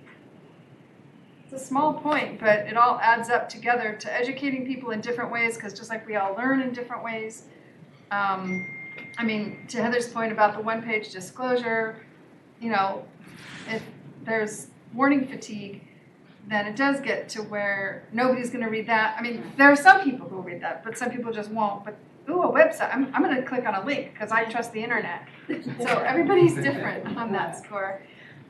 Well, like Kathleen so articulately said, there's two objectives. There's the making sure that the client is informed with that information, and then sort of the other objective or a byproduct of that is encouraging lawyers to purchase insurance. I think they're compatible in a way, and maybe there's a way to structure it where both those objectives are satisfied. Glenn? Yeah, I just think to this idea of and I'm actually convinced that the certificate idea could be a tough idea, really, because not everybody uses necessarily the same form, and you can have a data collection issue associated with that. I think when we were thinking about mandatory insurance, it was kind of almost a drop-down idea. I mean, insurance in the amount of $300,000 is required in the state of California. Do you carry it? Yes, no. And then, no is, if no, are you in an exempt category of some sort? So you're identifying what that exempt category is for that particular cadre of, lawyers. And then, and this is just speaking out loud, but you may want to have a question that says, have you had coverage lapse or be canceled in the last year? Yes, no, and maybe that dovetails with your FAQs that you have for the public, on a website somewhere that says these are questions that you should be asking about your lawyer's insurance coverage. I'm just trying to think about, a response to Kathy's issue about what do you do when somebody says, yes, I have insurance, and it's now in place, and then a month after they make that disclosure, that insurance gets canceled, and maybe you handle that downstream in the next, renewal cycle or whatever, by making them disclose that, oh, I had a policy lapse in the last year. It's just more information for the public to deal with. I believe that under the Illinois rule, which is again the educational component of the PMBR, you have a short period of time, 30 days, 2 weeks or something like that, to notify if there's a lapse or something like that. So there's a way to build that into it. If, like Kathy, and we all understand the situation where, a policy gets placed and you get insured for a week and then 2 weeks later you cancel it, just when the dues bill comes up every year or whatever, so. I would just say that it's really important for it to be realistic about compliance. The whole fingerprinting issue I raised back earlier, we determined that we had very significant underreporting by both attorneys, the courts, and DA's offices. 3 entities now that are supposed to be reporting different aspects of felony charges being filed and convictions. When we tried to do the data comparison between those entities, nothing matched up. When they did a similar analysis of doctors, they found much higher frequencies of felony convictions than we had with our population. But doctors had the arrangement set up with the Department of Justice where they were automatically receiving the hit information from the DOJ. Since we've implemented that and all attorneys have not yet complied with re-fingerprinting, we've seen a very significant increase in the number of attorneys with convictions because we're getting the data straight from the source. So I would be really concerned about, or not concerned, but I just think it's an important thing to consider is really how likely is it that we will truly be protecting the public with any kind of structure, if it's disclosure, if it's mandatory insurance, that's just solely dependent on attorney self-reporting. We've seen in other areas that can be very problematic. Well, I worked for a long time in a lawyer referral service, which insurance is required for all the members. And they have to send their declaration page or a certificate of insurance. And this is what I was saying before. If they name the lawyer referral service as certificate holder, the insurance company sends the certificate directly to the lawyer referral service and notifies the program if there's a lapse, if the policy is canceled or they don't make a payment. And I think something similar could be done with the bar, that could be a requirement. if you want to build the infrastructure to do all that and pay for it. And you get the carriers or the insurers to cooperate, maybe. But your point is really well taken, just the verification of all this is a major part of any of these things to study. We've been going for a couple hours now. Why don't we take maybe a 10-minute break or so? We'll be in the last stretch. So let's get up and stretch, come back and finish up. I want to be done by about 3:45 or 4 at the latest, since that's what we have broadcast to the public and those following us on the webcast. Think about, since one of our main objective here is to produce a report that's due to the Board of Trustees. I want to think about the process and where we go from here. We've got a number of other examples of how similar state committees have done this, but we need to start to distill this into something concrete that, and we'll obviously have a drafting process. We'll all be able to sign off on that, but I want to talk about that when we come back. Randy, as part of that, it may be helpful, I'm sure Leah or Linda know this, when are all the Board of Trustees meetings leading up to March 31st? I know there's one in January, but what are the February and March dates so we can plan around those? I'll look that up right now. Linda will look it up. We've talked about it, and Lee and I have talked about it. I think that we were looking to finalizing our recommendations by mid-February. Linda will line that up with the Board of Trustees meeting, but Lee and I have talked about the choreography of all of this. March 14th and 15th is the March board meeting, there's nothing in February. No February board meeting. Oh, okay. Then that's, I think, why we settled on February 15th-ish to get ours, because I wanted the board, obviously, to have plenty of time to look at whatever we're going to do. Yeah. So when we get back, let's talk about what we're going to do, what form it takes, how we broadcast the assessment. Oh, 10 minutes. Come back at 3:05. Thanks, Ruben. Have your politics.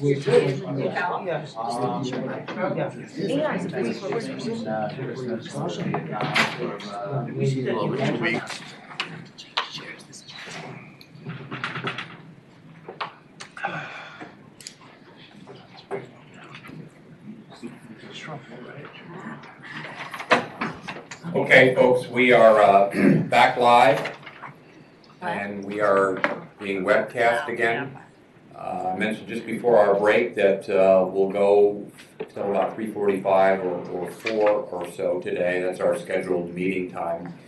And I wanted to talk a little bit about process from here on out. So just to remind everybody that what the legislation says is that the Board of Trustees recommendations are due to the legislature by March 31st.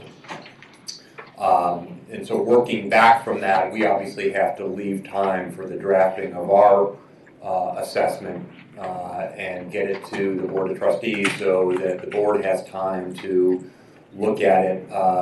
Leah and I have obviously talked all along the way to make sure that the bar and the Board of Trustees is fully informed and comfortable with where we are in terms of timing.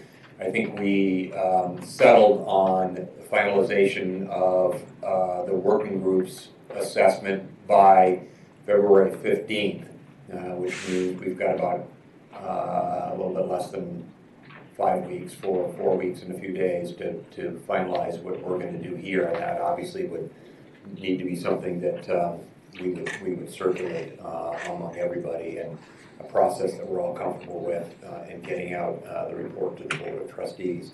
I believe we just determined the Board of Trustees has its next meeting in March 14, somewhere in mid-March, which I think is where the heavy lifting, well, at least in the board meeting context, the heavy lifting will be done by the board then, and then at the end of March they'll get their recommendations off to the legislature. So that's the timing. So I want to spend a few minutes right now in talking about the process. So there will be a report that gets generated. Those of you in the subcommittee or in some of your other responsibilities that have dug into some of these other reports know how they're structured. We don't necessarily have to follow their format, although there's probably a fairly commonly accepted way of doing this. New Jersey was a 20 or 30 page report, and the Washington report, which some of you looked at very closely. Also, it was an interim report, but it was a similar structure. Nevada, theirs was shorter, and then the Supreme Court said, yeah, we don't really, not really interested in that, so that ended that, at least for the time being. So anyway, there's various examples out there of how we would put this together. We would follow the structure given in the legislative mandate and answer these questions, and obviously Linda has been here in part her role of scrivener for these meetings and being involved in all the subcommittee meetings and the preparation of the subcommittee report that each of you were so good to prepare for today. And so we have, copious notes, and I literally have, volumes, notebooks full of information that we've looked at and considered. Most of that is also posted on the State Bar website, so there's a lot of information out there. But we now need to begin the process of culling that down into our report and recommendation. My thought was to spend the rest of the time today first talking about that procedure. If anybody has any thoughts or ideas about it, we're happy to listen and consider that. Then my plan would be to go through each of the subcommittee reports and the recommendations, not specifically, but put each of those out there and figure out where we are. I believe it was Joanna earlier, which I think was a good thought in response to my idea, some informal polling before lunch, to listen to all the subcommittees first. I think that was an apt way to do it. I hope you're prepared to put some of that thought into action. If somebody's uncomfortable with that, then let me know. But I think we need to get at least a consensus, or perhaps there's not a consensus, but we need to start figuring out where our working group has come out on these various issues. I think you could probably tell by some of the comments, all of which were great today, and all the work that you've done leading up to your ability to share with you your thoughts on this has been really, really exceptional and really helpful. But I think we need now to figure out where we're going to come out on this. And if there's not consensus, then that's what we'll say. Joanne.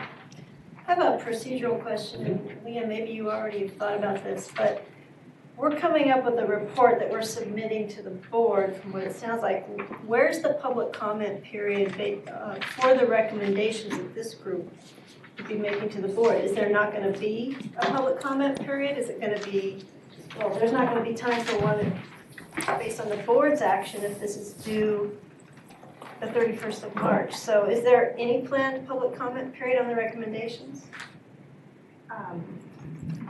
Well, we can have a public comment period when the agenda item gets posted for the board meeting, which we could commit to. We have talked about a report development timeline that would not leave this right till the very last minute before the board meeting. So we can certainly build something in so that we get this posted sooner than we would for a normal board agenda item, to receive public comment that way in writing, and then of course orally at the board meeting. We have not thought about public comment on the ultimate report that the board submits to the legislature. I have not thought about that. We haven't done that with other statutory reports, built that public comment in at the back end. So certainly it's something we could talk about with you and Ruben, want to figure out how to structure it. Is that helpful? Yeah, good question. Yeah, Greg. I just want to recognize that the report is going to the legislature and to the court. And as we go through these recommendations, our last conversation really focused on the disclosure requirement, which is a rule of professional conduct that needs to be approved by the court. So to the extent we want to make recommendations that would require court approval of changes of rules, I just want to note that as well. And I'm sure the legislature and the court will work together on evaluating whatever recommendations come from the board. Yeah, thank you. And in particular on the disclosure rule, we did sort of move into some ideas that probably are best or can only be expressed in a rule of professional conduct. And I think probably one of our charges will be to provide that sort of detail in our recommendations. If it only can be done through a disciplinary rule change, then we'll put that in there. Perhaps it just ends up being a concept, and then when if and when there's interest or in somebody following the recommendations, if it ends up being a rule change or something else, that can be a process that gets taken into account down the road. In the subcommittee reports that were done, in particular on discipline, you were good about in there providing the detail about whether this was just a concept or whether this was going to require a rule change. But we'll leave it to the Board of Trustees and the Supreme Court and or the legislature to figure out what the next step would be if there's interest in those proposals. Anything else on timing, process, anything like that? Kat? Since I've never prepared a report, is there a majority and minority, a majority and dissent, or is it all one group together and you put it as you go? How does that work? Well, I've sort of given some thought to that. We started talking about it, I think, when we were last together in November, December, whenever it was, maybe November, about how we come to the formulation of our ultimate thoughts here. If you look at the New Jersey report, for example, which was thorough, there was an indication usually that whether there was a consensus. Sometimes there was a very strong consensus in New Jersey against mandatory insurance, and probably most everything there. Washington, which was also a very good interim report,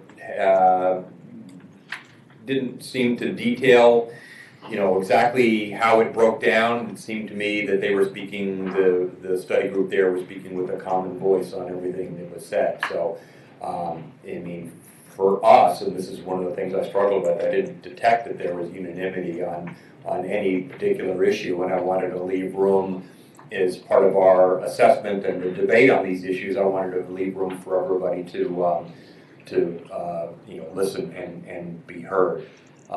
I do think it's helpful to the report, and I envision something that would relate to the Board of Trustees, how we came out as a committee. If there's overwhelming consensus that we would make this recommendation, I'd like to be able to say that. If there wasn't a strong consensus because that's the way it came out, then I'm happy to say that as well. Obviously, we just want to be accurate at the end of the day. But I think we need to determine where we are as a committee on each of these issues. At least that's my view. Otherwise, to give the Board of Trustees a bunch of wishy-washy stuff that, there was a little bit of this and there's a little bit of that, and good luck. I don't think that quite fulfills our obligations. At least that's my view. Joanne. Randy, with the governance and the public interest task force reports that we've been making, in particular the last one, we went by recommendation, the vote next to the headline, whatever for that. And if there was in particular, usually the majority vote would be explained, and then for those that didn't agree, there would be a space in that portion of the report for them to explain why they didn't agree. And they weren't lengthy necessarily, but it gave the reader an idea of, for each recommendation, where everyone came in. It didn't identify who voted what, but it did indicate the numbers of voting there.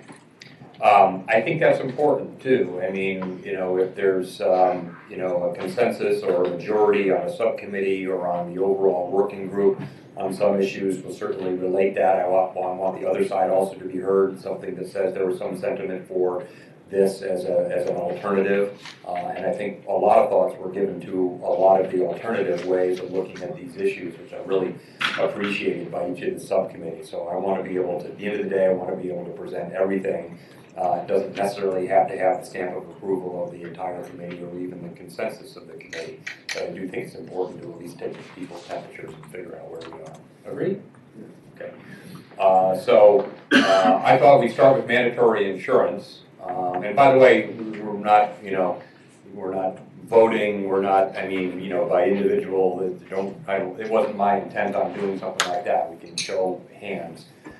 So my thought was to start with mandatory insurance, and I would just start with the concept of the imposition of mandatory insurance I know there was something I want to get to next. Was the idea was mandatory insurance, but with some interim measures. And I hope I'm sort of stating that right, but I'm borrowing from the way you guys did your report. So unless there's any other comments, I'd like to see by show of hands who on our study group is an advocate of the imposition of mandatory insurance in California. Myself plus Mark Abelson too. You've got his proxy? No, we can't have a No problem. proxies? The straw Oh, you're right. Straw poll. Yeah, okay, you're right, no proxies. Yeah, sorry, hands up again. So there'll be another question, mandatory insurance with some interim provisions over a period of time? Well, I was gonna first break that down to Okay. captive, you know, I mean, the idea of mandatory insurance, at least in my mind, the outline would be mandatory insurance, captive, open market, and then, you know, what the open market model would look like. So show of hands one more time, mandatory insurance, no proxies for Mark, but we have his comments here, so those are helpful. Okay. Mandatory insurance in a captive or a fund model. Anybody are in favor of that? Okay. Mandatory insurance in an open market model. Raise your hands if you are in favor of that.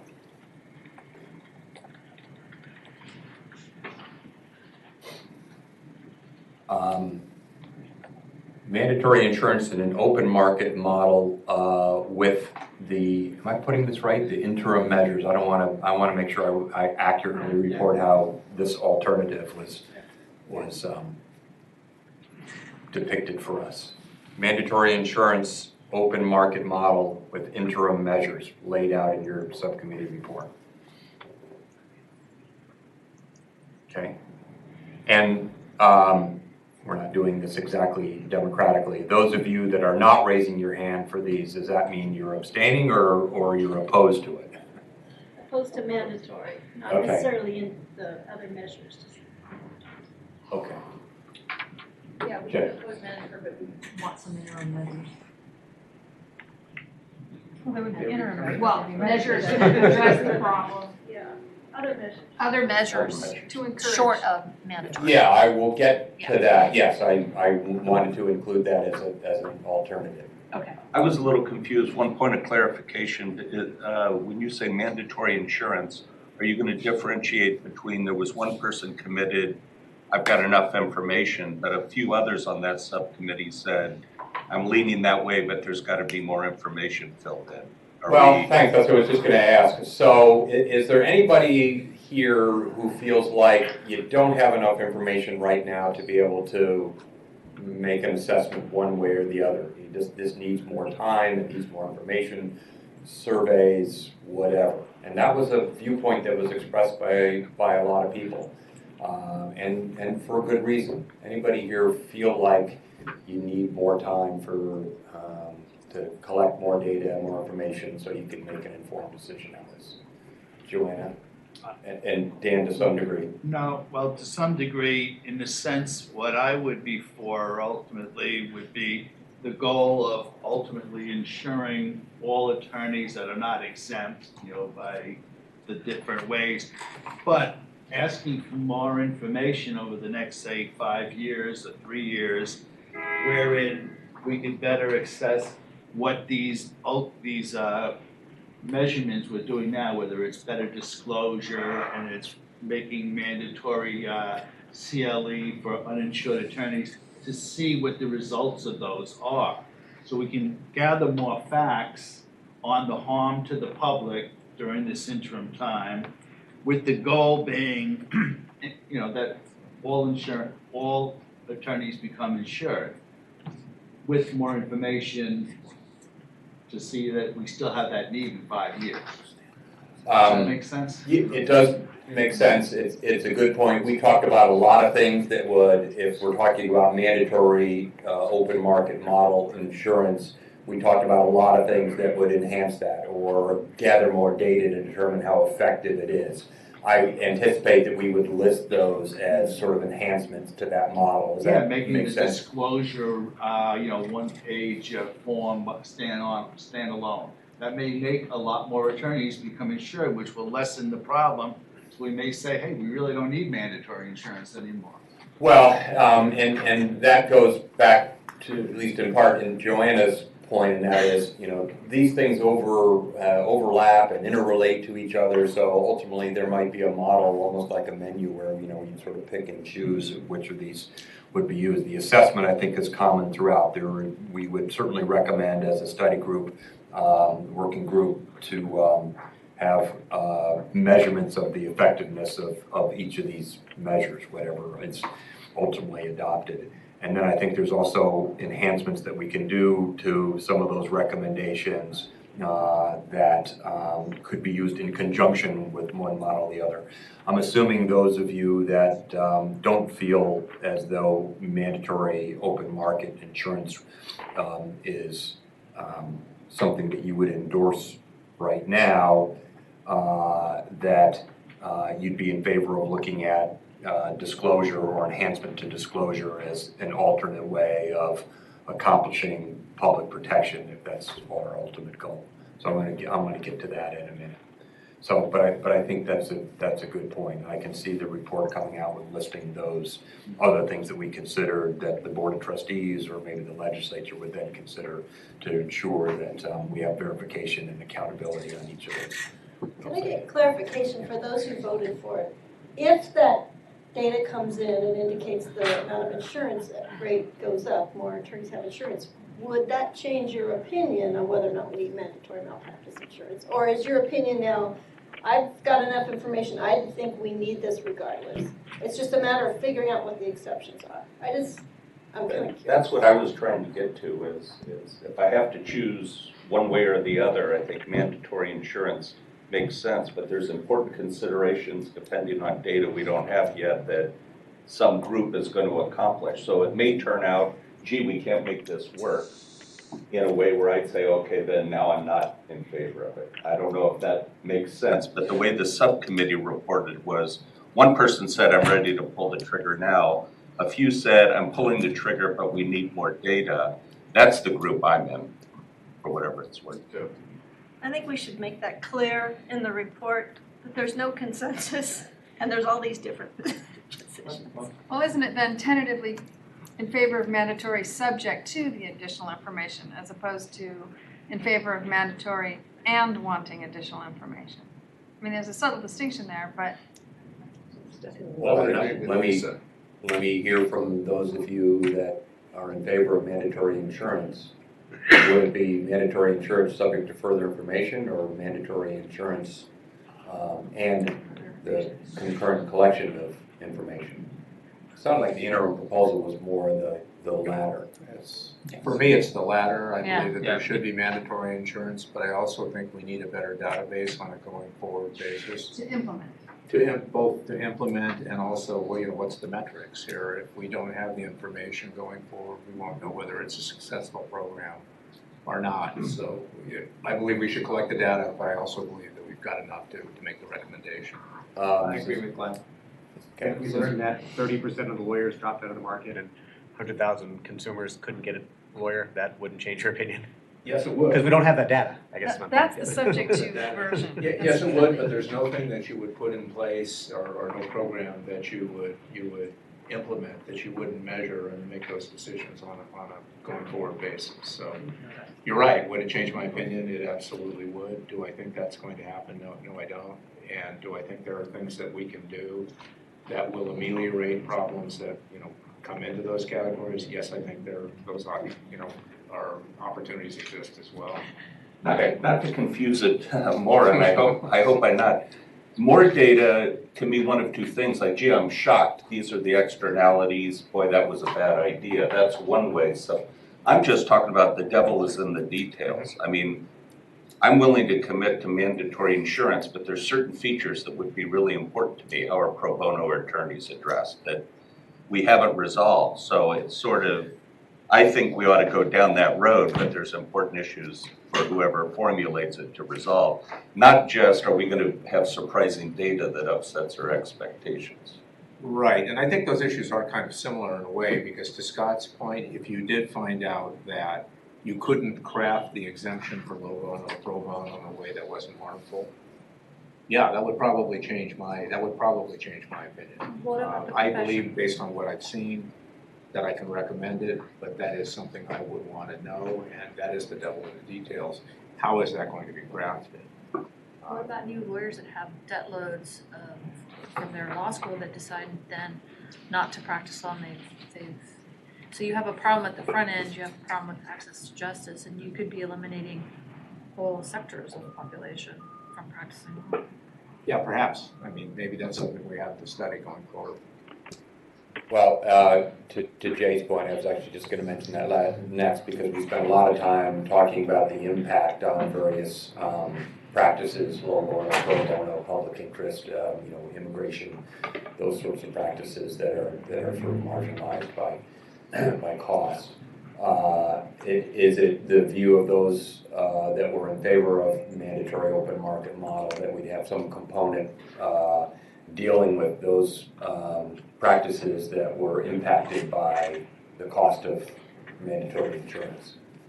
Whether you call it carve-out, whether you call it subsidy, whether you call it something else, there'd have to be some consideration given what appears to be the very real impact or potential impact of requiring mandatory insurance for those lawyers, some way to ameliorate those concerns. Speaking for myself, the answer is yes.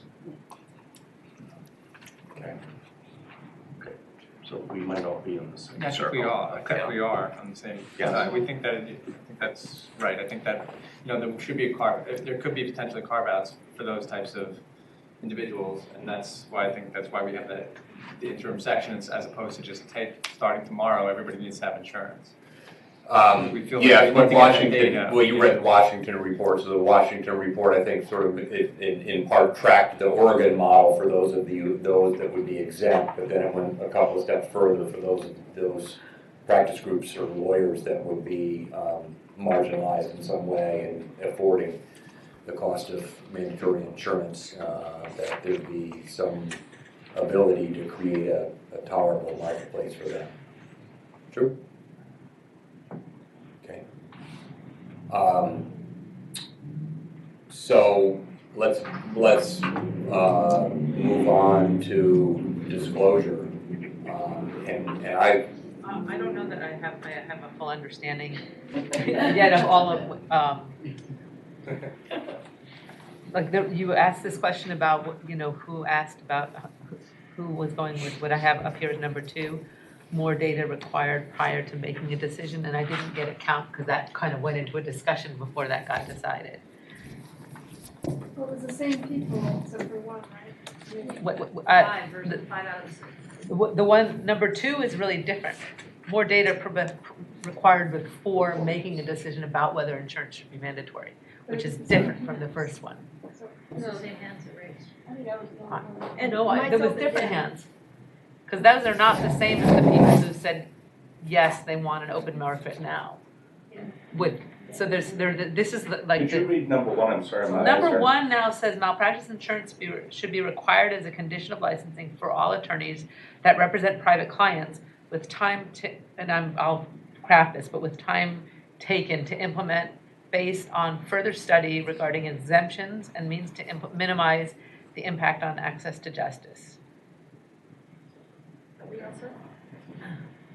Yeah, I'm in bucket 1. That's right.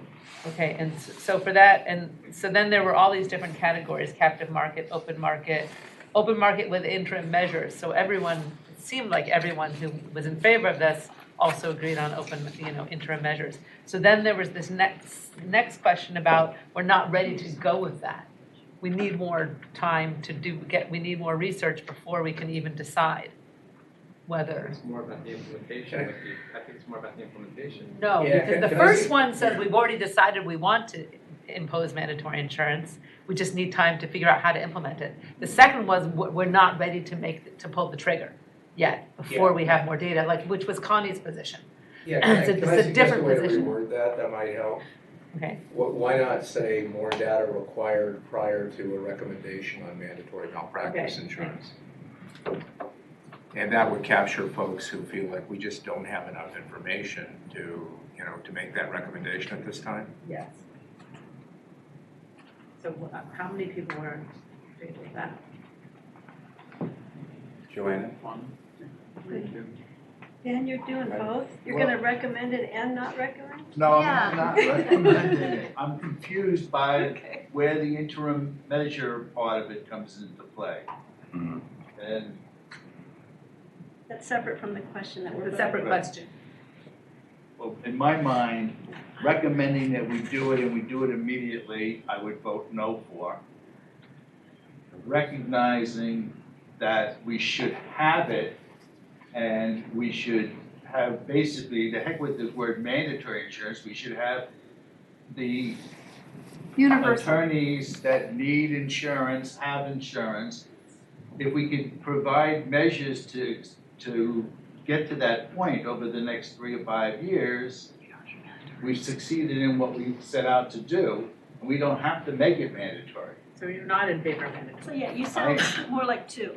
You wanna get Yeah. more data before we actually commit to Yeah, mandatory. okay, So he's not on, yes. And then there was 3. And then there were 3 is this question of whether you're opposed to, whether you have enough information and are opposed to it entirely. I've already come to that decision. So I have a question, Dan, so you're in the category, you need more information to make the recommendation, you're no longer a yes, is that correct? Yes now? Yes. Yes. So That's how many correct. so how many are with number 1? So it's 5. 5. 5, okay. Are we, Randy, I don't You're think. number Aren't you number 1? We're voting Aren't on you number one. 1? We're voting on 1 again? Okay, I'm in 1. Fine, fine too. You are, yeah. Wait, 1, 2, 3, 4. Heather, raise your hand. I I did, and I put it back down. Randy's 5. That'd be Now, Heather, up. wait. It would be 1, 6, 2, but usually the 3, chairs 4, don't 5, vote once 6. every 3. 6. Well, Randy's not voting. Oh, he raised his hand. Well, I think there's a discussion about whether the chair can vote. I don't know. Raise his hand.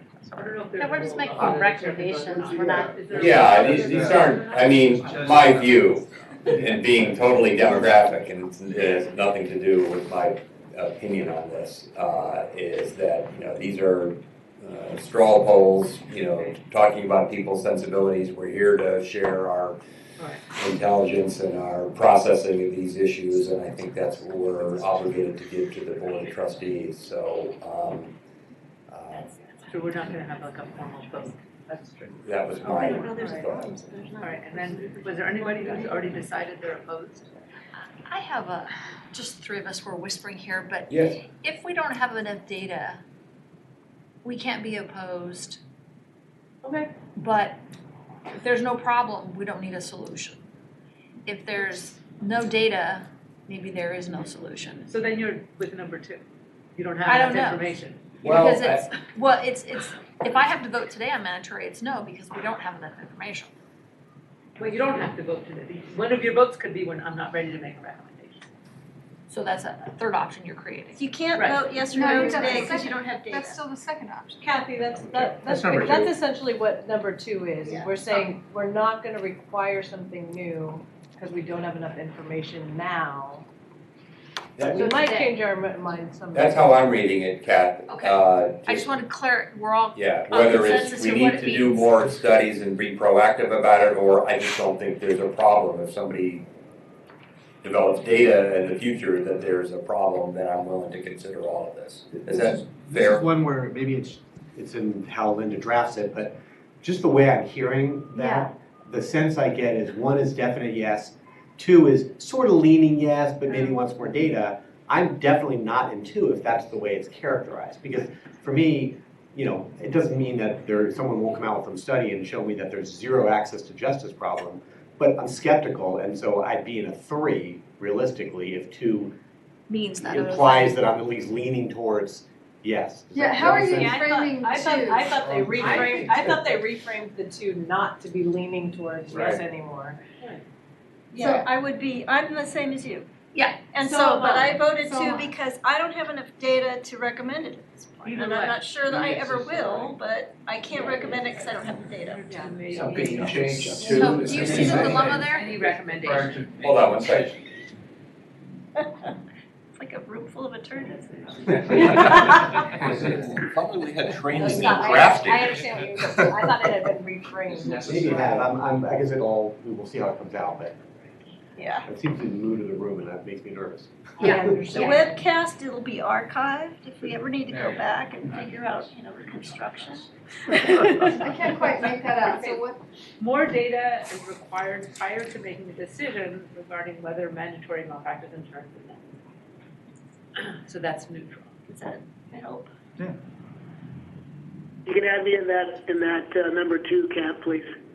What's that? Oh. Well, Ruben weighs in. You guys forgot about me, right? That's what I get. I keep raising my hand and nobody's paying attention to me. So you're Ruben, you can see the way it's written now? Or you heard me read it?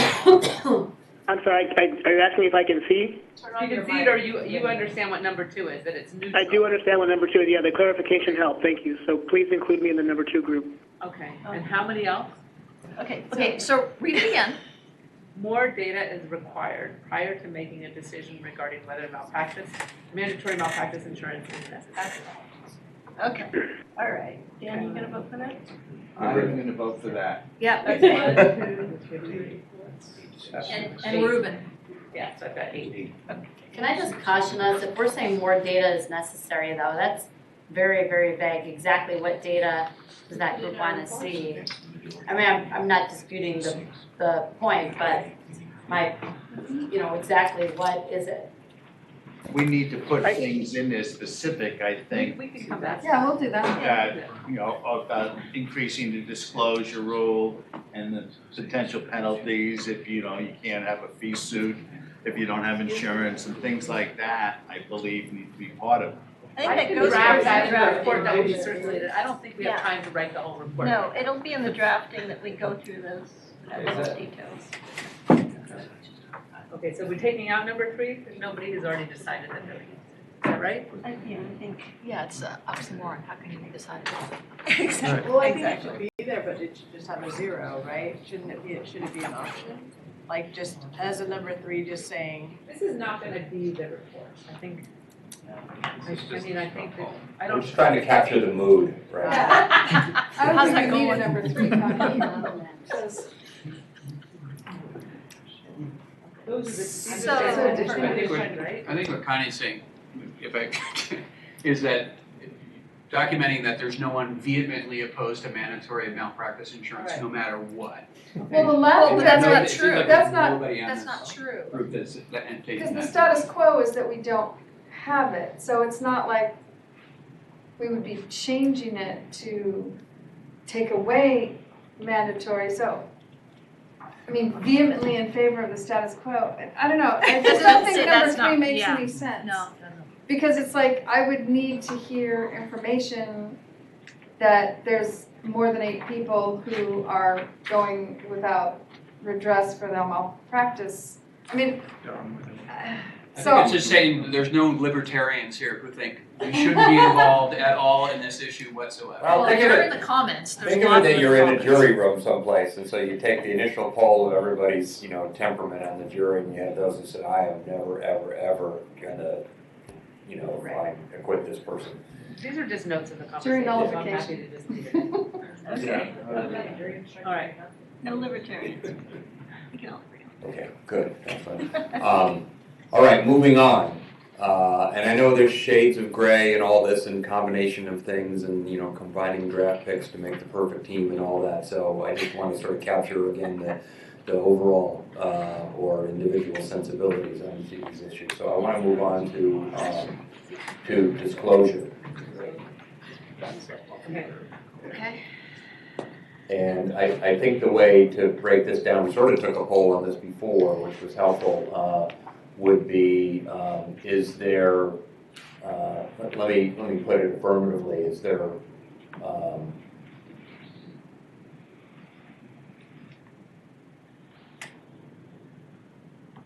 Yeah, so it would be, are those, who is in favor of making some change to the current disclosure rule? Who's in favor of making? Actually, just to clarify, you could make changes to the rule itself. Right. Or you could leave the rule as is, but have other, education. I mean, there are things that you could do without actually changing and going to the Supreme Court to change the rule. So I just throw that out there because I think those are different things from a practical standpoint. Yeah, they are, so that's a shade of gray in here someplace. So we'll get to a vote on other measures, and we've all talked about those measures. I don't know if we're going to be able to capture them all again, but I think there's probably some motivation to look at other measures as well. Why not phrase it as who's in favor of doing at least more than what's done now? It's Right. kind of a baseline to get started. In favor of change to the current disclosure requirements or protocols or something, because Right, and then we can because later that's the decide if umbrella thing, is who thinks there needs to be better disclosure? That's the umbrella thing. Yeah, okay, no, we don't have to Rather limit than it to the starting rule. how- Better how we do disclosure then is probably a better way to put it. Better disclosure. Okay, so we will now, by show of hands, vote as to who is in favor of better disclosure. Improving disclosure. Under the umbrella of all the options we discussed with disclosure. Now draft. I'm raising my hand. That's unanimous. Who wants worse disclosure? 0.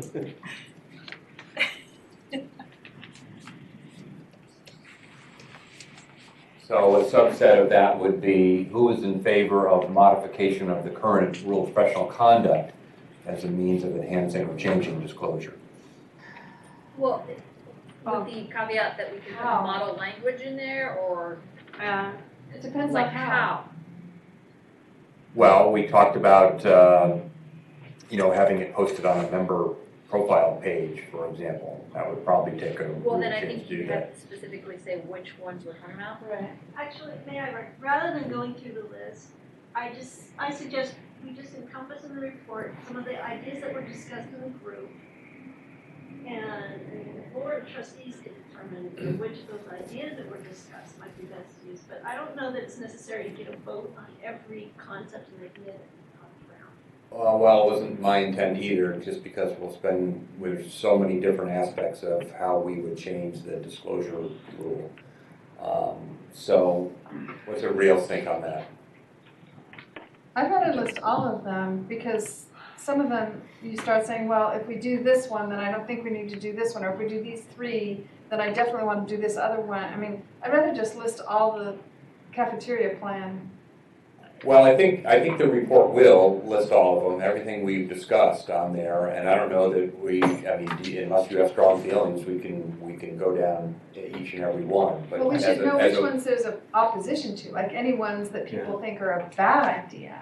Because those, I think that would be more useful to the board. Like, I think that would be counterproductive because it would be too expensive to administer or because it could have unintended, Yeah, I don't think it's helpful if we just say, here's 20 ideas, figure it out yourself, but it could be more like, we think it should be beefed up, and here are any one or all of the following we think make sense, and then only focus on the ones that we actually think are there, as opposed to just throwing out everything that conceivably can be done. What do you think is the most efficient way to do this, though? Well, that's, yeah, I mean, procedure. I can think there's a strong opposition to one of the ideas, but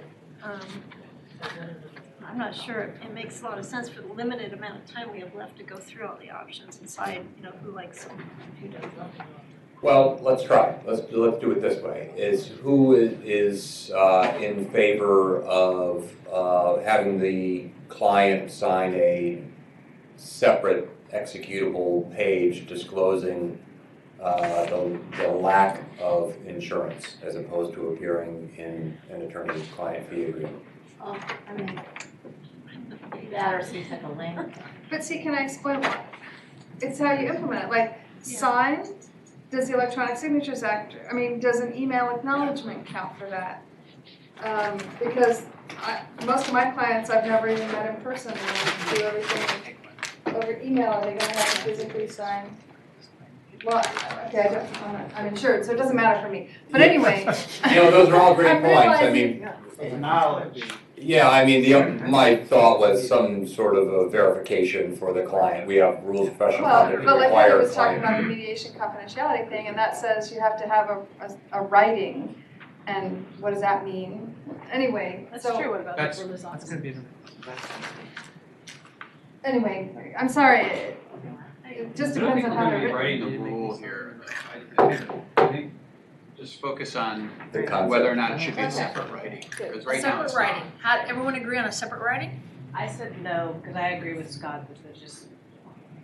Too much it's paper. Turning into too much, and I think it's adding a little bit too much emphasis on something that maybe isn't as important as some other things. Well, like what about joint representation disclosures? I mean, today we're focusing on this, but it reminds me of, I've had a lot of insurance coverage cases where they say, this was exclusion number 27 out of 27, but that's because you had the jewelry loss. If you had the earth movement loss, you'd be complaining that jewelry was first and earth movement was last. It's like, which one is most important in a particular concept? So I agree with that. So, two opposed to a separate document? Well, Three?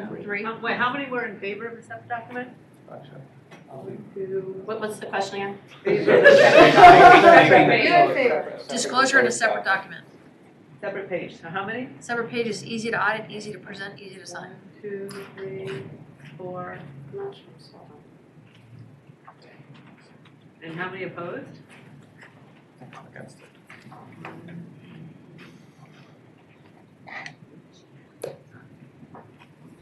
You can count me opposed. Thank you, Ruben.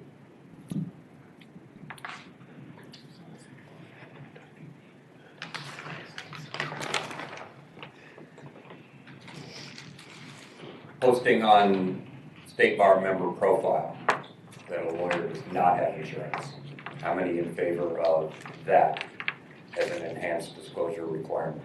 Posting on the website. Posting not insurance. Correct.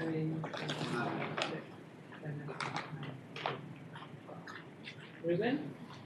Yes. Yeah. So were there any opposed? That can be very powerful.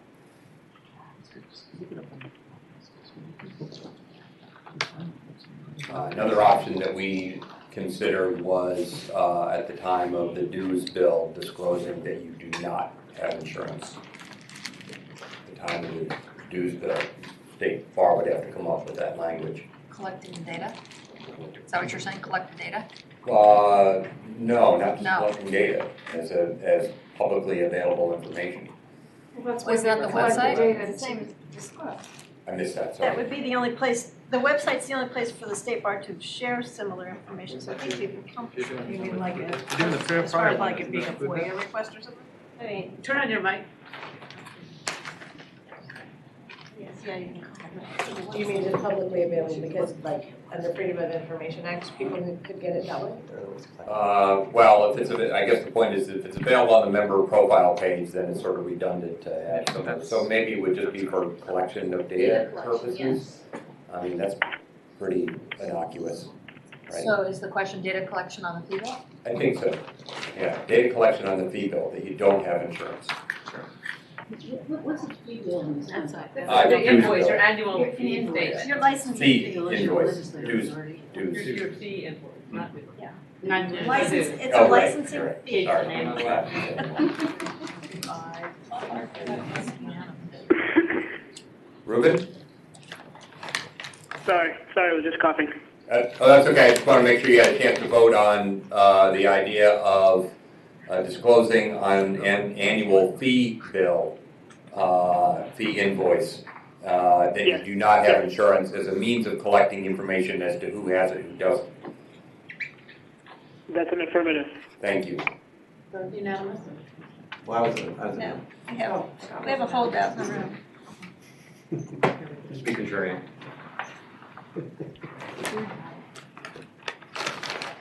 Anything else on disclosure?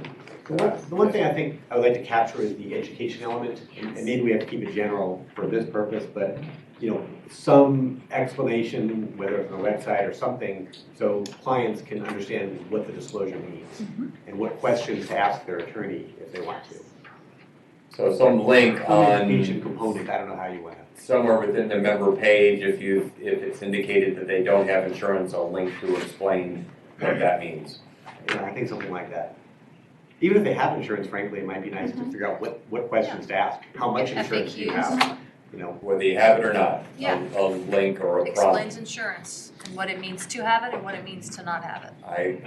I would be in favor of that. Raise your hand if you agree that there should be some information available somewhere within the auspices of the state bar to discuss the significance of insurance or no insurance. Yes. Thank you, Ruben.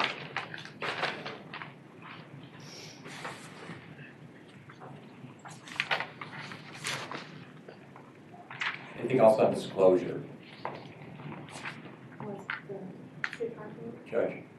Anything, anybody in favor of the Illinois program, something like that? The education program? Yeah. So if If they you don't- disclose that if they're you not don't- insured? Right. Is that under this, is that under disclosure or under encouraging purchase of? I'm way beyond being able to read that.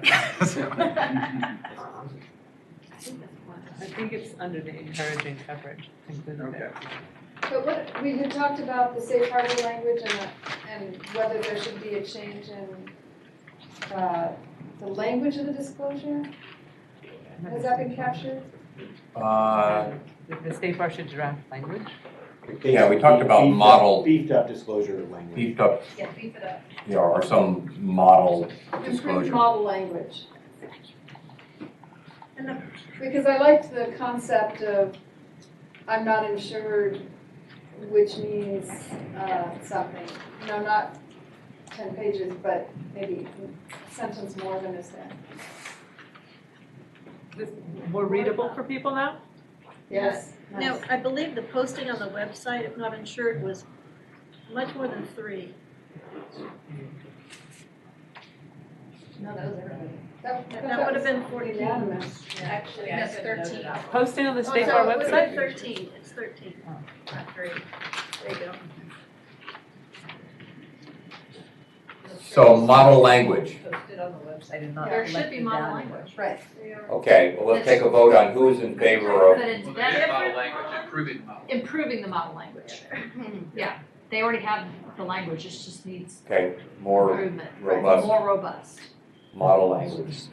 Those of you that would be in favor of more robust model language about the lawyer would put in either a separate one-page or a fee agreement disclosing the lack of insurance, model language, or an enhancement of the current language. Yes. Thank you, Ruben.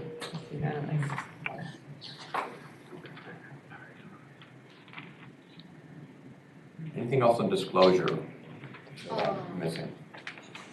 The judgments for disclosing the fact that you have an unsatisfied judgment. So part and parcel to that you don't have insurance. In my mind, it's a little bit different than. It is, but it's a form of disclosure, so I thought I'd bring it Or up. maybe that's under encouragement. Maybe under, okay. Sort of encouragement, Okay. I think. Because this is, maybe number 1 should say disclosure of insured status. Of non-insured status. Well, that's the same thing. Yeah. Of status. I don't have that insurance. Right.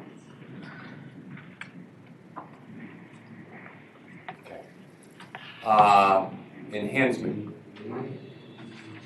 Encouragement? Encouraging attorney? Sure. I'm just reading. So are we on the next one now? Encouraging attorney to maintain insurance?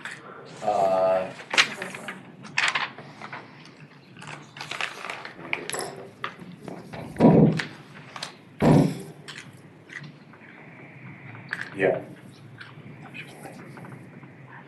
Encouragement. I'm arguing this motion. Let's just take a general poll on who would be in favor of measures to encourage lawyers to purchase legal malpractice insurance. All the brokers raise their hand. Yes. Everybody better be raising their hands right now. Yes, I want to encourage Kathy here to finally get insurance, for God's sake. I got no clients.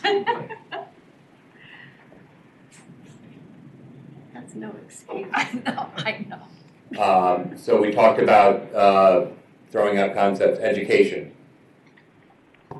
I don't know that Well, these let's are, separate it. Education of lawyers, And education of the public. of clients. well, I think I meant education of lawyers. Oh. 'Cause that was one we spent some time talking about. Oh. You voting yes or no? Well, let's just, I want to maybe list all of these, because I don't know that there was, I'm maybe reading too much into it. I don't think there was a lot of controversy about some of the measures. So, I mean, we're all in favor of recommendations that encourage lawyers to purchase malpractice insurance. One of those would be through education. Is there any disagreement on that? What other forms of encouragement? Having to take additional continuing education if you don't purchase the malpractice insurance? Sort of a subset of education. Well, so this is requiring attorneys for all uninsured attorneys or all attorneys? I think it should be the Offer it, uninsured. yeah, offer it to all, but it's required for uninsured. Well, that's the Illinois model. Yeah, PPR. Yeah, but why not require it of all Because attorneys? people that are insured probably already have that through their carrier and you're. So it doesn't add a burden, I'm just thinking the goal of this is that every lawyer should be well-educated to avoid harm to the client. I mean, we're focusing on that uninsured lawyers may not receive it, but I don't know why we wouldn't require everyone and say the folks who have insurance already. Well, because I think it's about encouragement. And Yeah. if you Right. make everybody do it, it's not so much responding to the problem. I mean, we all agree everybody needs to be educated about these and lots of other issues. But I think the idea of selecting those that are uninsured to take that is the Illinois model, that's how PMBR does it. Jay, do you mean like a general campaign where we add some component to the state bar requirements, like we have ethics and competence, Yeah. add something there, is that what you're Yeah, talking about? every California attorney ought to And that's a do separate loss bullet. avoidance That's a training. separate bullet Yeah. point, so, okay, Yeah. okay. And the way it encourages, if you don't have insurance and you're not getting this through your insurer, then you've got to somehow figure out what to do and hopefully they'll So buy by changing insurance. that to ancillary requirements. Yeah. Make it so we make it all. But you're Well, thinking, no, they're two No, different two different things. things. but on insurance itself, is that what you're thinking? But that would be if there was a 1 unit for 1 hour. No, not on insurance, on loss avoidance. But that's but we have 25 credits that are in theory loss avoidance anyway, right? Yeah, no, this would be But I different. mean, I was thinking, well, I mean, a lot of them are substantive law, how to handle an anti-SLAPP claim or something, but they don't tell you anything about ethical communication, keeping the client informed and that kind of stuff. We're doing a self-audit of your conflicts and that kind of stuff.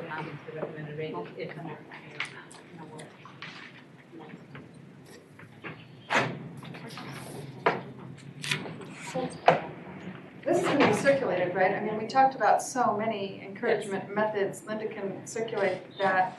Pulling through. Well, that's what I'm going through now, just to make sure we have them all. Would have tried to judge.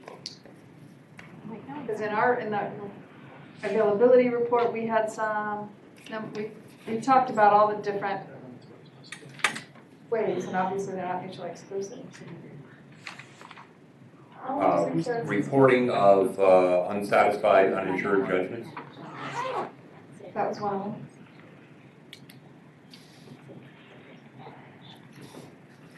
So do we want to add that to this list? Kind of like,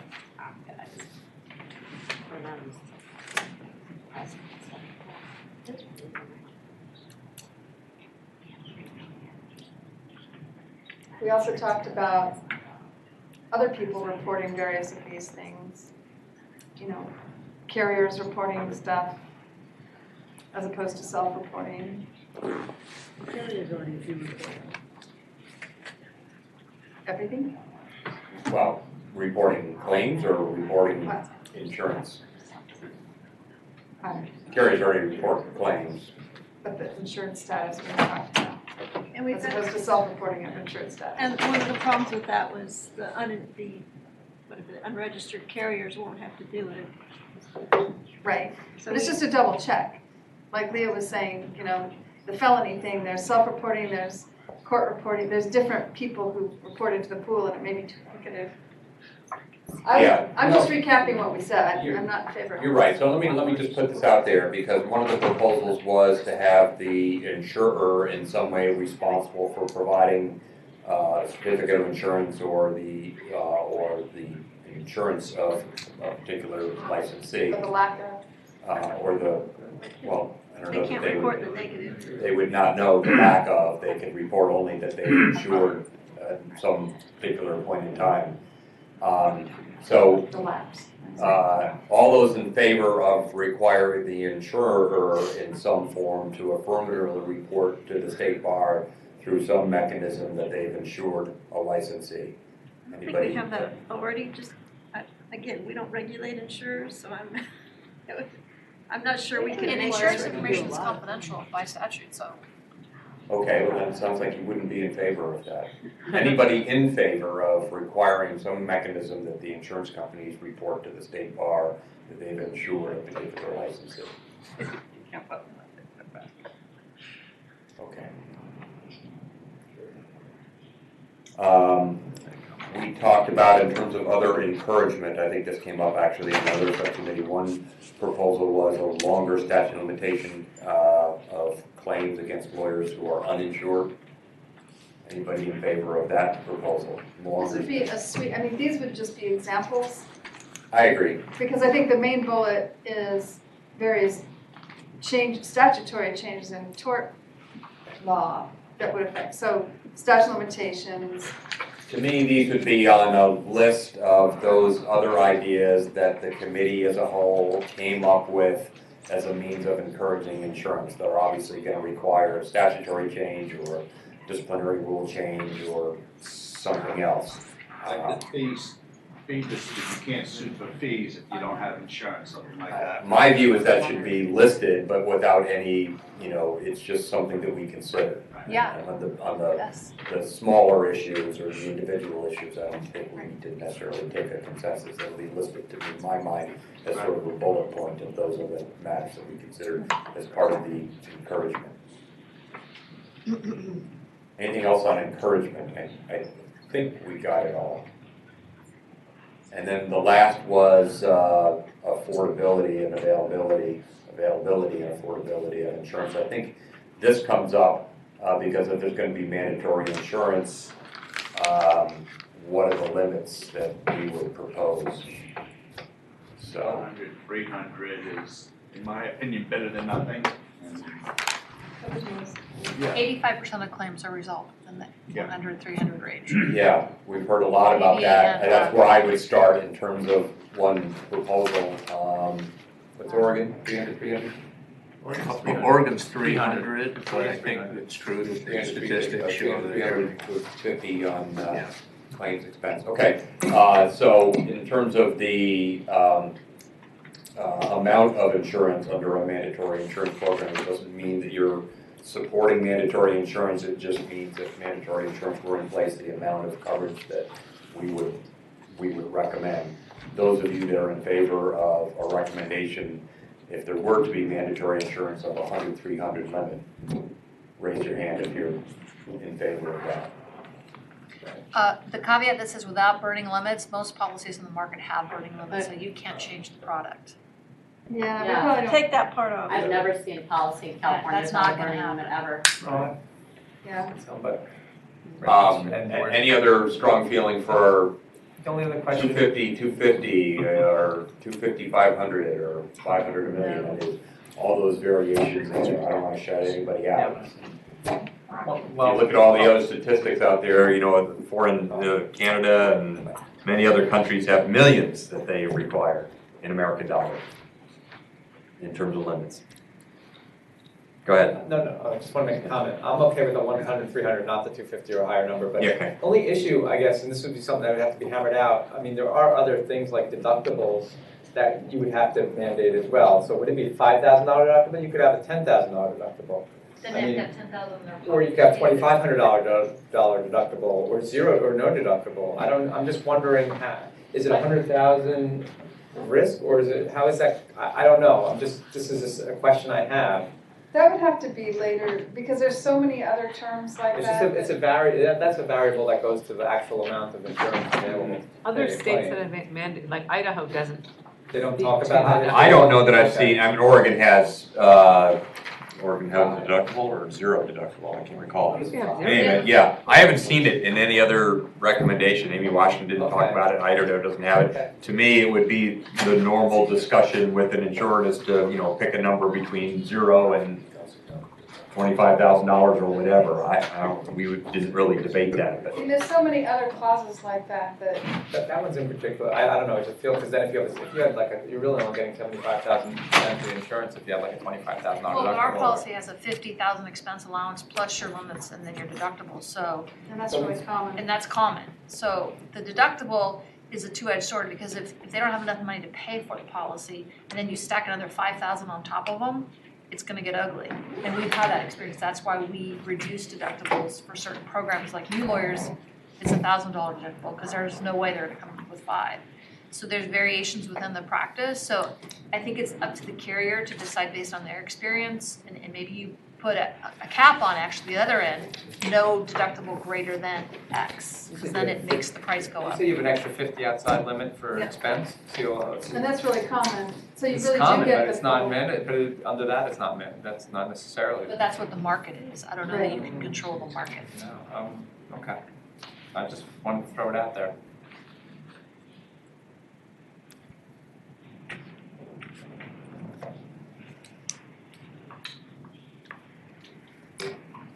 Okay.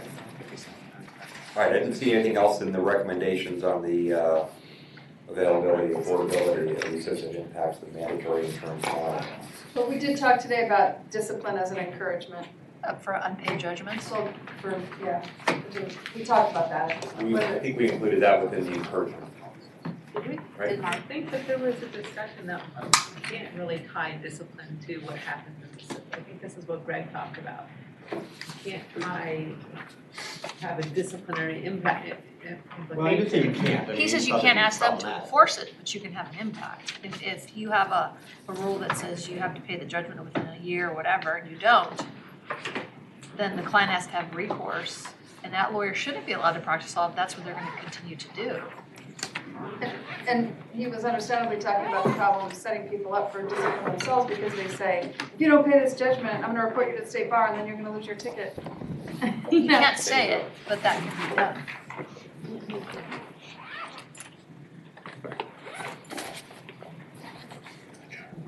Consequences.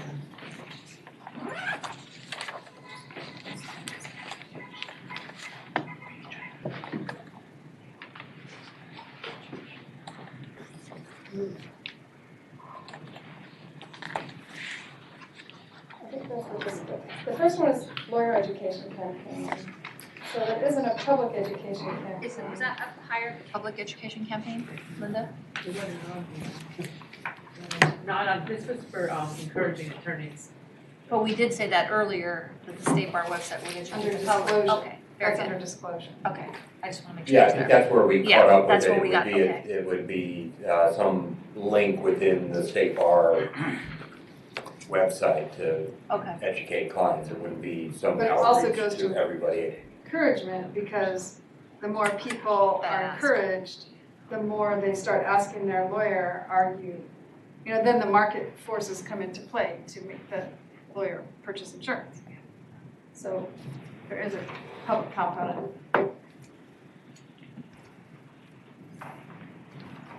Yeah, they did that with breast mammography. They started asking in women's magazines, does your doctor have this machine that can do this? And then the people went in and started to ask, and if they didn't have it, they went and bought it because it was a market competition course.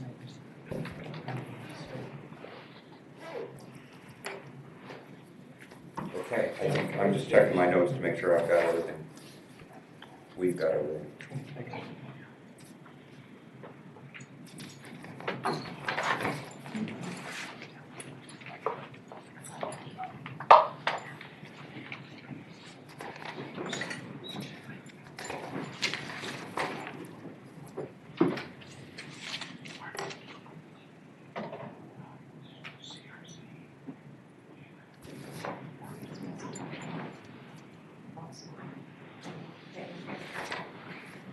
What about law school education? We talked about that briefly, That's part of educating lawyers, though. just in general.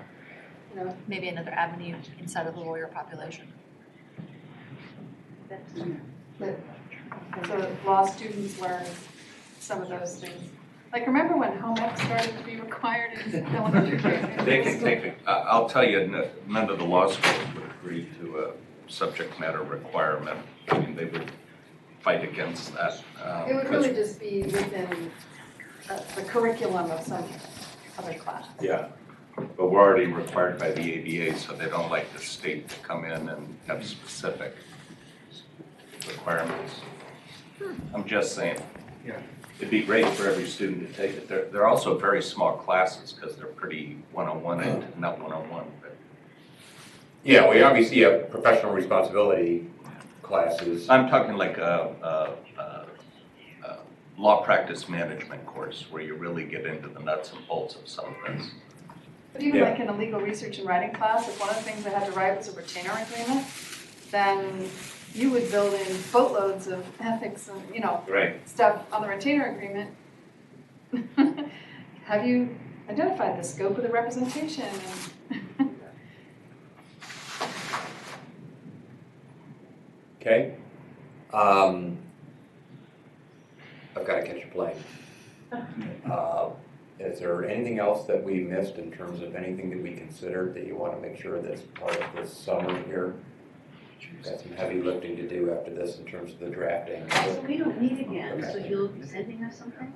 I think that's probably what we envisioned. You know, our deadline was February 15th, so sometime shortly we'll start circulating a draft report. Heather? I just had one idea, other than, it could be require all attorneys to complete a loss avoidance program, or require all attorneys or uninsured attorneys to complete a loss avoidance program. The Illinois PMBR program, you don't have to participate unless you're uninsured. That's what's bullet in the bug. That's what we want. There are two of them. Yeah, oh, I see, those are alternate, I got it, okay, I'm with you. Yeah. So what would the idea be for a loss avoidance program for all attorneys? Jay's loss prevention. Preventing loss.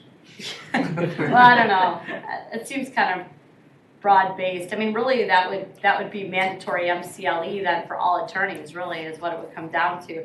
So if you were to do it with all attorneys, you'd be essentially mandating, you'd be revising your MCLE. Right. That's what we're really saying, a requirement to require 1 hour of loss avoidance or whatever, I don't know what it would be. I'm not sure what loss avoidance is that law practice management? My view is the focus of that additional continuing education, or PMBR, the Illinois model, was going to be focused on the uninsured lawyers. Under the Illinois model, everybody can take it. Everybody likes it. They do take it. It's great additional information. They get MCLE credits for it, but it's specifically tailored toward uninsured lawyers. Is Right. I understand it. And I see that's the third bullet point. I see we captured that, but the fourth bullet point, I don't disagree with the concept. I'm just wondering if we want to flesh it out a little bit more, because to me it seems like what we're really saying is we're adding another mandatory MCLE requirement.